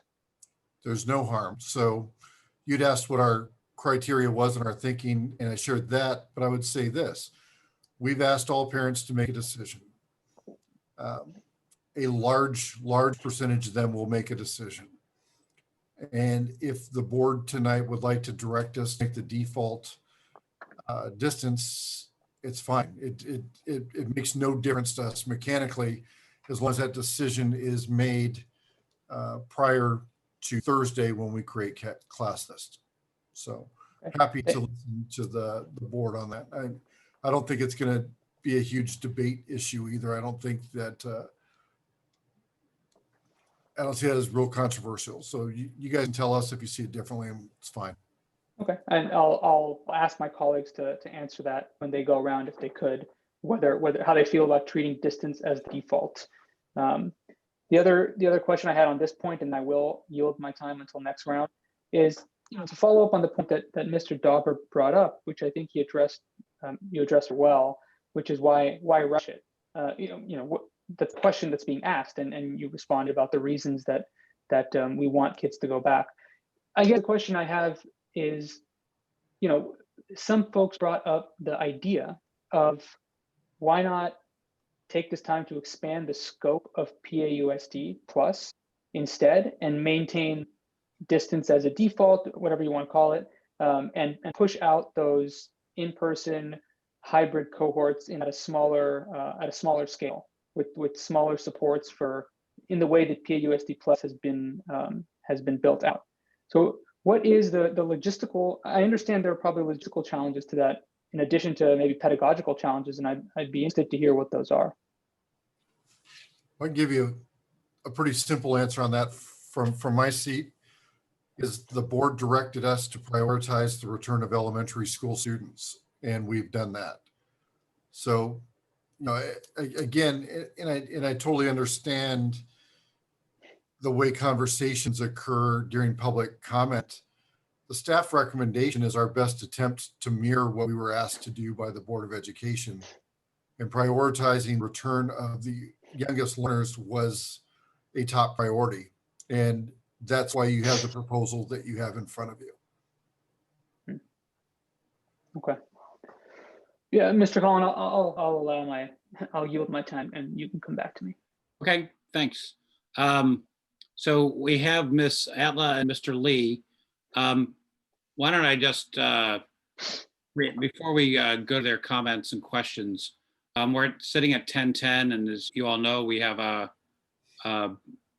hard stop by law at 10:30 unless we extend. So why don't we take care of that now? And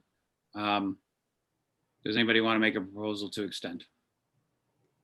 I'll move that we extend to 11:30. I'll second. Any discussion? Yeah, I move that we amend to 11 o'clock. can't imagine we need more than another 45 minutes. And it's getting late, and I think our decision making is always a little later, I guess. Okay, is there a second on that? Okay, fails for lack of a second. So any other comments or amendments to the proposal?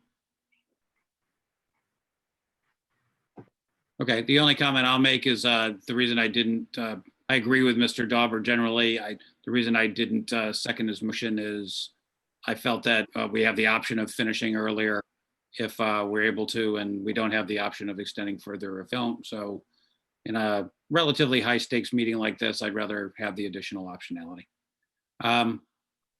Okay, I'll take the vote, Dr. Austin, just to relieve you of the burden. So we'll do a roll call. Mr. Brienza? Aye. Mr. Durrett? Aye. Mr. Dauber? Aye. And Ms. Bacon Caswell? This is to extend the meeting, right?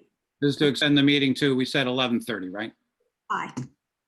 And some preference vote, Ms. Atla? Aye. And Mr. Lee? Aye. And I also vote aye, so we are extended to 11:30.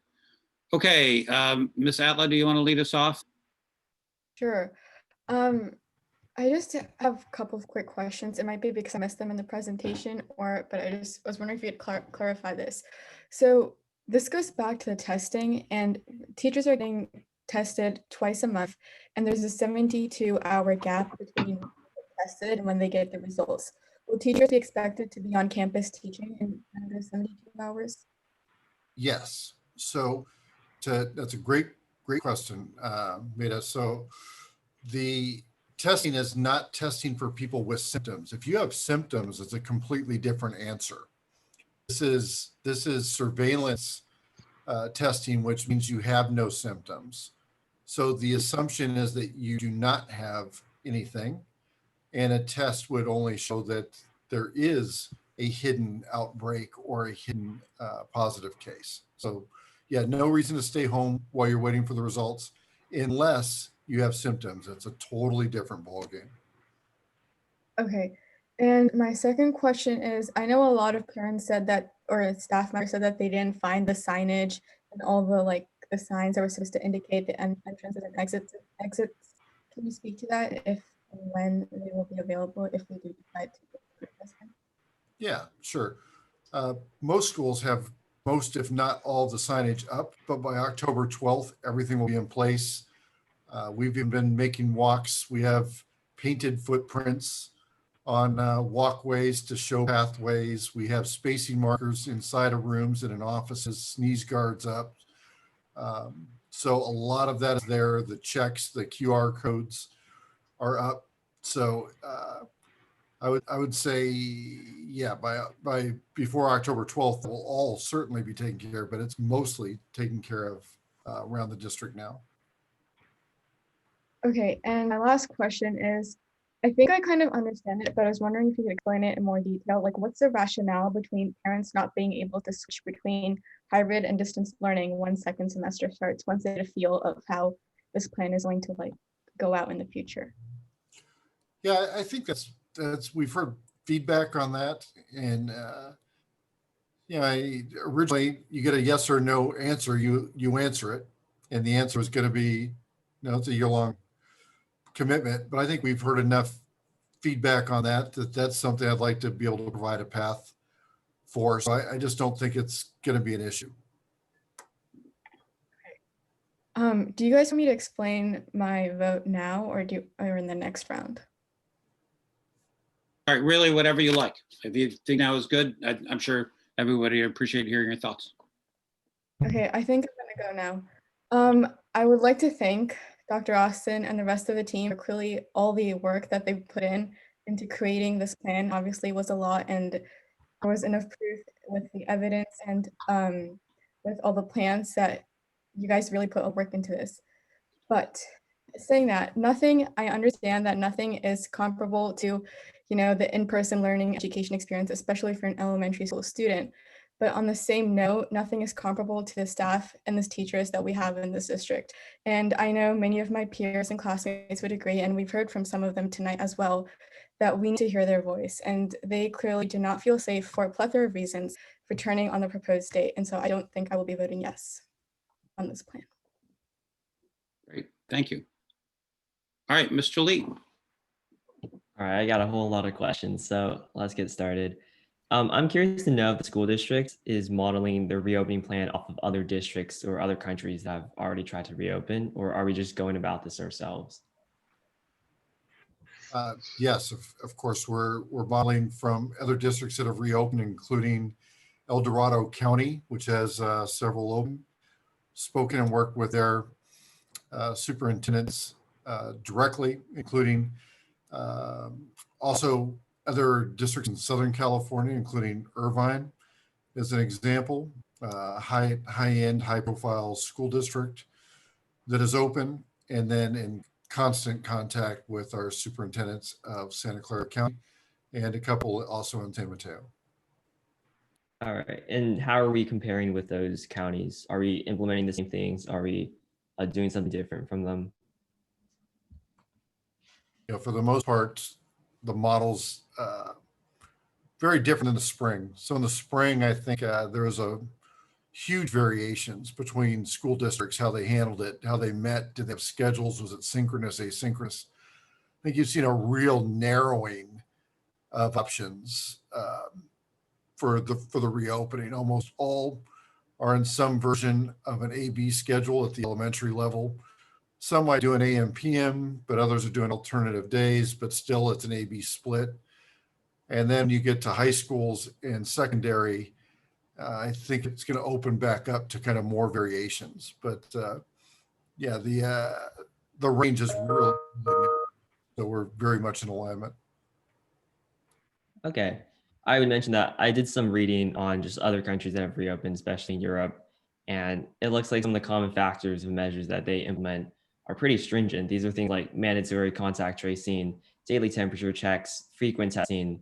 In fact, Germany tests every 4 days for the students and their teachers, and a very strict separation of cohorts. So I think if we're comparing to these countries that have reopened in Europe, I feel like there's still a ways to go in terms of the measures we can implement to really ensure that students and staff are staying safe. But I also have a lot of questions over just how lunch is going to work. I think that's something that we haven't really talked about. So I know the reopening plan did mention that they're going to try to stagger lunch periods so that kids are not all at the same time. I'm wondering how many different cohorts will share the same recess or lunch break. Is it just like one cohort per lunch break, or are there going to be multiple at the same time? Mr. Chow, just a question. Are some of these details answered in the site-by-site plans that are attached? Either Ms. Brown or Ms. Chow, either. I know that sorry for my video. I know that there are multiple lunch periods. I don't know how the sites have them individually broken up, and Ms. Brown might be the best resource on that one. But I do know that recess as well as lunch periods have been broken up.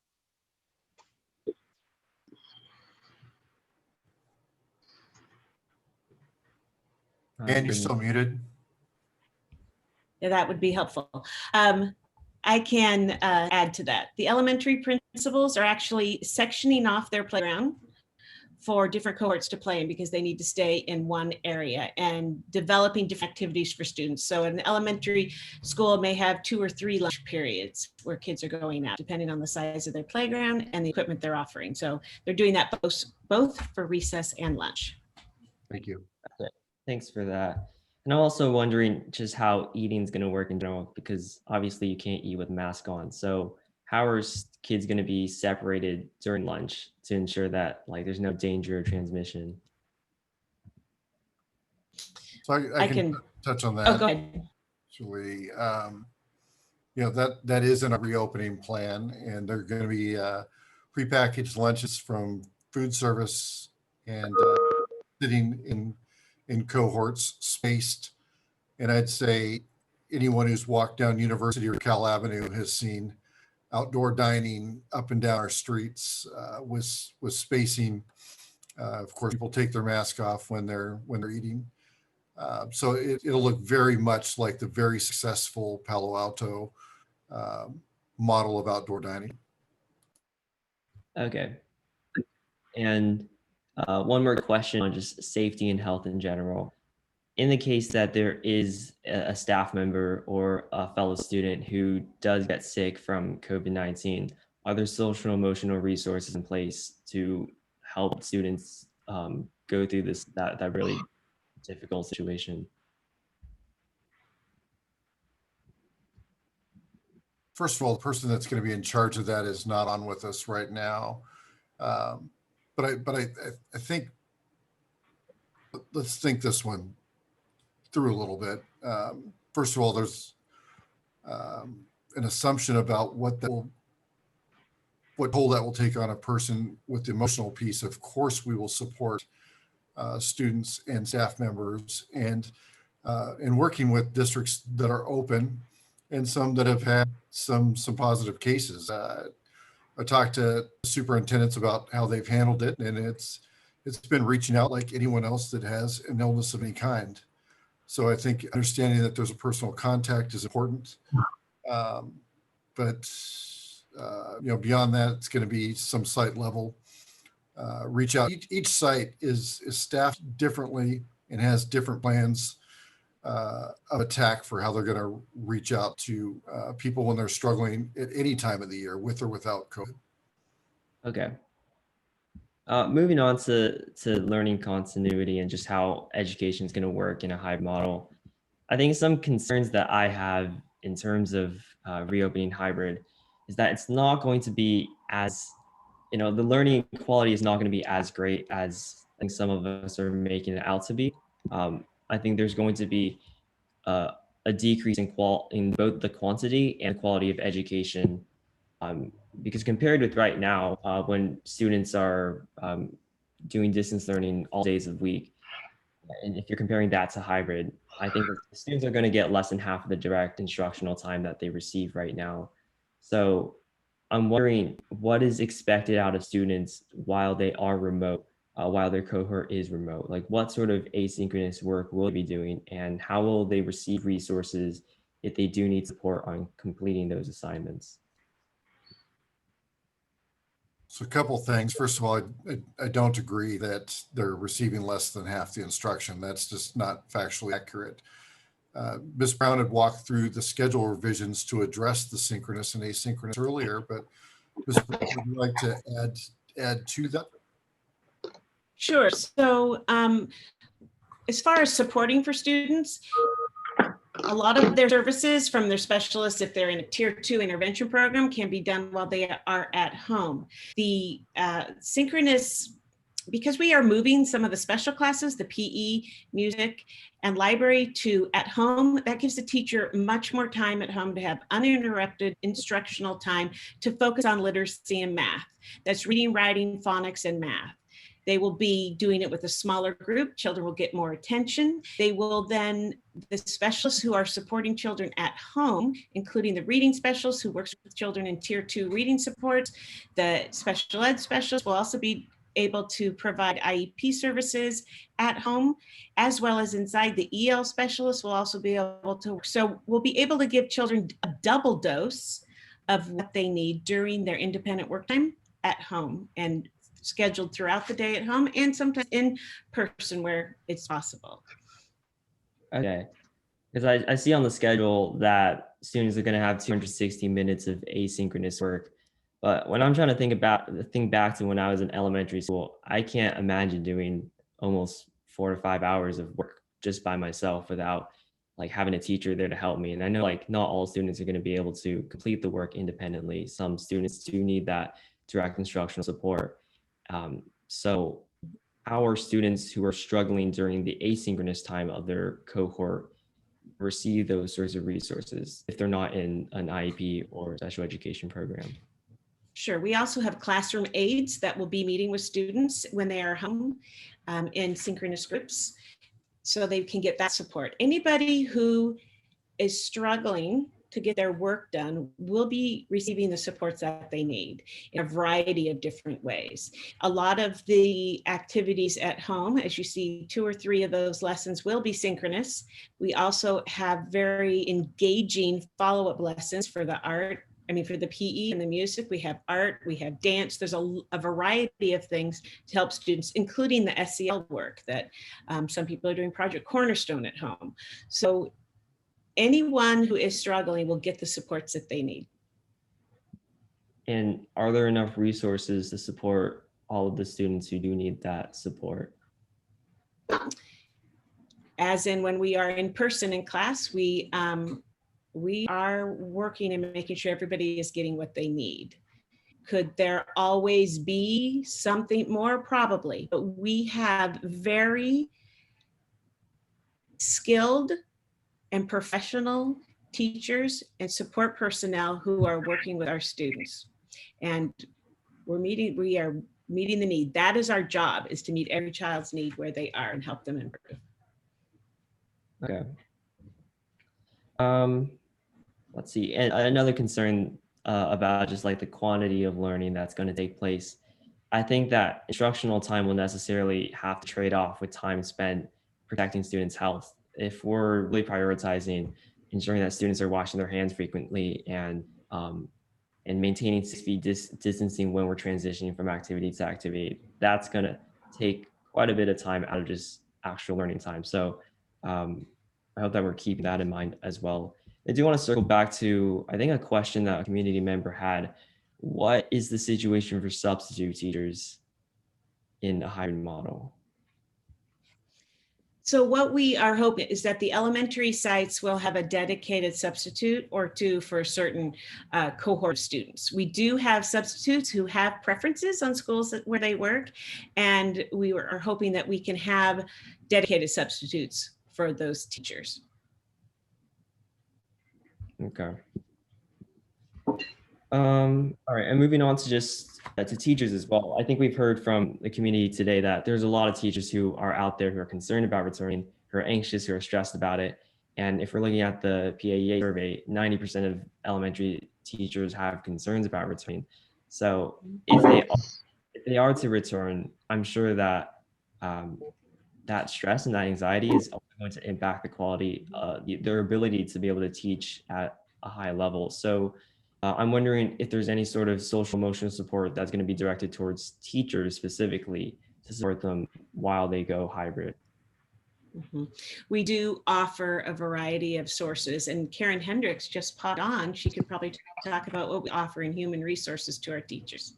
Sure, you're doing a great job with it, but just in terms of the Human Resources Office, that is part of our function to be a resource to the humans in the district.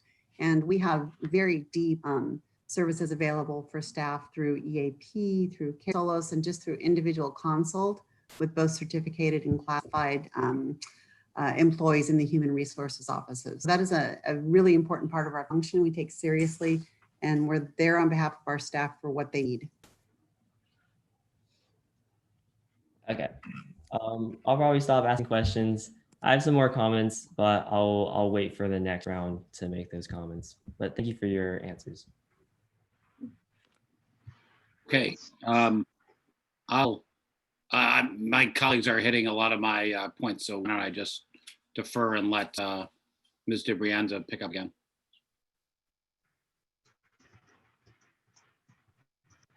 You surprised me. I wasn't. Sorry about that. I should have warned you. That's okay. I was just listening to you. So just a couple more things. I just heard Miss Brown mention that elementary aides can be used for remote support, and that was something I was really interested in. I was hoping we could say, because if every classroom has an aide for, I don't know, 2 hours a day, 3 hours a day, if they could provide some support to the remote kids, is that possible? Yeah, definitely. We also have some aides that are in multiple classrooms. So we're currently working on how can we use those aides without having them entering all the cohorts.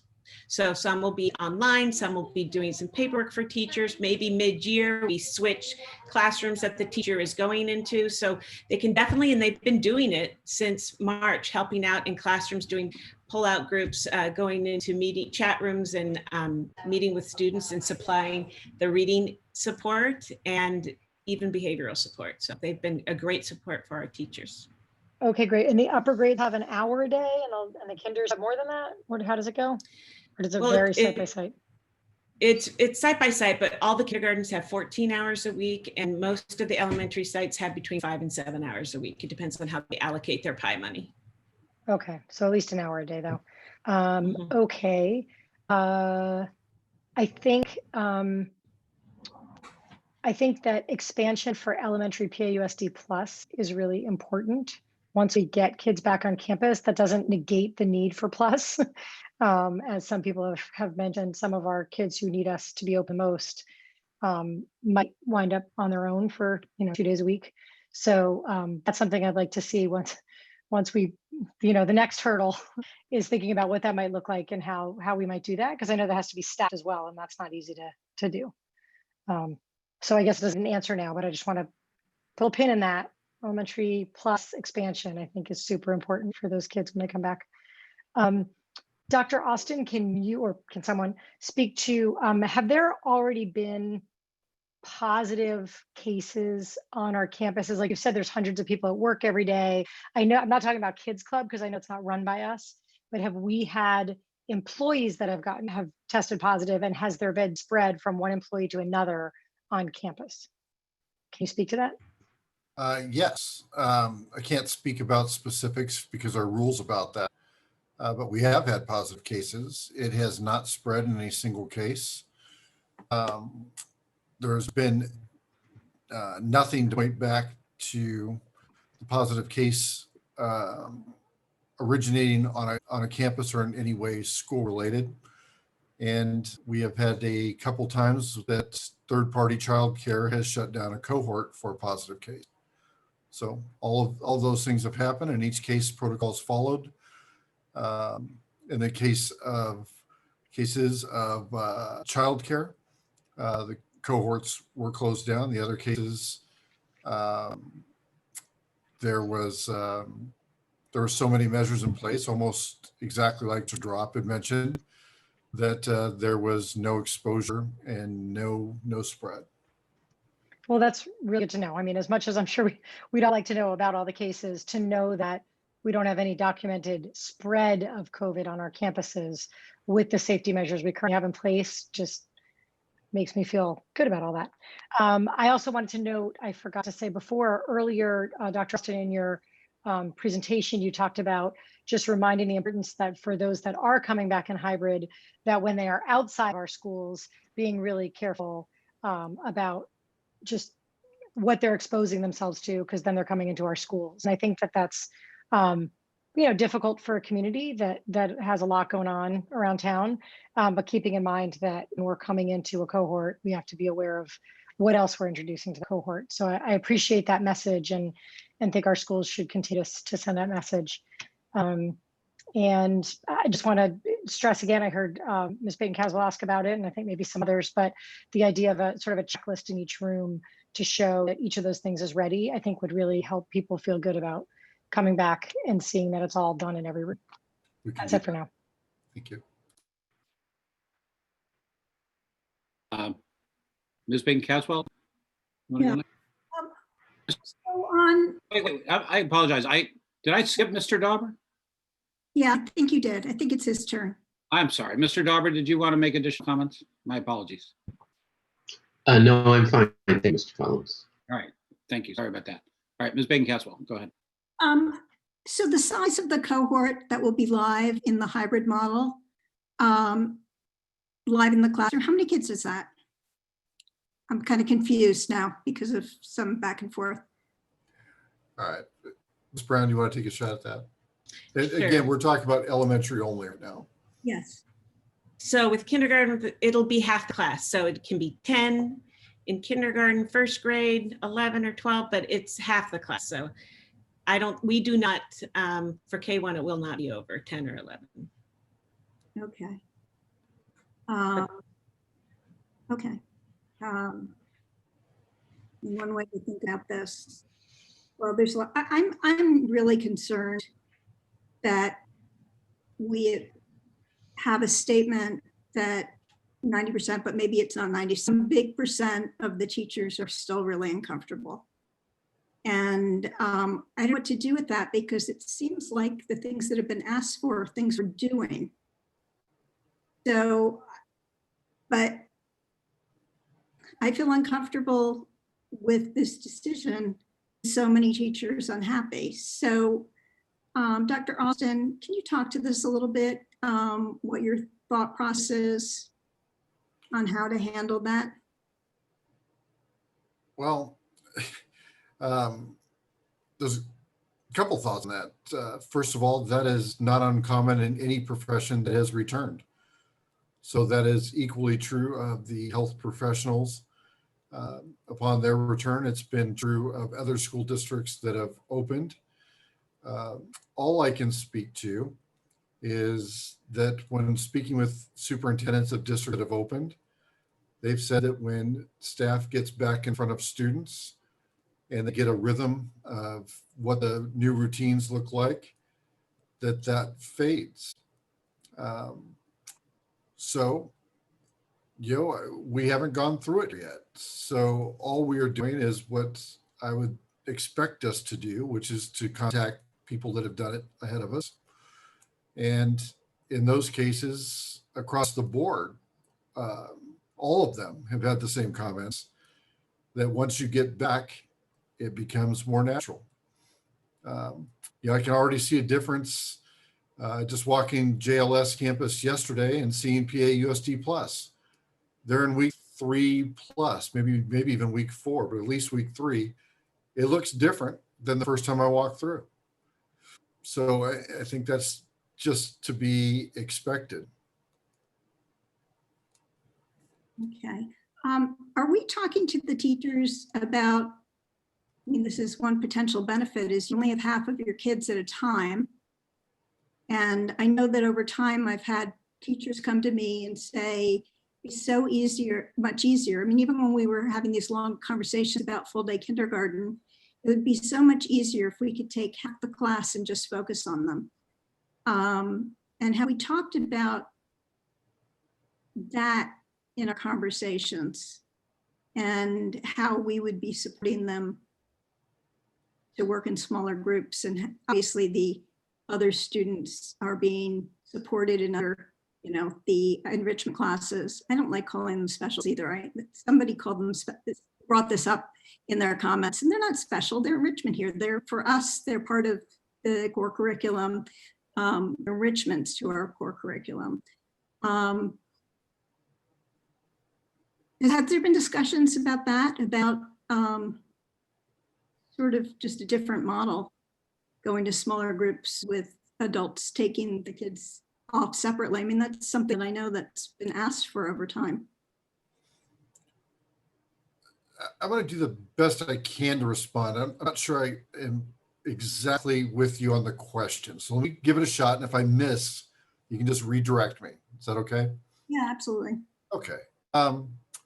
Couple things. We had made a proposal earlier to slightly exceed the number of students for the distance only teachers, to say, let's go to 30, which would have reduced the hybrid numbers, pretty significantly, actually. That didn't go through. That's fine. It was an idea. Again, the districts that have opened have said that their teachers underestimated how fast they can go with the smaller groups. So by going into the cohorts and having, we've said 12. 12 would mean the class had a full 24. I think that's unlikely. So you're somewhere around 10 kids at a time, that the teachers came back and reported that the speed in which they could cover material was accelerated.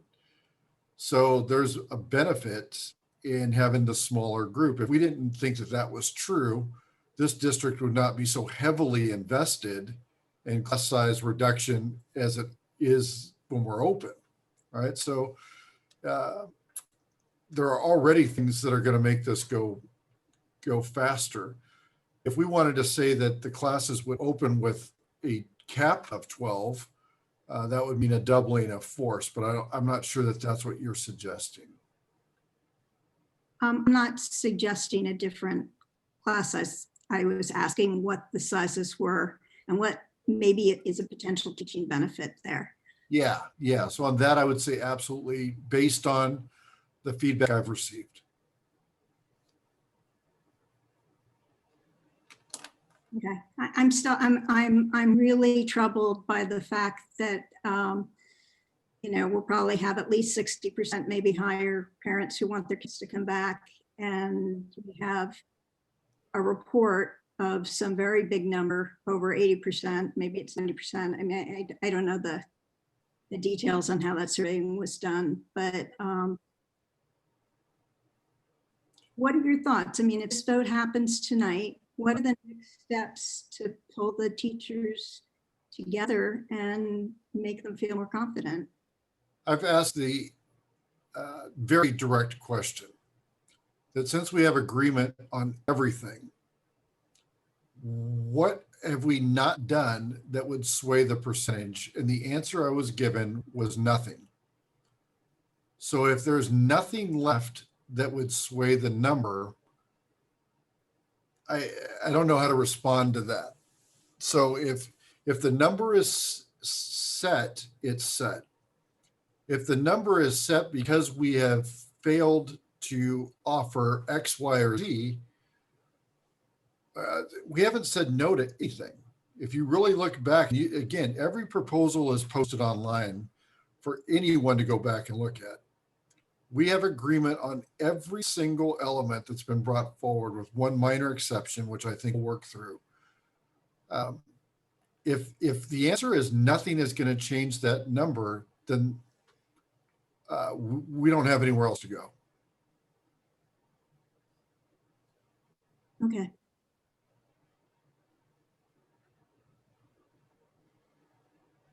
Anything else, Ms. Bacon-Caswell? I don't understand why things we've said yes to are being interpreted of things we're not going to do. So I just don't understand that. I don't know how we're at this place. I would say this. We have negotiated agreements on all the elements. Okay. And PAEA's leadership has said that there are still things that they had wished for, had wanted, that we didn't agree to in exactly the way they wanted. That's true on both sides. I'll tell you that without question. That's negotiations. That's why we have collective bargaining and have a union and a management team that meets together. But there's been nothing brought forward to say that would sway anything. In fact, I've been told the opposite. So on that end, if you're asking, have we taken every step that within reason we think we can take? Yeah. And I've asked several times, what are we missing? I don't have an answer. Okay. Okay. Should we go to Mr. Durrott? Thank you, Mr. Collins.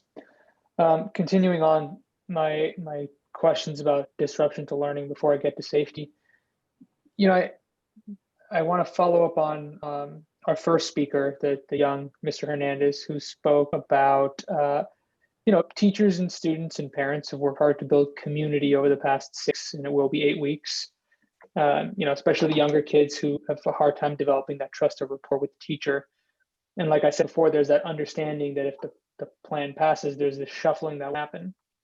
And we heard a little bit about what's being done to maintain continuity just in terms of the principals getting together and really doing a detailed class by class, you know, teacher by teacher, student by student evaluation with an eye towards maintaining that continuity. But is there anything more, Dr. Austin, that can be said, or Ms. Brown, about what it would mean for students who are, you know, who really need that community they've built? I mean, isn't this in some ways essentially having them start over like first day of school, and which we know is a stressful time?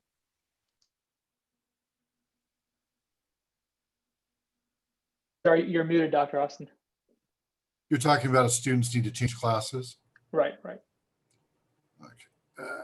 I would say this, I added it up again.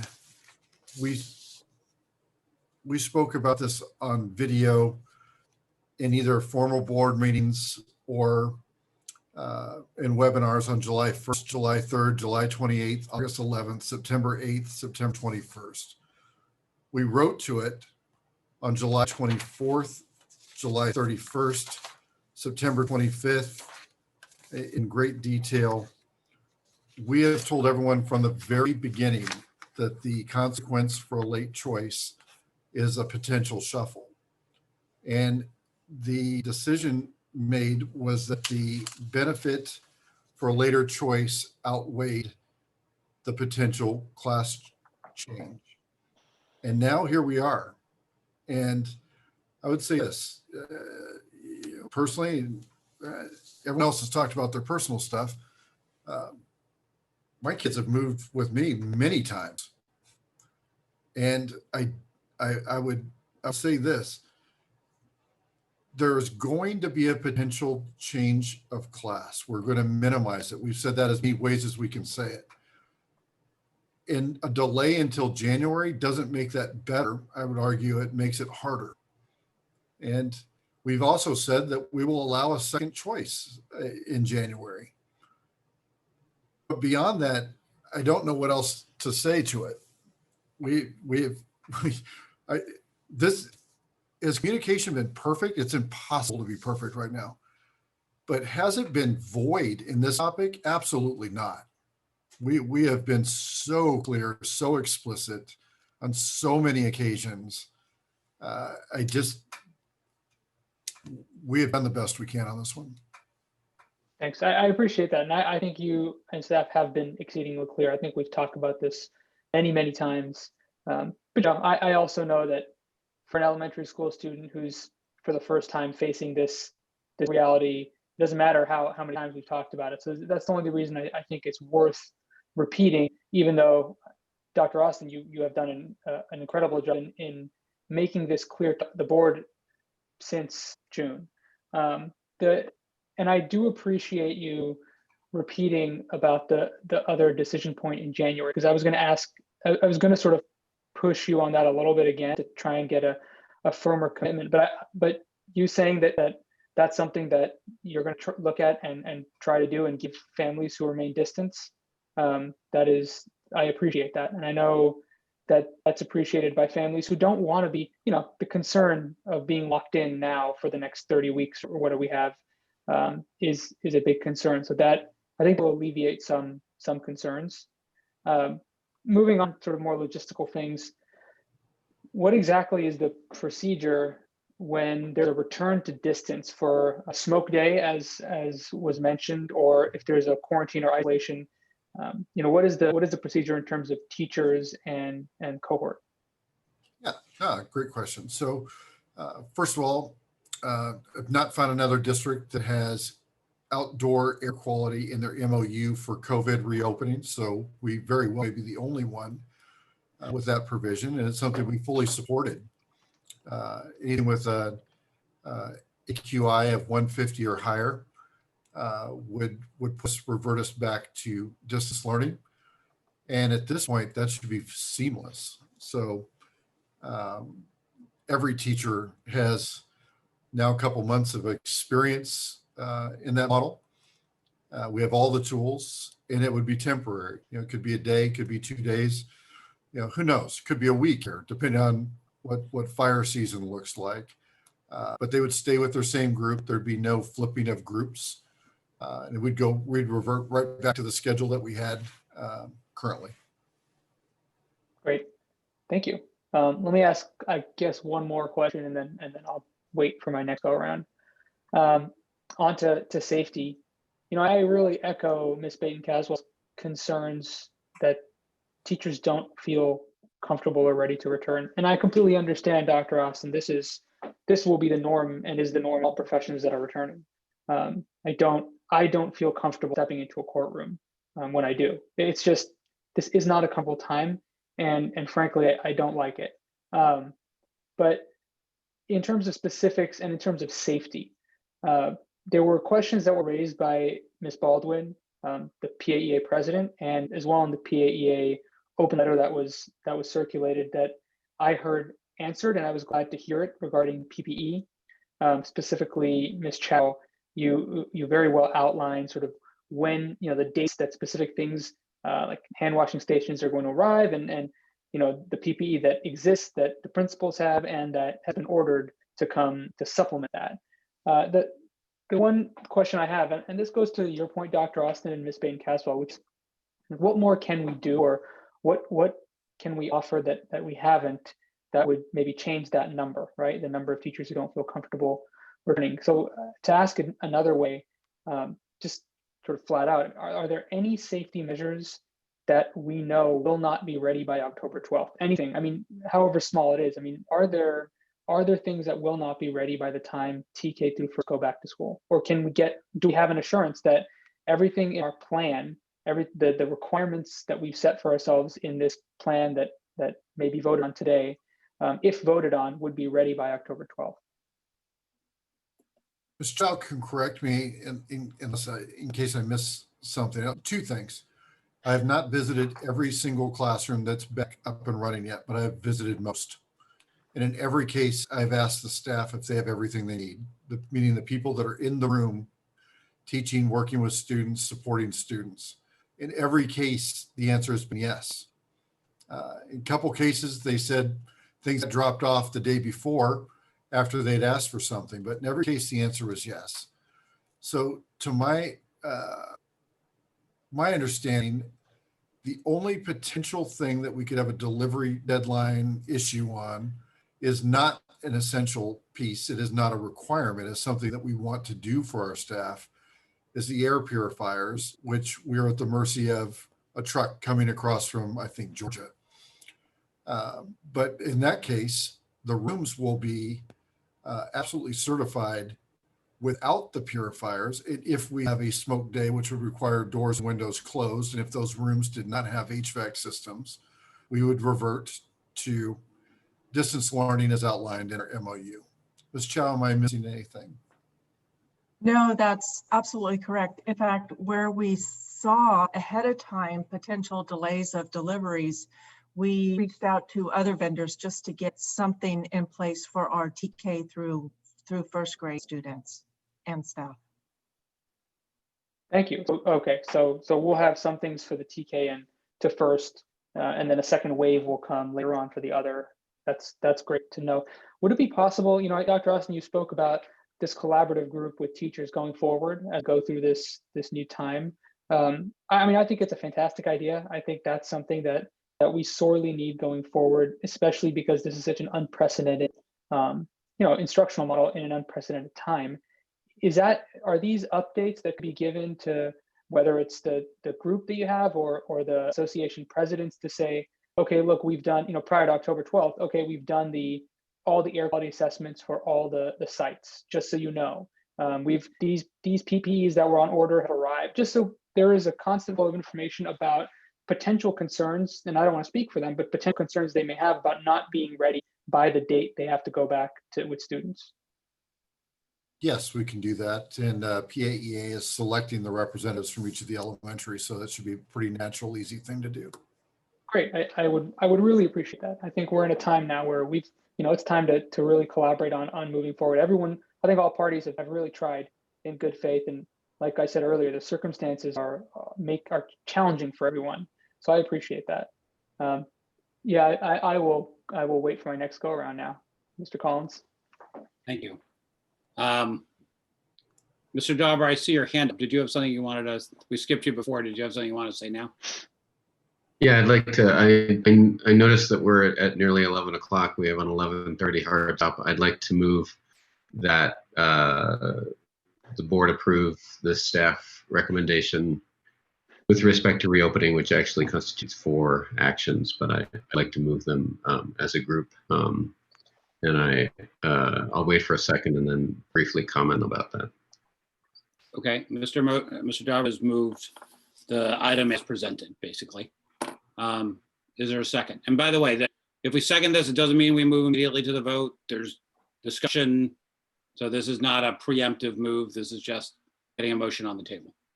I'll second it to get a motion on the table. I have a couple more comments and questions, but Okay. yeah, I'm Mr. seconding. Garber, do you want to speak to your motion?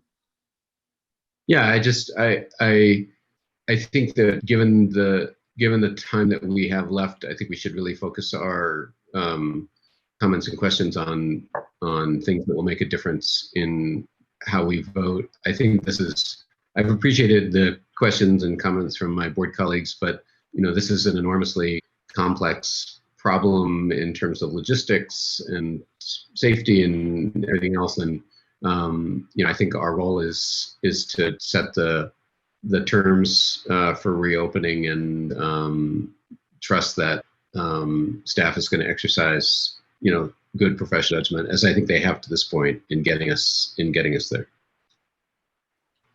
Okay, and since we let Mr. Dauber speak to his first, Mr. Brianza, I'll offer you the same. Do you want to speak to your second before we have general comments?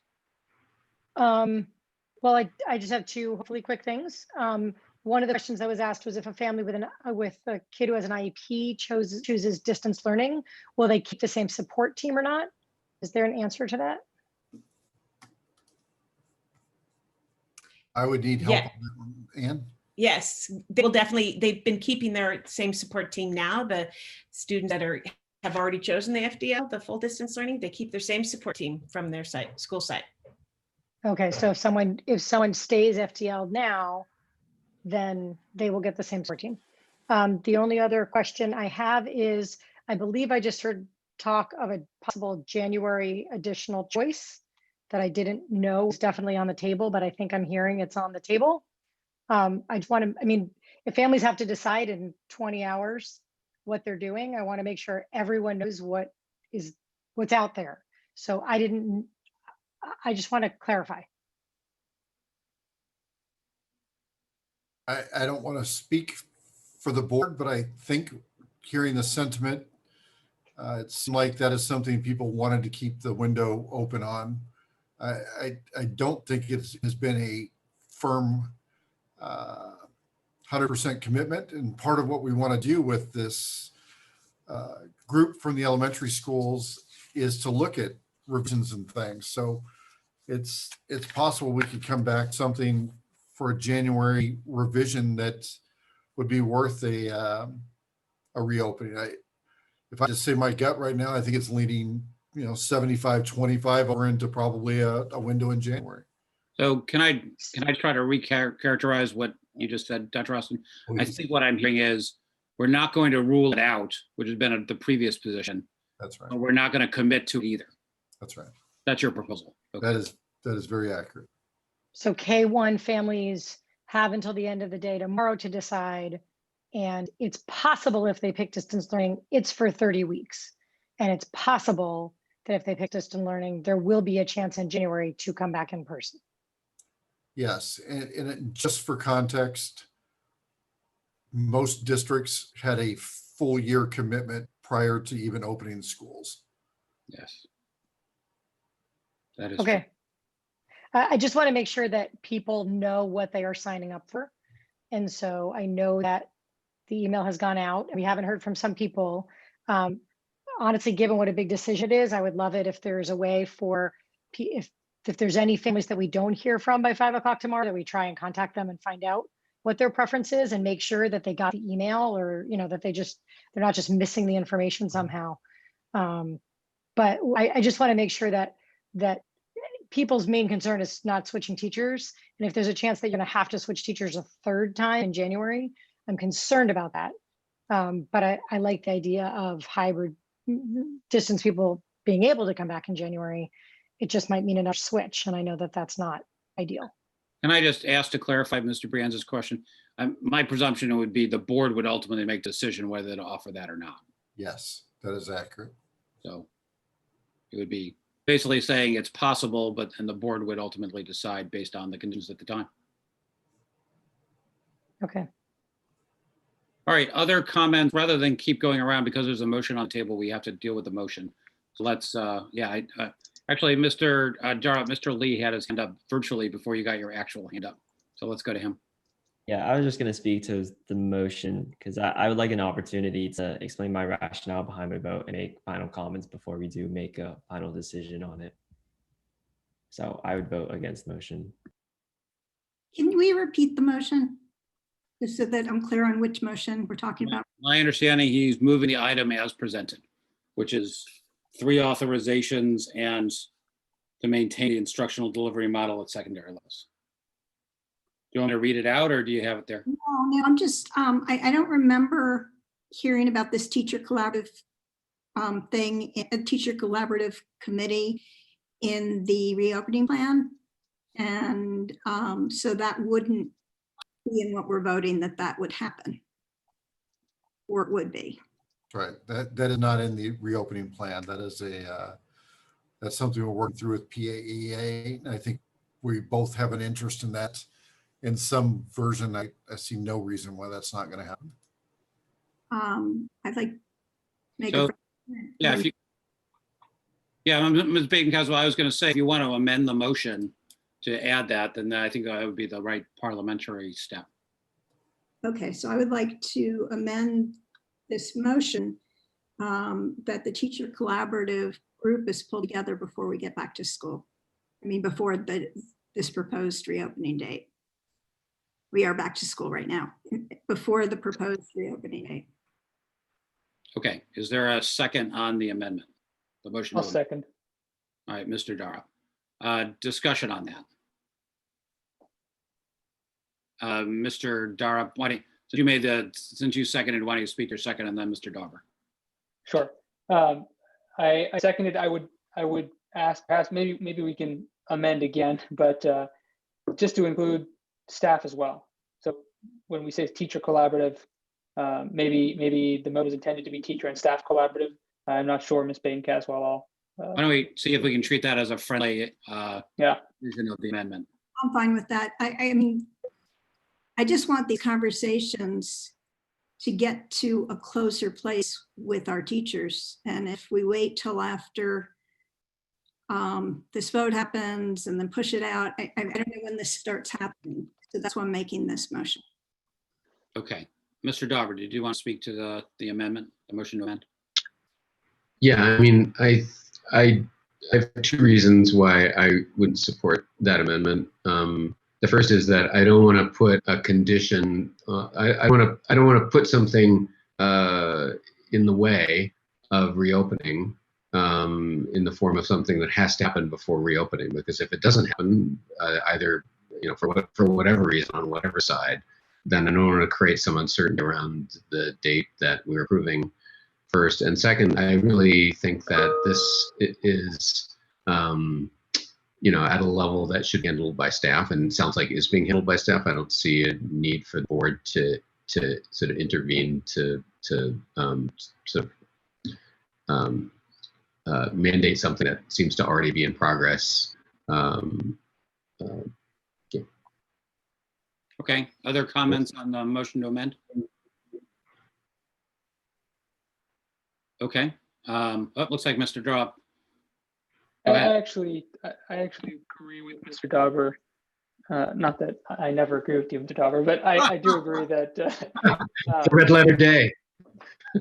I do agree that what I wouldn't want is if the board votes to pass this, that we do have something that could hold up the implementation, the reopen that's unrelated or that is out of the control of the district.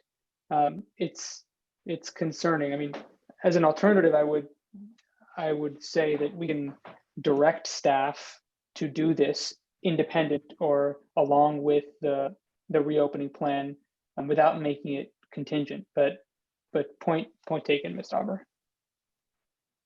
Okay. Any other? Yeah, go ahead, Ms. Atlas. Sorry.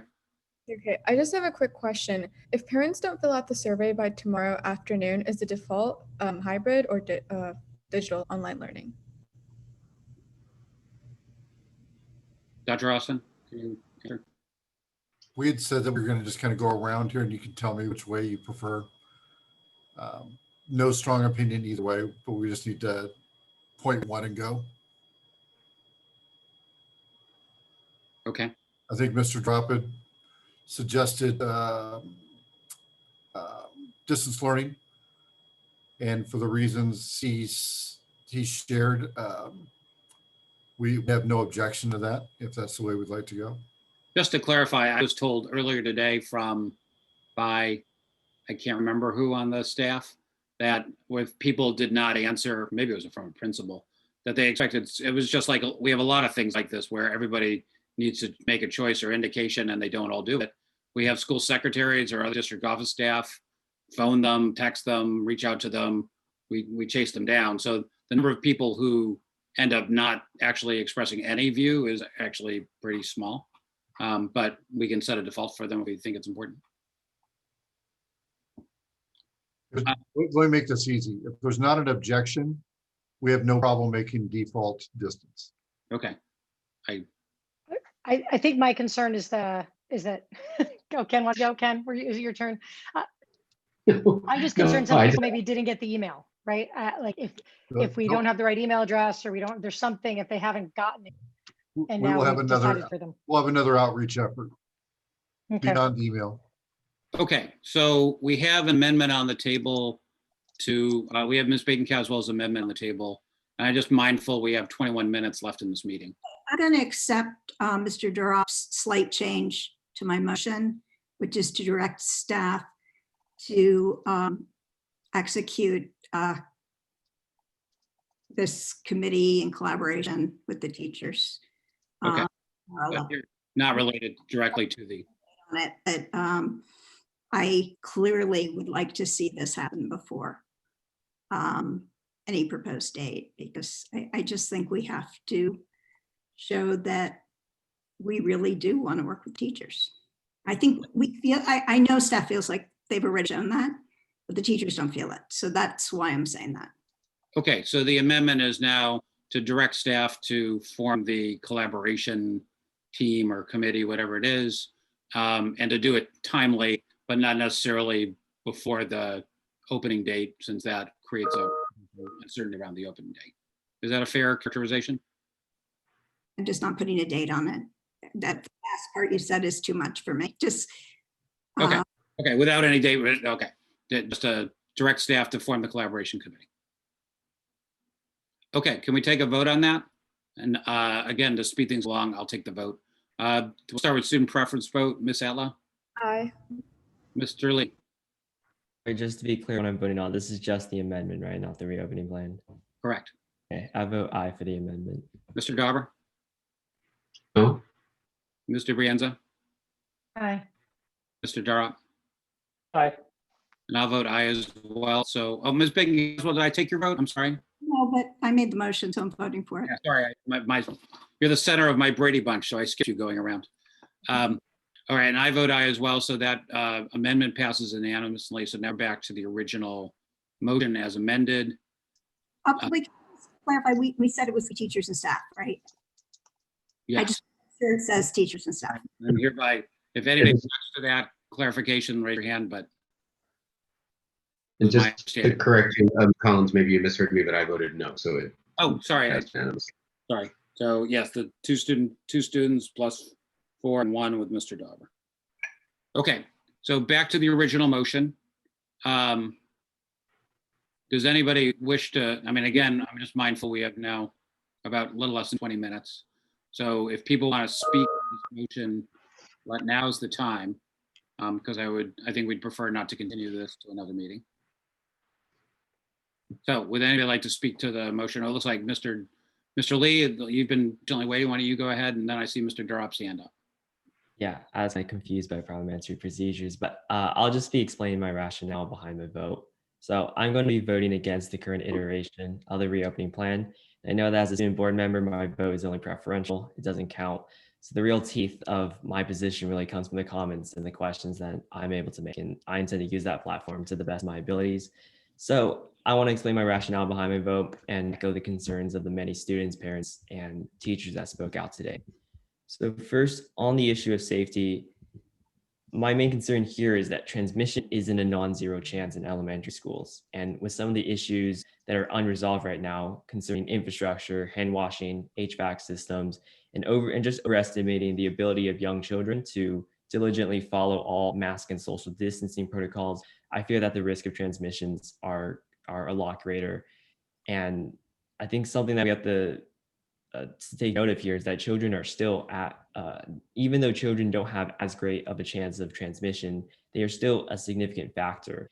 When we had the conversation with the county health officer, she mentioned that yes, they still do have a risk of biological transmission, and the risk of transmission via physical direct contact is also a risk as well. And when you have students going to school and going back to their family, it's opening up a lot of different nodes of contact within the community that just currently don't exist right now. So I think that reopening school is going to increase the number of cases and put the community at risk here. And I think that at this point, it's not a question of if we can prevent any cases, it's really a question of how many cases are going to occur. And I think it's highly unlikely that we're going to end the school year or even this semester with 0 positive cases among staff and students. I don't think that's the sort of perspective we ought to be having on this matter. And so I'm going to be voting against the plan, and I hope that we're able to come back with a more solid plan and just have these details figured out so that we so that we decrease the chance of transmission even more. But I also have a lot of concerns over just how learning continuity is going to happen with this hybrid model. And I'm just going to re-echo the 2 concerns I had with the quantity as well as the quality of education. So first, I mentioned that students are going to receive half the direct instruction time. And I know this was refuted by Dr. Austin, but my concern here really lies with the direct part of that statement. They're going to have less than half of the direct instruction time, given that half of the week or 2 days for them are going to be spent in asynchronous time doing the work offline. And are we really expecting elementary students to diligently work for 260 minutes offline without guidance from a teacher? I have a lot of concerns over just what happens if a student has a question or if they don't understand a concept or don't understand the instructions there. And I know that we mentioned that there were resources available, but I'm not sure if those resources are going to be, if we have enough resources to be able to help all students that do need that support. Hey, Mr. Lee, I just Yeah. want to point out there are 15 minutes left and 6 other board members to speak. So Yeah, I'll try to wrap it up. So the bottom line here is that elementary students need the direct instruction time. And I feel like going hybrid is going to not work for them as well. And if that's the case, then the work is really going to fall on parents who are just going to have to put more work into supporting their students while they're offline. And that causes them to be more overworked than they already are. And final comment here is quality of education. I know a lot of teachers are anxious and worried about going back online. And if the people on the front line who are expected to deliver this education are not okay with it, then I don't think that we should be expecting the plan to really roll out as flawlessly as we expect it to be. If teachers are stressed, if they're worried about their health, the health of their family, which is a very serious concern that's near and dear to their heart, that's going to impact their ability to really teach their students there.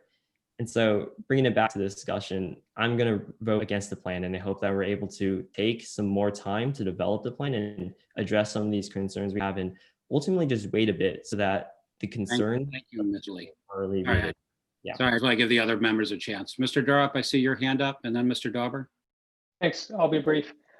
I have a lot of other things, but you know what? I am pretty satisfied, Dr. Austin, with what you've presented and what staff has presented in terms of safety. My biggest concerns really around safety were these reports or these ideas that I was hearing that there aren't enough safety measures that have been implemented, and they won't be implemented by October 12th. But the assurance of staff that all safety measures will be implemented by October 12th as they apply to the TK through first, and again before the next wave of students come in, is good enough for me. I appreciate that, and I appreciate the comments we heard from a couple of doctors who talked a little bit about their rationales for wanting to send their kids back. I mean, I feel confident. I'm not happy about it, but I feel confident that we have a safe plan and that staff has worked really hard to make sure that it is safe, and that the issues raised by the PAEA have been answered to my ear with respect to PPE and safety measures. The one thing that I would ask, the last thing, I've made a lot of asks today, I know, but you mentioned, we talked about a ticketing system whereby folks can report issues that that arise in terms of deficiencies in safety measures or any problems that come up. I would like to see some form of a report at our on the agenda under information as we go through this next semester.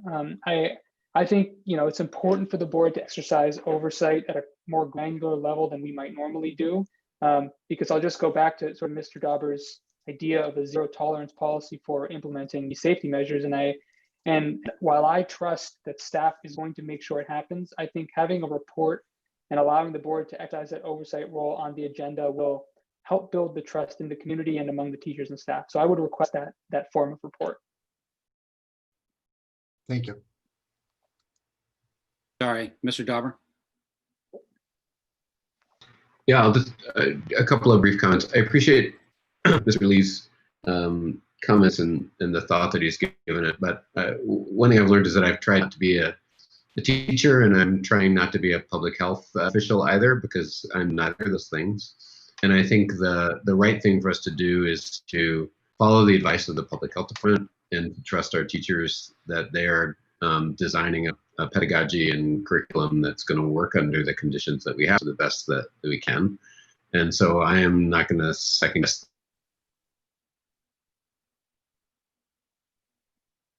There goes the punchline. Mr. Dauber, we lost your audio. Those very excessive professional that level. Mr. Dauber, I think we lost the last 20 seconds of that now. Do you want to say it again real briefly? I just want to say I want to continue to trust in sort of our public health officials and our educator leaders here to make the right decisions. And I've seen them do that to this point, and I'm going to continue to do that, which is why I'm going to vote yes on this point. To Mr. DeRopp's point, I certainly like to get an assurance from staff that the safety measures that they've committed to are in place, or if not, that they, they'll tell us what resources they need in order to make that happen.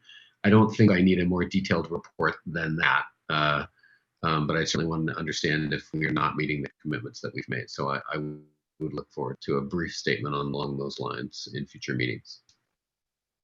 Other comments on this motion? I'll just speak brief. Oh, go ahead, Ms. Bacon-Castle. I saw you. You speak first. That's fine. You may say what I'm going to say, so it's fine. Go ahead. Okay, I'll just speak briefly. The one thing I think a couple people have touched on that, I mean, most people, I haven't commented much, but I think most people have covered my questions and comments nicely. Though I'm very attentive to the fact that 443 of the 1,283 K1 families, TK through 1 families, have already indicated that they want to go to hybrid. So, and regardless of what percentage that turns out to be, that's 400, that's a third of the families in the total population have, as of, an hour or two ago when I asked, already made that selection and want that option. So I view one of our important functions is to try to create options that work for families and students. And so I'm very desirous to, given that those people have raised their hand and said that's the option that they want, to make sure that we provide it. As Dr. Austin said, a lot of districts, probably most districts, Menlo City, who has gotten some mention tonight, they did this. They told everybody when they signed up for hybrid in August that they must go to hybrid when the district decides to go to hybrid, which, by the way, started yesterday. So their presumption is that there will be no choice. No, there'll be no choice now. There'll be no choice in January. Everybody will do the same thing. And if you don't like it, I'm sorry. We took another path, which is to create more optionality for our families. And now having an option now, we might have another option in January. And I like that because I like our families to have options to make their lives better. But it comes with a cost. And the cost is the shuffling of the deck and this, removing uncertainty about teachers and classmates. We can't have both. It's just not we can't practically pull that off. So I'm very desirous to see, make sure that we offer the options that people want. And it seems that there are many people who want this option. So I'm sorry, that was my entire, I actually wrote out long comments, but I'm not going to read them. And I'll pass it to Ms. Baden-Caswell. Mr. Dauber suggested that we have, and maybe other people did too, that we have a safety plan. Well, actually, Mr. Dauber said that we have a safety plan report.